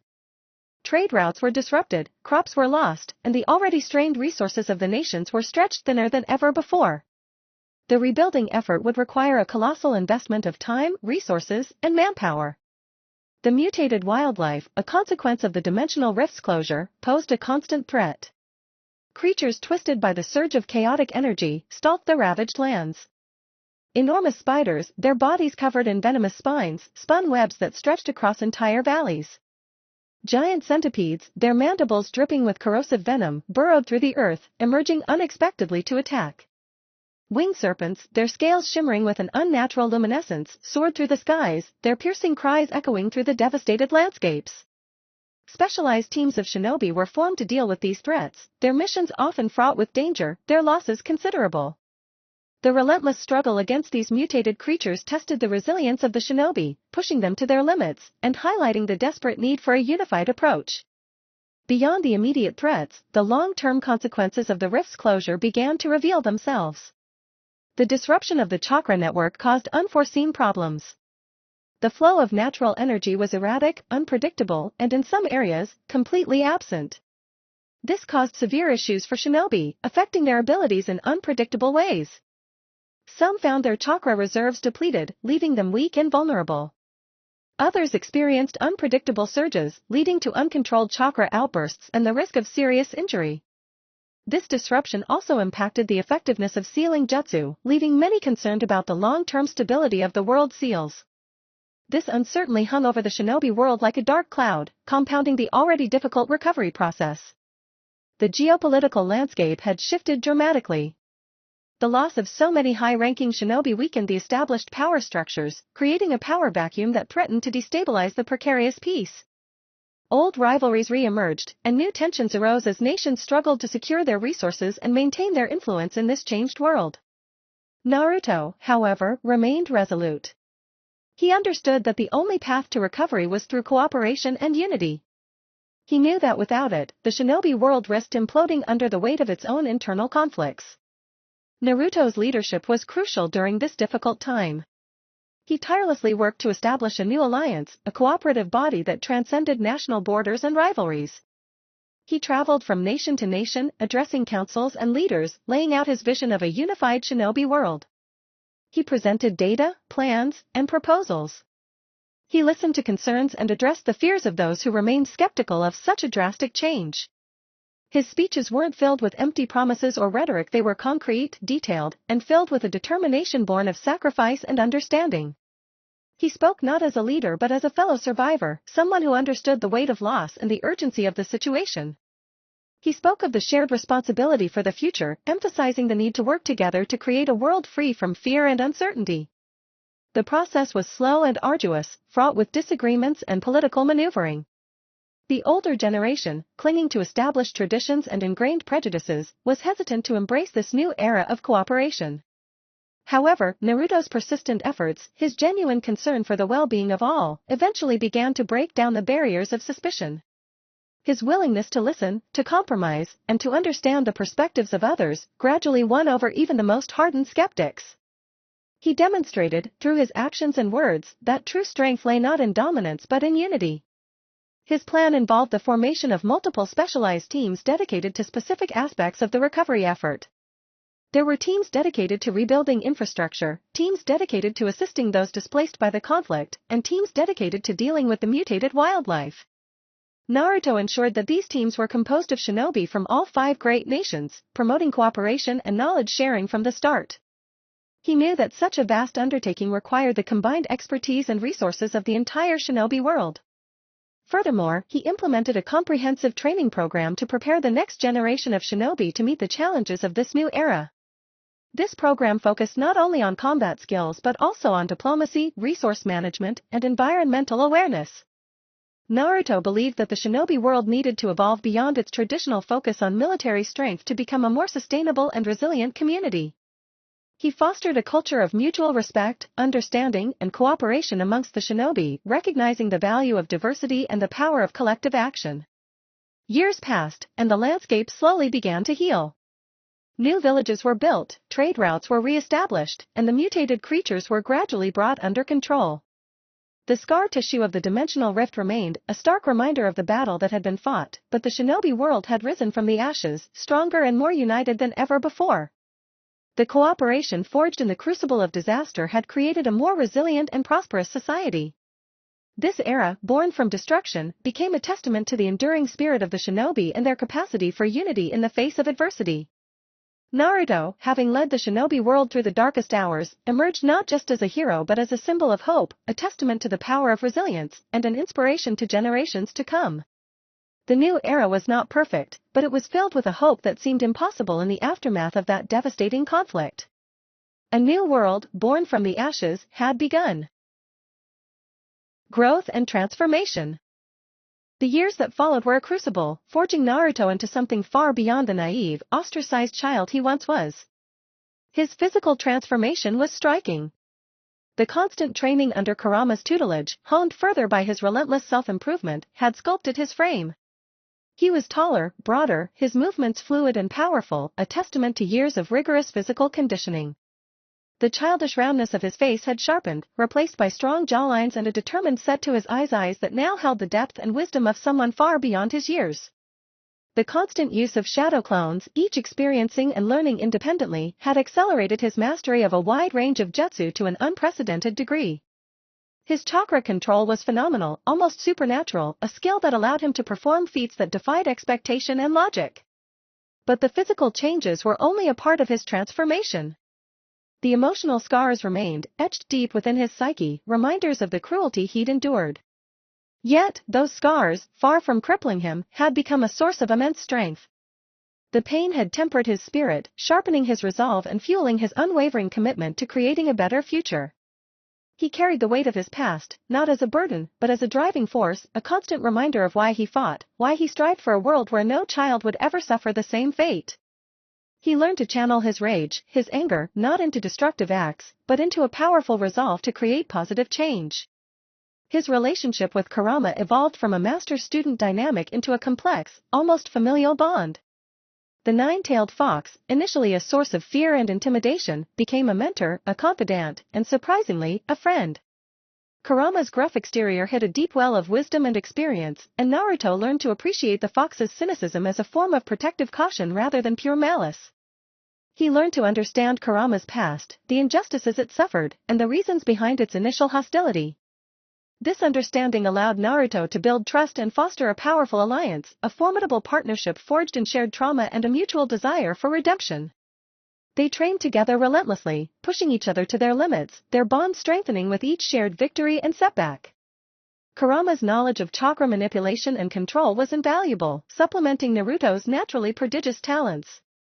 Naruto's approach to leadership was unique, a blend of his innate empathy and his newly acquired strategic brilliance.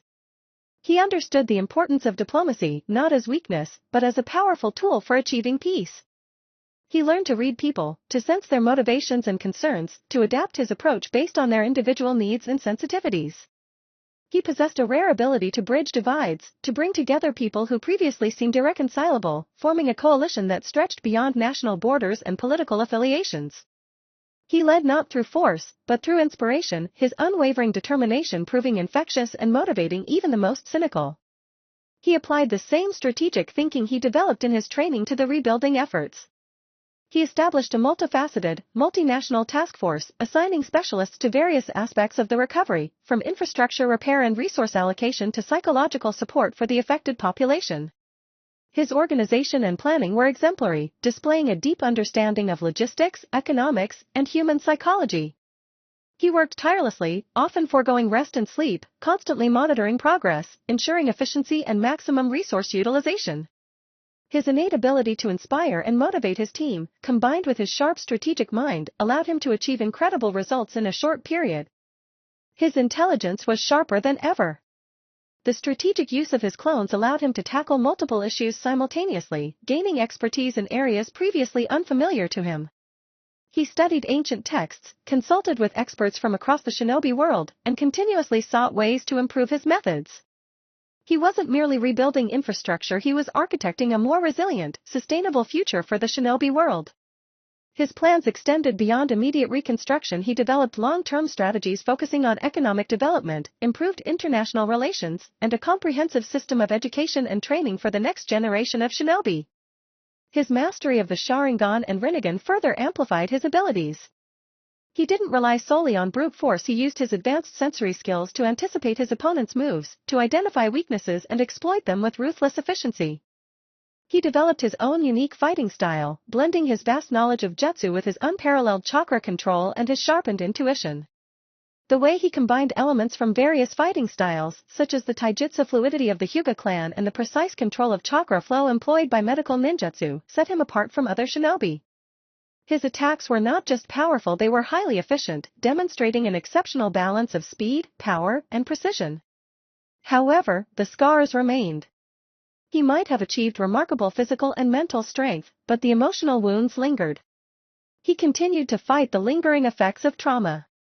He carried the burden of those he lost: his peers, the innocent victims of the dimensional rift's chaos, the villagers who had abused and neglected him, a constant weight on his heart.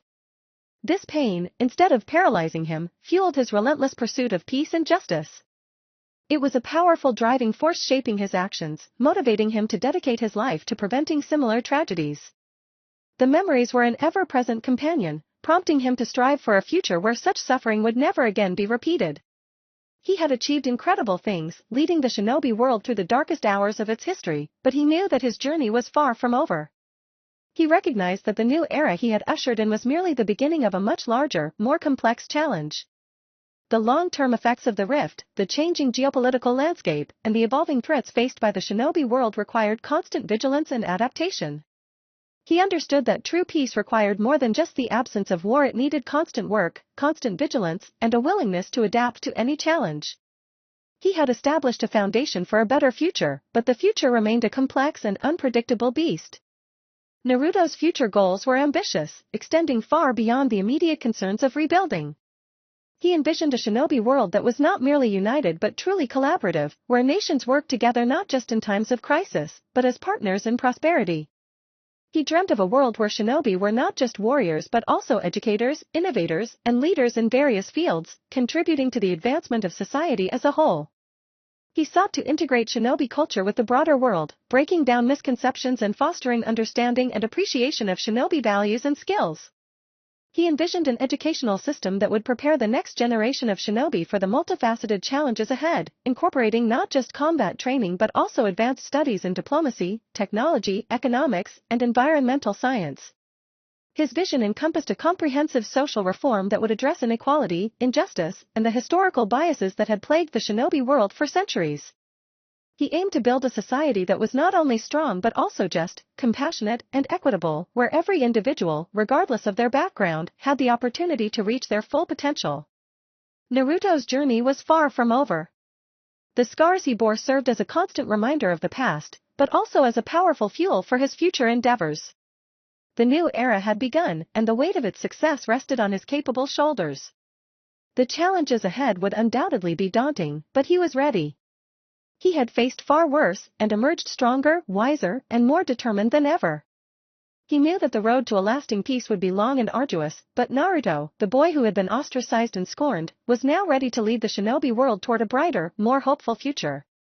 His story was not just one of survival, but of transformation, leadership, and the indomitable spirit of hope against overwhelming odds. Looking towards the future, the rebuilding was a monumental task, but Naruto approached it with the same strategic brilliance he had honed during his years of clandestine training. He wasn't just patching holes, he was constructing a new foundation, one built on understanding, collaboration, and a shared vision for the future. His initial focus was on the immediate needs: shelter, food, medical care, but his gaze extended far beyond the immediate crisis. He saw the potential for a complete transformation of the shinobi world, a metamorphosis from a landscape marred by conflict and distress into a thriving, interconnected society. His first initiative was the establishment of the Global Shinobi Alliance, a groundbreaking organization that transcended national boundaries and ideological differences. It wasn't merely a peacekeeping force, it was a collaborative network of experts in various fields: architects, engineers, medical ninjas, economists, educators, and diplomats, all working towards a common goal. He understood that true peace couldn't be achieved through military might alone. It required a concerted effort to address the underlying causes of conflict, to build bridges between nations, and to foster a sense of shared identity and purpose. He personally oversaw the development of new technologies, applying his mastery of Fuinjutsu to create innovative solutions for infrastructure repair, resource management, and medical advancements. His shadow clones, working tirelessly across multiple locations, gathered data and expertise from across the globe, accelerating the pace of innovation. He designed self-sustaining energy systems, optimized agricultural practices to ensure food security, and implemented advanced communication networks to facilitate seamless collaboration. His work wasn't limited to tangible improvements, he also championed social reforms, addressing deep-seated prejudices and fostering understanding between different cultures. Education became a cornerstone of his vision. He established academies across the shinobi world, teaching not just the traditional ninja arts, but also diplomacy, economics, environmental science, and cultural understanding. He believed that the next generation needed to be equipped with the tools to build a sustainable future, a future that transcended the historical cycles of war and conflict. The curriculum wasn't about indoctrination, it was about fostering critical thinking, innovation, and a commitment to peaceful coexistence. He even implemented programs designed to teach empathy, encouraging students to understand and appreciate different perspectives, fostering tolerance and acceptance. His approach to leadership was as unconventional as it was effective. He didn't issue orders, he inspired collaboration. He empowered others, delegating responsibility and fostering a sense of shared ownership. He recognized that true leadership wasn't about control, but about fostering collective growth. He created an environment of trust and mutual respect, encouraging open communication and constructive feedback. His own experiences with ostracism and prejudice fueled his determination to create a world where everyone felt valued and respected. He actively sought diverse perspectives, assembling teams that represented the broad spectrum of shinobi society, ensuring that every voice was heard and considered. His influence extended far beyond the political sphere. He fostered economic development by creating opportunities for trade and collaboration, breaking down barriers that had historically hindered cooperation between nations. He championed sustainable practices, ensuring that economic growth wasn't achieved at the expense of environmental protection. He saw the interconnectedness of all things, recognizing that economic prosperity and environmental sustainability were inextricably linked. His vision encompassed a holistic approach to development, one that considered the social, economic, and environmental dimensions of progress. But his greatest achievement was perhaps the transformation of the shinobi mindset. He challenged the traditional warrior ethos, promoting a new paradigm of peace and cooperation. He didn't reject the importance of strength and resilience, but he redefined what it meant to be a shinobi. He emphasized the value of diplomacy, understanding, and compassion. He fostered a culture of empathy, encouraging shinobi to see each other not as enemies but as fellow human beings striving for a better future. This shift in mentality was crucial to the long-term sustainability of peace, for it fostered a sense of shared identity and purpose that transcended national and ideological differences. Naruto's own personal growth mirrored the transformation of the shinobi world. He had learned to manage his immense power with wisdom and restraint. He understood the devastating consequences of unchecked rage and the importance of self-control. The scars of his past remained, but they served as a constant reminder of the importance of empathy and understanding, fueling his determination to create a world free from suffering. He continued to practice his taijutsu, ninjutsu, and fuinjutsu, maintaining his physical prowess and expanding his knowledge of the art of war, but he did so not with a spirit of aggression, but of defense and protection. He was ready for any challenge, but he actively sought to avoid conflict, choosing to lead through diplomacy and understanding whenever possible. His relationship with Kurama continued to evolve, solidifying into a bond of deep mutual respect and understanding. Kurama, no longer a symbol of fear and isolation, had become a source of wisdom and counsel. Their shared past forged an unbreakable link, a partnership based on mutual respect and a shared commitment to a brighter future. Their conversations weren't limited to strategic planning and training, they delved into philosophical debates on the nature of peace, justice, and the human condition.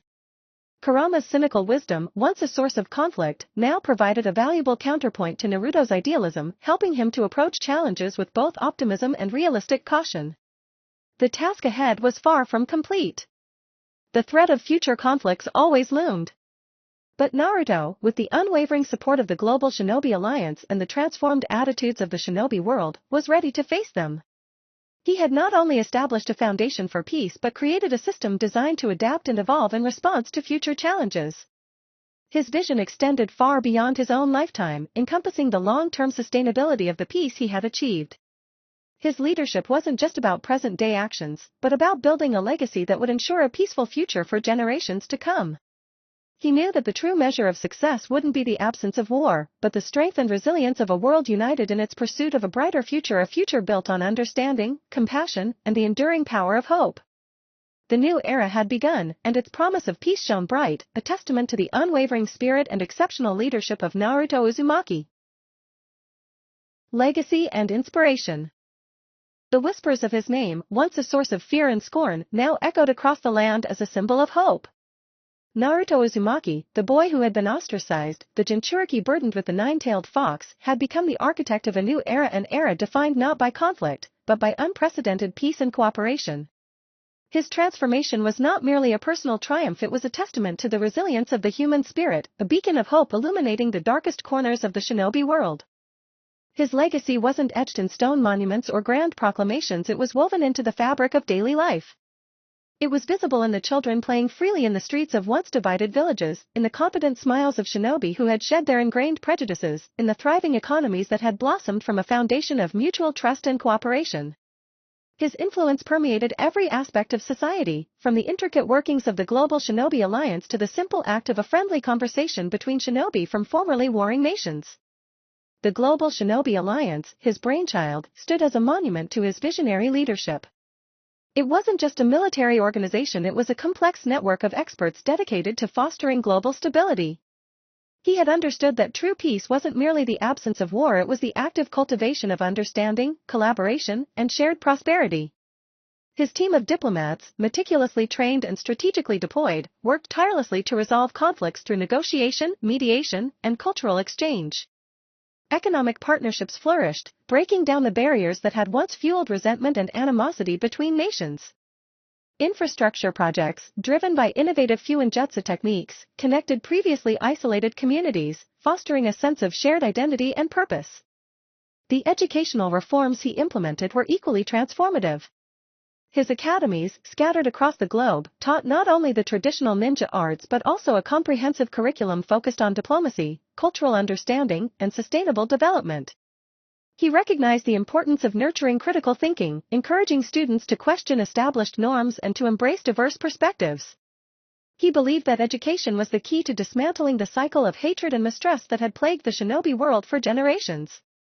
Empathy training became a core component of the curriculum, fostering tolerance and encouraging students to see the humanity in each other, regardless of their background or beliefs. His approach to leadership was revolutionary. He didn't rule through fear or coercion, he inspired through collaboration and empowerment. He delegated authority, fostering a sense of shared ownership and responsibility among his followers. He listened to every voice, creating an environment where every individual felt valued and respected. He saw the strengths in others, often pushing his own immense abilities into the background so that others could grow and flourish. This collaborative approach fostered a sense of collective purpose, uniting people across national borders and cultural divides. The transformation of the shinobi mindset was perhaps his greatest achievement. He challenged the traditional warrior ethos, shifting the focus from aggression to compassion and understanding. He didn't advocate for weakness, instead, he redefined strength as the ability to control one's power, to choose peace over conflict, and to empathize with one's adversaries. His own struggles, his experiences with ostracism and prejudice, were not burdens to bear in isolation, but powerful tools to guide him toward a more just and compassionate world. His relationship with Kurama underwent a profound transformation. The once feared nine-tailed fox had become a trusted advisor, a source of wisdom and strength. Their bond was a testament to Naruto's ability to connect with even the most seemingly irredeemable elements of his own being. Kurama, with his vast experience and cynical pragmatism, acted as a counterbalance to Naruto's idealistic optimism, helping him to navigate the complexities of the political landscape with caution and foresight. Their ongoing dialogue, often touching on philosophical questions about the nature of justice, peace, and humanity, was a constant source of growth and inspiration for both of them. Naruto's influence extended beyond the realm of politics and diplomacy. He championed sustainable practices, recognizing the interconnectedness of economic development and environmental preservation. He initiated large-scale reforestation projects, restoring damaged ecosystems and creating sustainable agricultural practices that ensured food security for generations to come. He promoted technological innovations, leveraging his mastery of fuinjutsu to create energy-efficient systems and advanced medical technologies that improved the quality of life for all citizens. Even his leisure time was used for the good of the world. He used his vast network of shadow clones to coordinate efforts across the globe, organizing cultural exchange programs, supporting local artisans and businesses, and even teaching children traditional games and storytelling. He understood that true peace involved fostering a sense of community, belonging, and shared identity. Yet, despite his remarkable accomplishments, Naruto remained humble, acknowledging the ongoing challenges that lay ahead. The threat of future conflicts remained a stark reality. However, he had built a system capable of adapting and evolving, ensuring the long-term sustainability of peace. His legacy wasn't merely a moment in time, it was a dynamic, ever-evolving process, shaped by the collective efforts of a world inspired by his vision. His personal growth mirrored the transformation of the shinobi world. While he retained his immense power, he had learned to wield it with wisdom and restraint. The scars of his past, the reminders of his isolation and suffering, fueled his unwavering commitment to building a world free from pain and prejudice. He understood that true strength wasn't about brute force, it was about the courage to empathize, to forgive, and to strive for a better future for everyone. The final sunset of the old era cast long shadows, but the dawn of the new era, bathed in the golden light of hope and progress, was undeniably brighter. Naruto's journey, from outcast to global leader, wasn't just a story of personal triumph, it was an inspiring testament to the transformative power of resilience, compassion, and the unwavering belief in the possibility of a better future, a future he had not just envisioned, but meticulously built, brick by hopeful brick. His legacy was not just his achievement, it was the ongoing, collective effort of a world he had inspired to build peace, a world where the echoes of his name were not just a reminder of the past, but a beacon of hope for generations to come. A new chapter had indeed begun, and the world watched, in awe and gratitude, as Naruto Uzumaki continued to shape its destiny. Epilogue: A New Generation. The sun dipped below the horizon, painting the sky in hues of orange and purple, a breathtaking spectacle mirrored in the youthful eyes of Boruto Uzumaki. He stood on the Hokage monument, a miniature replica of his father's towering presence, gazing out at the bustling cityscape of Konoha. Konoha, once a village steeped in prejudice and shadowed by fear, now pulsed with a vibrant energy, a testament to the legacy of the seventh Hokage. The air hummed with the quiet confidence of a village secure in its future, a future built on the foundations of peace and understanding that Naruto had painstakingly laid. Boruto, unlike his father, hadn't known the harsh realities of ostracization. He had grown up in an era of unprecedented peace, a peace that had allowed him the luxury of childhood, of carefree days spent training with his friends, Sarada, Uchiha, and Mitsuki. He knew the stories, of course, the legends of the seventh Hokage, the boy who had risen from the ashes of prejudice to become the architect of a new world order. He had heard the whispers of the hardships his father had endured, the battles he had fought, not just on the battlefield, but against the insidious forces of hatred and intolerance within his own village. But for Boruto, those were stories, distant echoes of a past that felt almost unreal, a stark contrast to the stability and prosperity that now defined his life. Yet, the weight of his father's legacy wasn't something he could simply ignore. It was a constant presence, a silent expectation that hung in the air, a challenge that echoed in the deep resonation of his own ambition. He wasn't striving to surpass his father in the same way that his father had strived to surpass the previous generation. He was forging his own path, a path that built upon the foundation his father had so carefully constructed.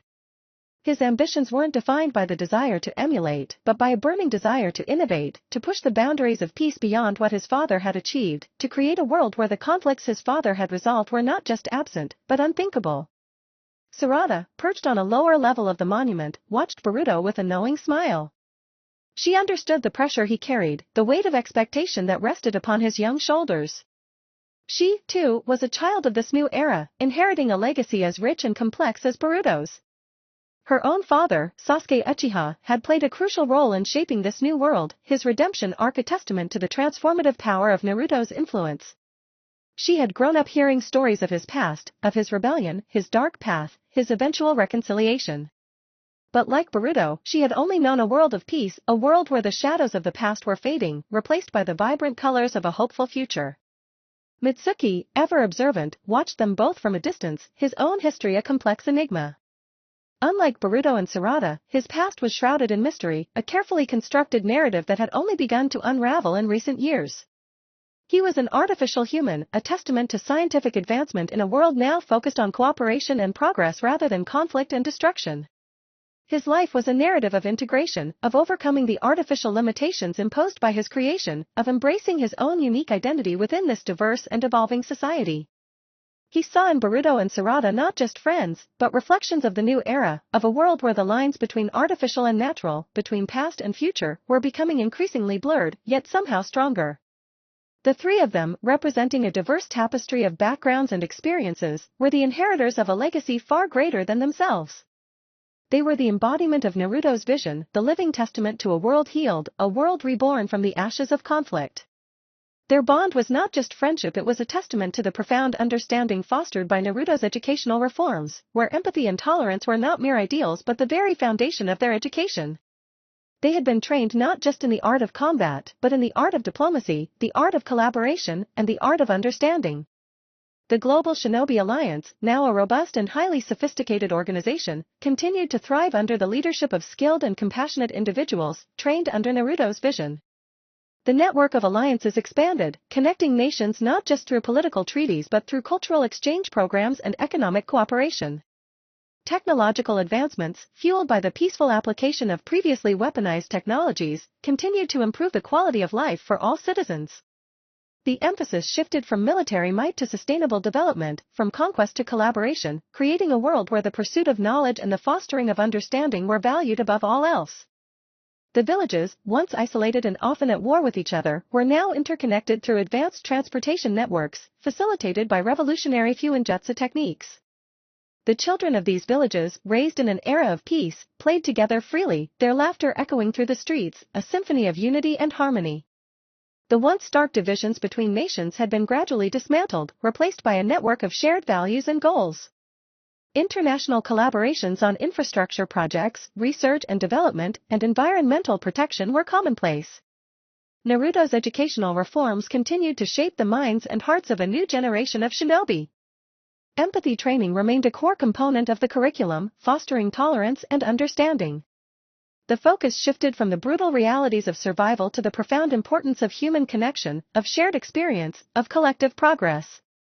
The academies trained individuals not just to fight, but to lead, to negotiate, to mediate, and to foster cooperation. The ideals of peace and understanding weren't just taught, they were lived. But the legacy of Naruto wasn't confined to grand political structures or intricate educational programs.